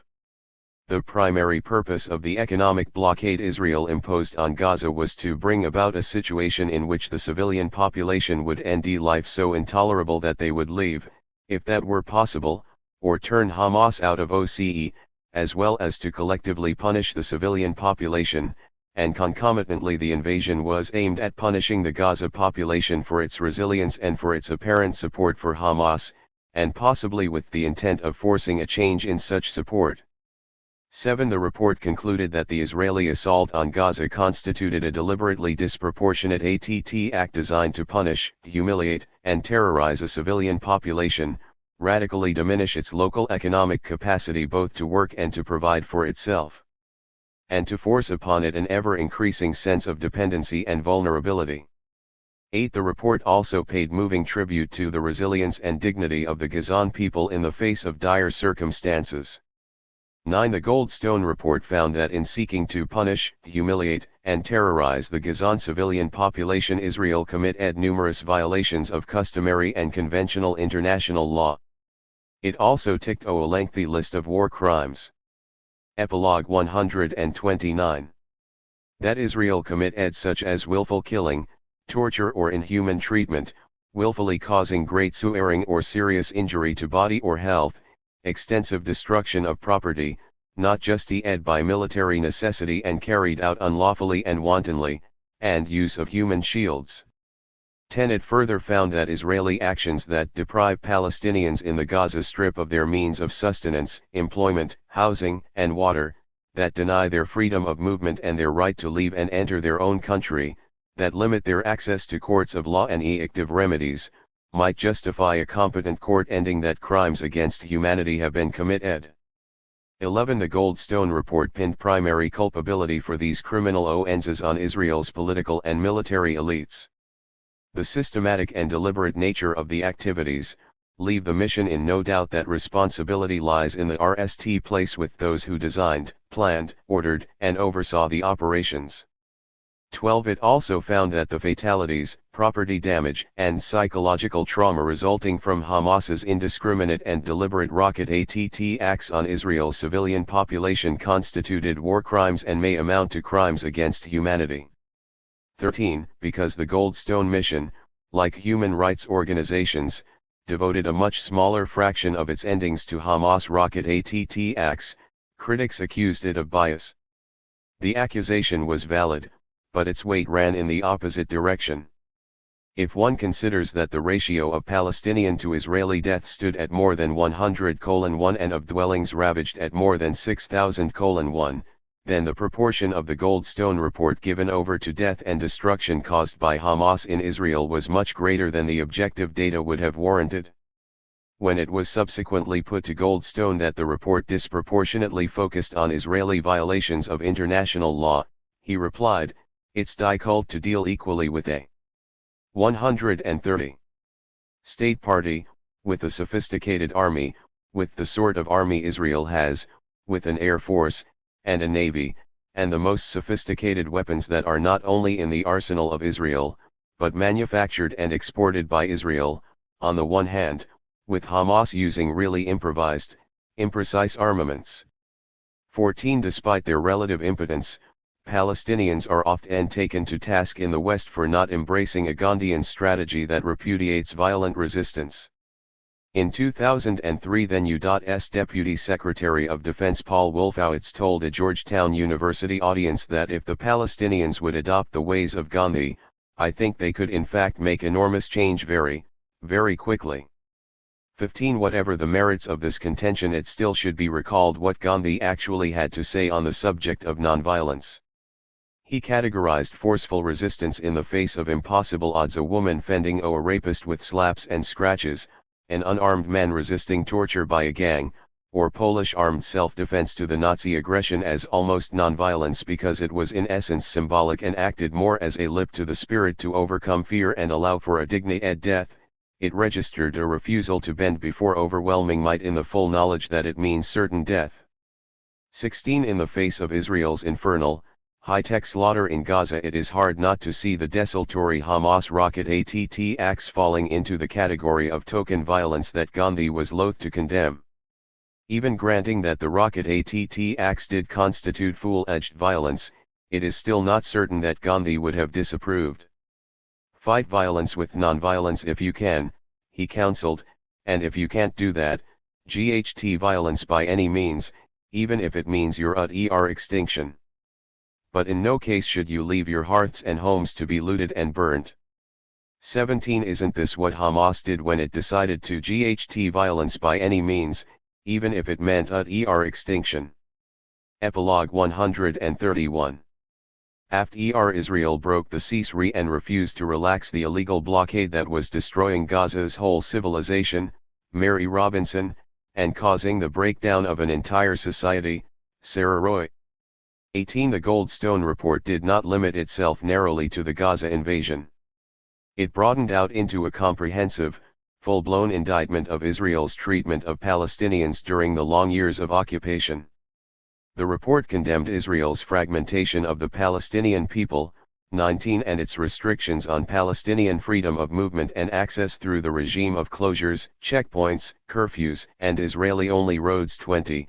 Its institutionalized discrimination against Palestinians both in the occupied Palestinian territories and in Israel, 21, its violent repression of Palestinian, as well as Israeli, demonstrators opposing the occupation, and the violent attacks on Palestinian civilians in the West Bank by Israeli soldiers and Jewish settlers enjoying legal impunity, 22, its wholesale detention of Palestinians, including hundreds of children as well as Hamas parliamentary members, for political reasons, 23 the lack of due process, and the violence incensed on Palestinian detainees, 24, its silent transfer of Palestinians in East Jerusalem to ethnically cleanse it, 25.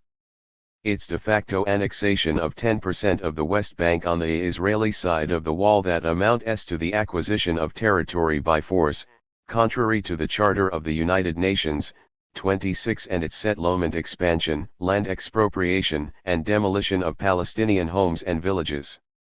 The Goldstone report concluded that certain of these policies constituted war crimes, 27 and also violated the Jews' Cogens right, i.e., peremptory norm under international law, to self-determination. 28 Although it did not mark out a clear distinction between those perpetrating and those resisting a brutal occupation, the 132 Goldstone report nonetheless did not pretend to a false equivalence between Israel and the Palestinians. It eschewed equating the position of Israel as the occupying power with that of the occupied Palestinian population or entities representing it. The differences with regard to the power and capacity to incite harm or to protect, including by securing justice when violations occur, are obvious, and a comparison is neither possible nor necessary. 29. The Goldstone Report proposed several options to hold Israel and Gaza authorities accountable for violations of international law during the Gaza invasion. Individual states in the international community should start criminal investigations in national courts, using universal jurisdiction, where there is sufficient evidence of the commission of grave breaches of the Geneva Conventions of 1949. Where so warranted, following investigation, alleged perpetrators should be arrested and prosecuted in accordance with internationally recognized standards of justice. 30. It also called on the UN Security Council to monitor the readiness of Israel and Gaza authorities to launch appropriate investigations that are independent and in conformity with international standards into the serious violations of international humanitarian and international human rights law. If Israel and Gaza authorities failed to undertake good faith investigations, the Goldstone Report recommended that the Security Council should refer the situation in Gaza to the prosecutor of the International Criminal Court. 31. It further recommended that Israel pay compensation for damages through a UN General Assembly escrow fund. 32. In regard to the Israeli occupation, the Goldstone Report recommended that the high contracting parties to the Fourth Geneva Convention should convene in order to enforce the convention in the occupied Palestinian territories and to Epilogue 133.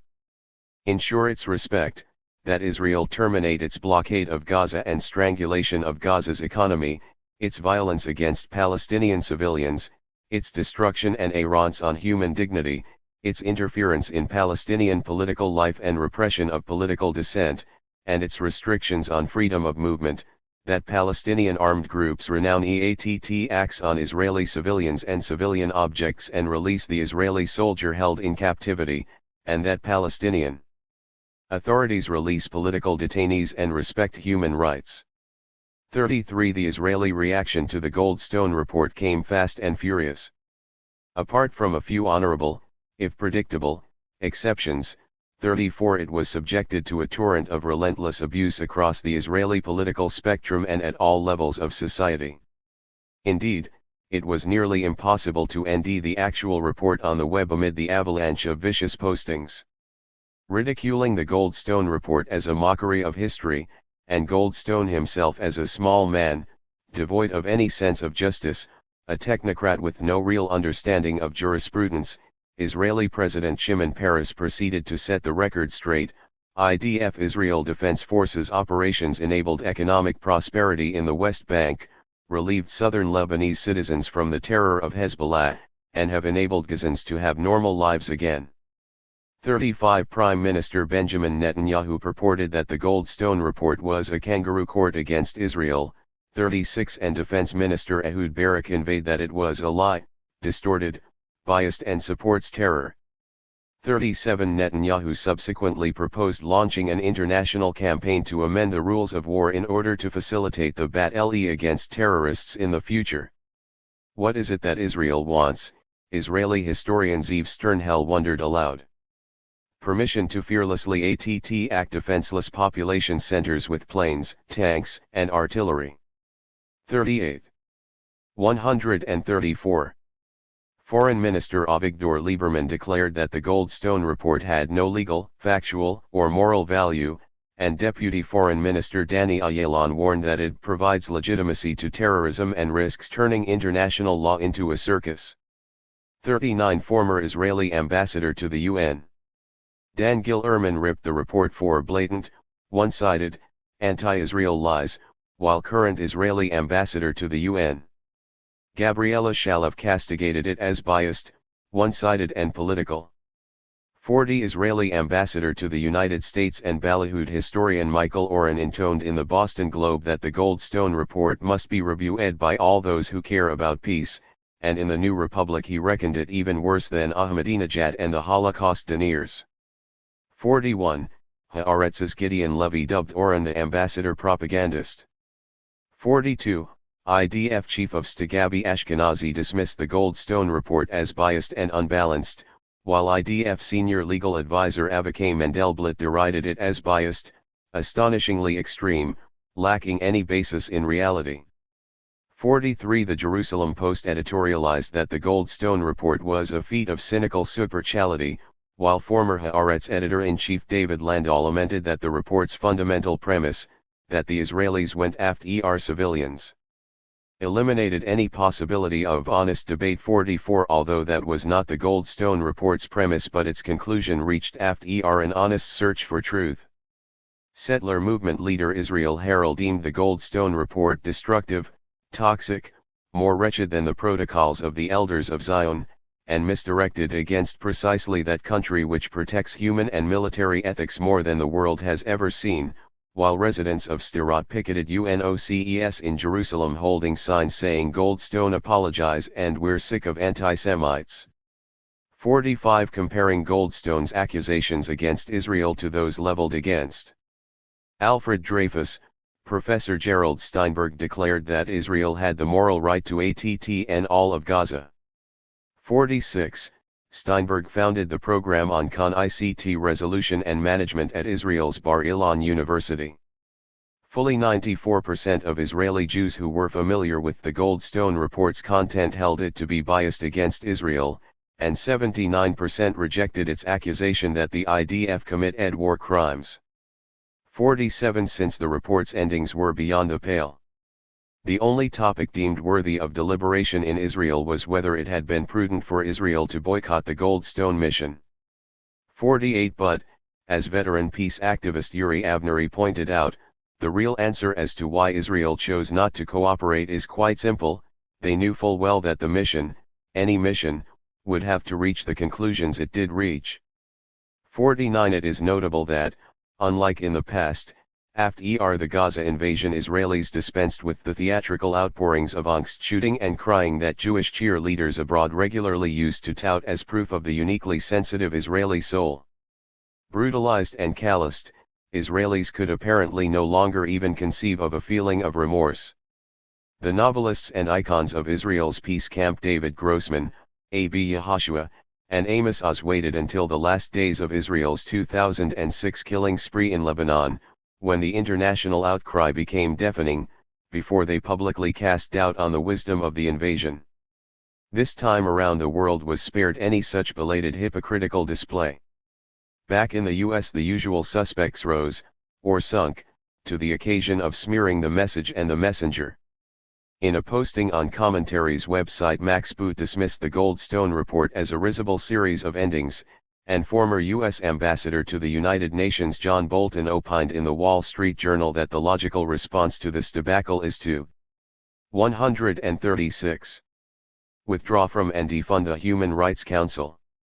50. Harvard's Alan M. Dershowitz alleged that the Goldstone report is so LLED with lies, distortions, and blood libels that it could have been drafted by Hamas extremists, that it recalled the protocols of the elders of Zion and was biased and bigoted, that every serious student of human rights should be appalled at this anti-human rights and highly politicized report, that it made endings of fact, nearly all wrong, stated conclusions of law, nearly all questionable, and made specific recommendations, nearly all one-sided. 51. Dershowitz and other Goldstone bashers alleged that the Palestinian witnesses were either coached and intimidated by Hamas or were actually Hamas militants in disguise, without a jot of evidence being adduced, while Goldstone himself rejoined by airing every assurance that it didn't happen. 52. The American Israel Public Affairs Committee, AIPAC, called the Goldstone mission rigged and the Goldstone report deeply odd. 53. The American Jewish Committee deplored it as a deeply distorted document. 54. And Abraham H. Foxman of the Anti-Defamation League was shocked and distressed that the United States would not unilaterally dismiss it. 55. The Obama administration quickly fell into line with the Israel lobby, but it probably did not need much prodding. One of Israel's talking points in Washington was that the Goldstone report's recommendation to prosecute soldiers for war crimes should worry every country getting terror. 56. State Department spokesman Ian Kelly alleged that whereas the report makes overly sweeping conclusions of fact and law with respect to Israel, its conclusions regarding Hamas's deplorable conduct are more general. Assistant U.S. Secretary of State for Democracy Michael Posner condemned it as deeply odd, and Deputy U.S. Ambassador to the United Nations Alejandro Wohl faulted its unbalanced focus on Israel. 57 New York Democrat Gary Ackerman, chair of the House Subcommittee on the Middle East and South Asia, mocked Goldstone as inhabiting a self-righteous fantasy land and the report as a pompous, tendentious, one-sided political diatribe. 58 After swearing a relentless barrage of such attacks, Goldstone nally challenged the Obama administration to justify substantively its criticism of the report. While Human Rights Watch, HRW, took to task the U.S. government for having resorted to calling the report unbalanced and deeply odd, but providing no real facts to support those assertions. 59 The U.S. House of Representatives passed by a vote of 344 to 36 a non-binding resolution that condemned the Goldstone report as irredeemably biased and unworthy of further consideration or legitimacy. 60 Before the vote was taken, Goldstone provided a point-by-point demonstration that the House resolution was vitiated by serious factual inaccuracies and instances where information and statements are taken grossly out of context. 61 Meanwhile, the U.S. government reportedly planned to block or limit Security Council action on the Goldstone report, while both the U.S. and Israel pressured the Palestinian Authority, PA, to drop its support of the report's recommendations. The PA has reached the point where it has to decide, a senior Israeli defense official pronounced, whether it is working with us or against us. 62 The answer was not long in coming. Acting on direct instructions from President Mahmoud Abbas, the PA representative on the UN Human Rights Council actively acquiesced in killing consideration of the Goldstone report, but the decision evoked such outrage among Palestinians that the PA was forced to reverse itself and the Council convened to consider the endings. 63 It approved a resolution condemning all targeting of civilians and stressing the urgent need to ensure accountability for all violations of 138 international law, and it endorsed the Goldstone report's recommendations and urged the United Nations to act on them. 64 The UN General Assembly subsequently passed by a vote of 114 to 18, 44 countries abstained, a resolution also condemning all targeting of civilians and civilian infrastructure, and it called on both Israel and the Palestinian side to undertake investigations that are independent, credible, and in conformity with international standards into the serious violations of international law reported by the fact-finding mission. 65 Israeli officials denounced the resolution as completely detached from realities and a mockery of reality, and alleged that the vote proves that Israel is succeeding in getting across the message that the report is one-sided and not serious. 66 One might wonder why the Goldstone report should have triggered so much vituperation in Israel and set a global diplomatic blitz to contain the fallout from it. 67 After all the Goldstone mission's endings were merely the last in a long series of human rights reports condemning Israeli actions in Gaza. And Israel has never been known for its deference to UN bodies. The answer, however, is not hard to end.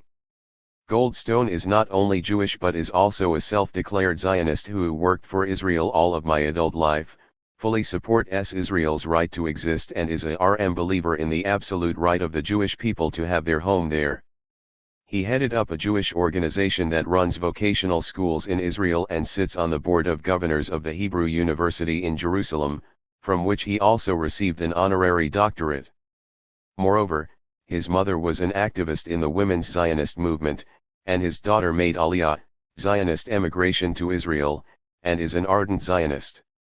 68 Goldstone has also claimed the Nazi Holocaust as the seminal inspiration for the international law and human rights agenda of which he is a leading exponent. 69. Epilogue 139. Because of Goldstone's credentials, Israel could not credibly play its usual cards: anti-Semite, self-hating Jew, Holocaust denier against him. In EECT his persona neutralized the ideological weapons Israel had honed over many years toward criticism. This time, in Gideon Levy's telling phrase, the messenger is propaganda-proof.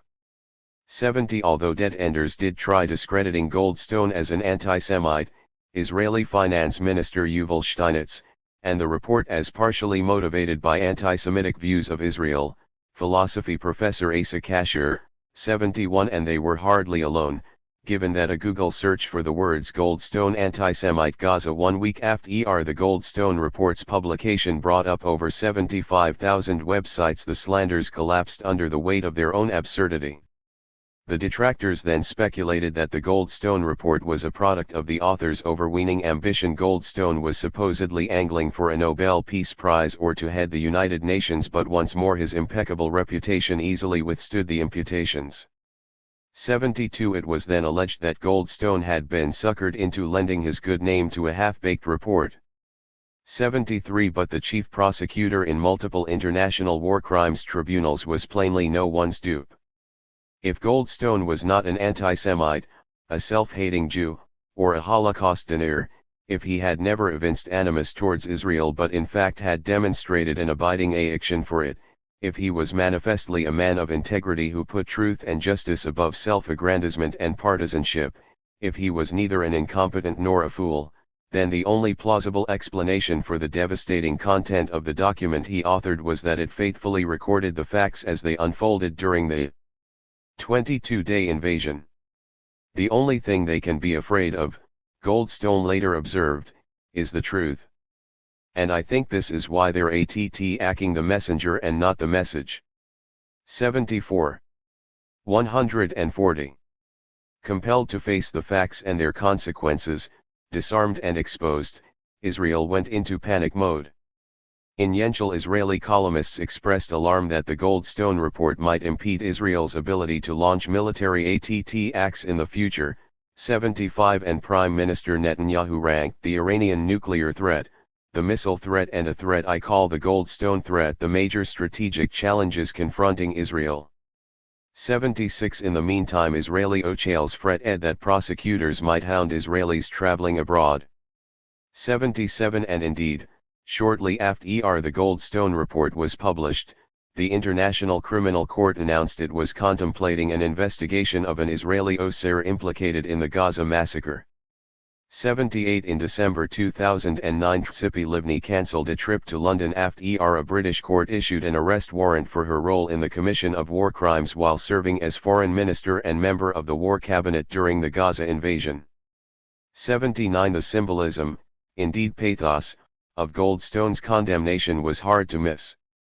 A lover of Zion was now calling for Zion to be hauled before the International Criminal Court for an array of war crimes and possible crimes against humanity. In EECT, Goldstone's intervention signaled the implosion of that unstable alloy, some would say oxymoron, called liberal Zionism. Goldstone is the quintessence of the classical liberal Jew, a renowned defender of the rule of law and human rights. He has also evinced a deep anxiety for Israel. But it has become progressively more difficult in recent years for those who call themselves liberals to defend Israeli conduct.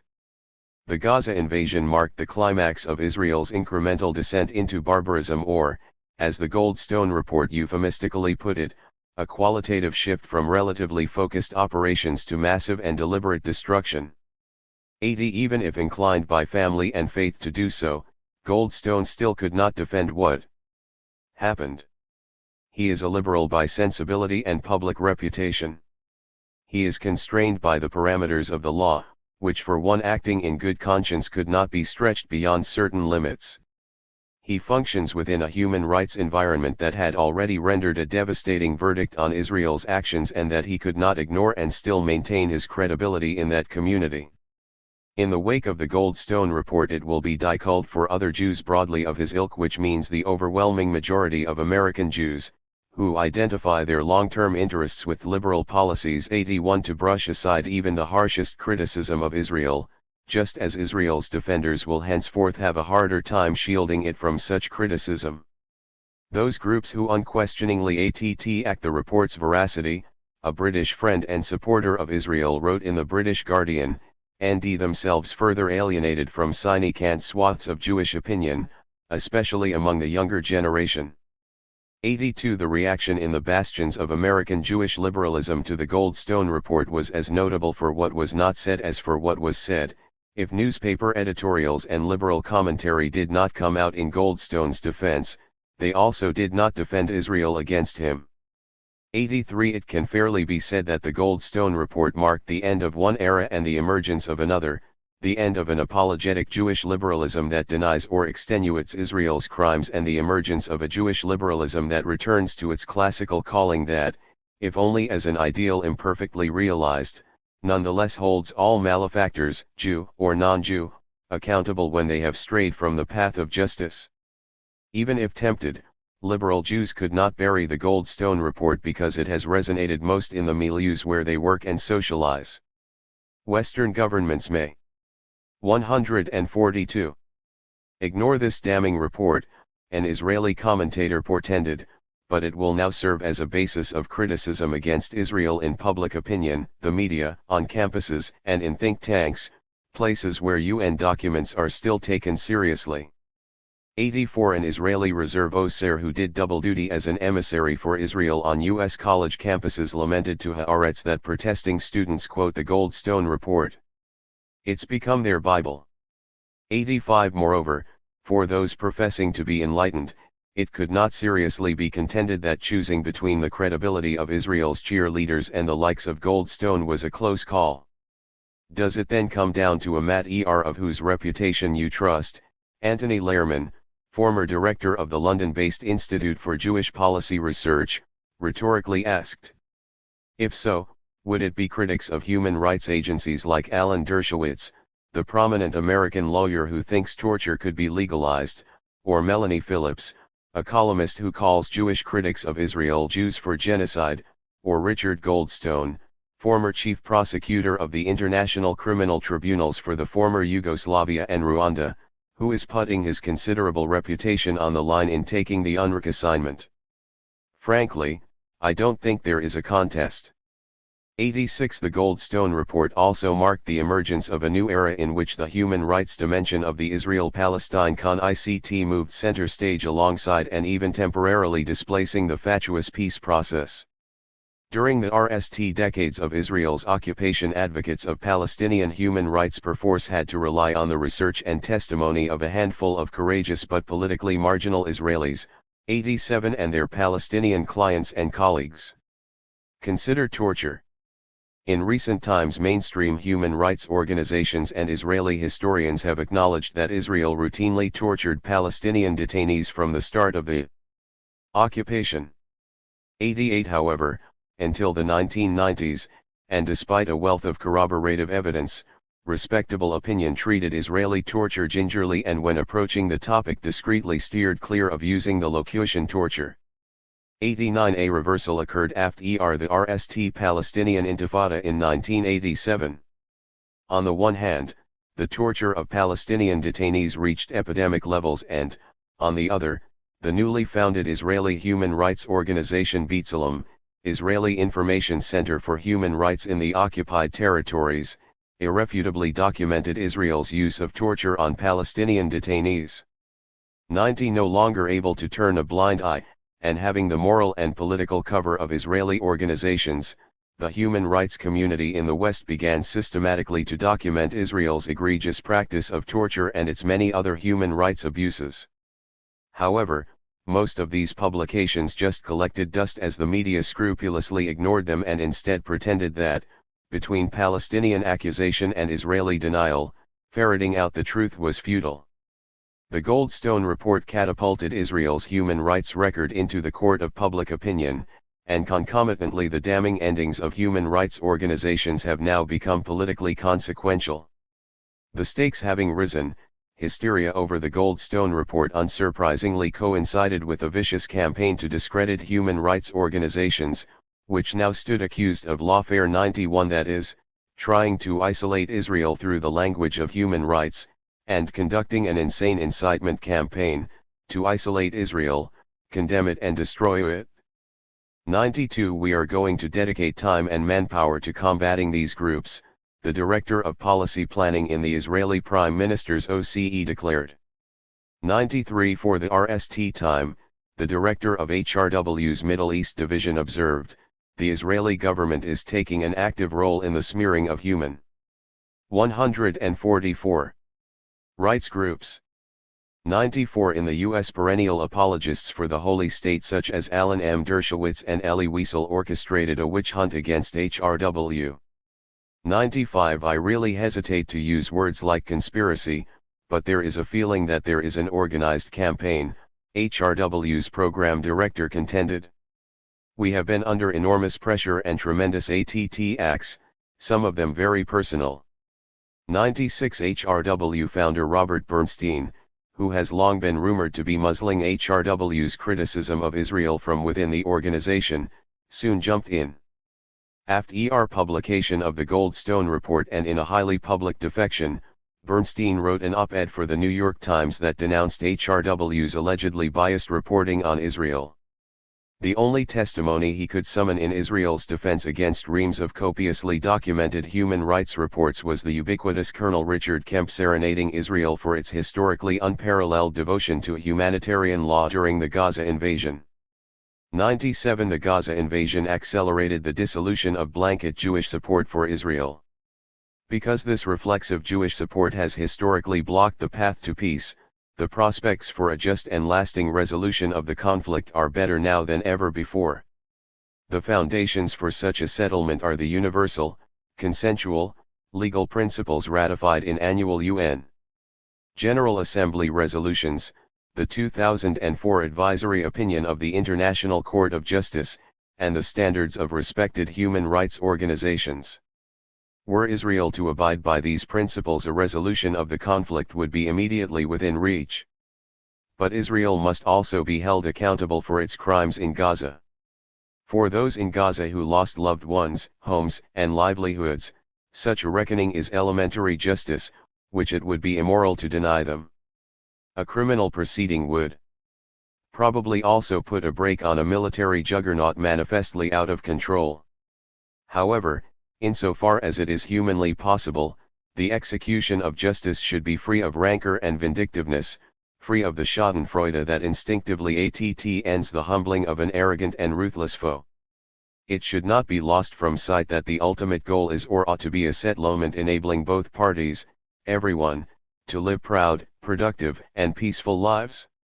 Gandhi called his doctrine of nonviolent resistance satyagraha, which he translated as hold on to the truth.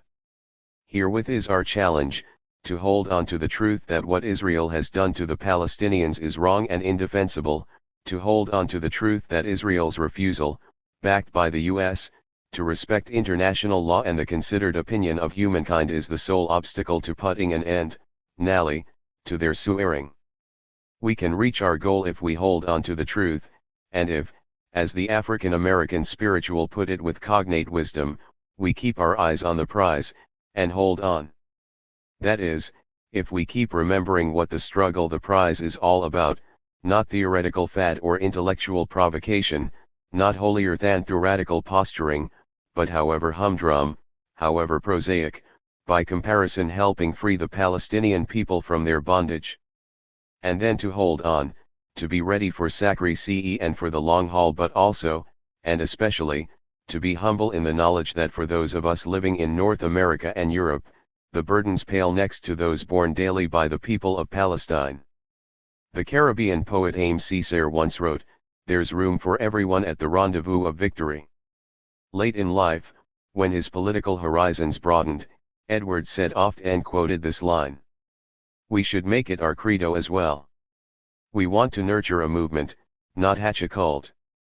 The victory to 146. Which we aspire is inclusive, not exclusive, it is not at anyone's expense. It is to be victorious without vanquishing. No one is a loser, and we all are gainers if together we stand by truth and justice.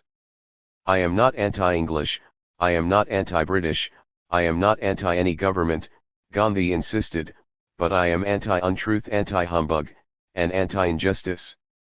98. Shouldn't we also say that we are not anti-Jewish, anti-Israel, or, for that matter, anti-Zionist? The prize to which our eyes should be riveted is human rights, human dignity, and human equality. What, really, is the point of the ideological litmus test? Are you now or have you ever been a Zionist? A criterion of membership that would exclude a Richard Goldstone from our ranks is transparently counterproductive.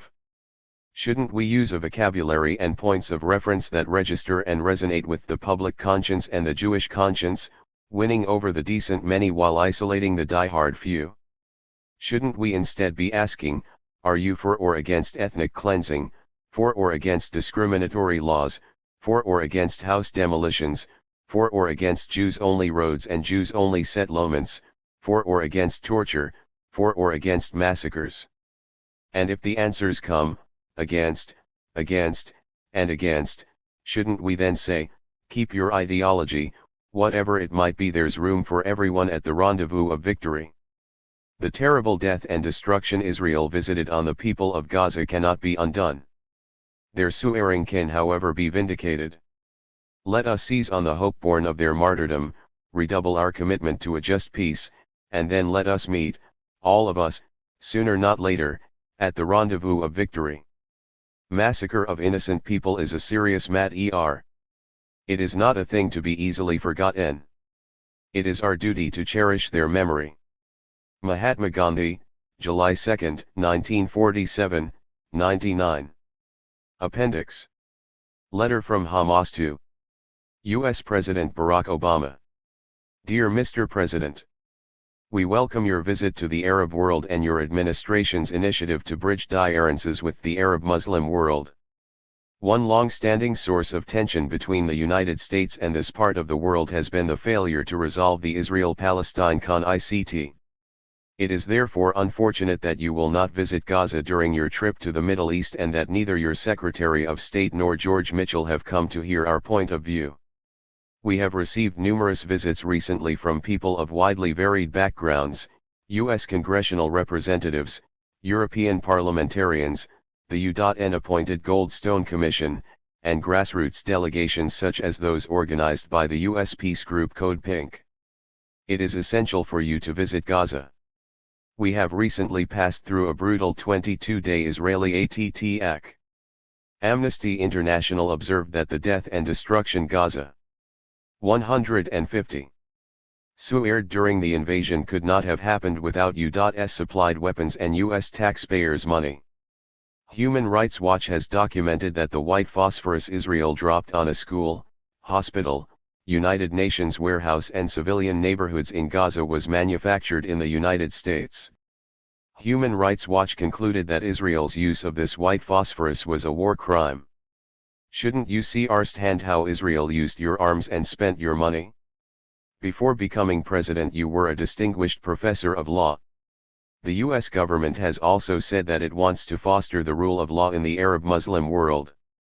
The International Court of Justice stated in July 2004 that the whole of the West Bank, Gaza, and East Jerusalem are occupied Palestinian territories designated for Palestinian self-determination, and that the Jewish settlements in the occupied Palestinian territories are illegal. Not one of the 15 judges sitting on the highest judicial body in the world dissented from these principles. The main human rights organizations in the world, Amnesty International and Human Rights Watch, have issued position papers supporting the right of the Palestinian refugees to return and compensation.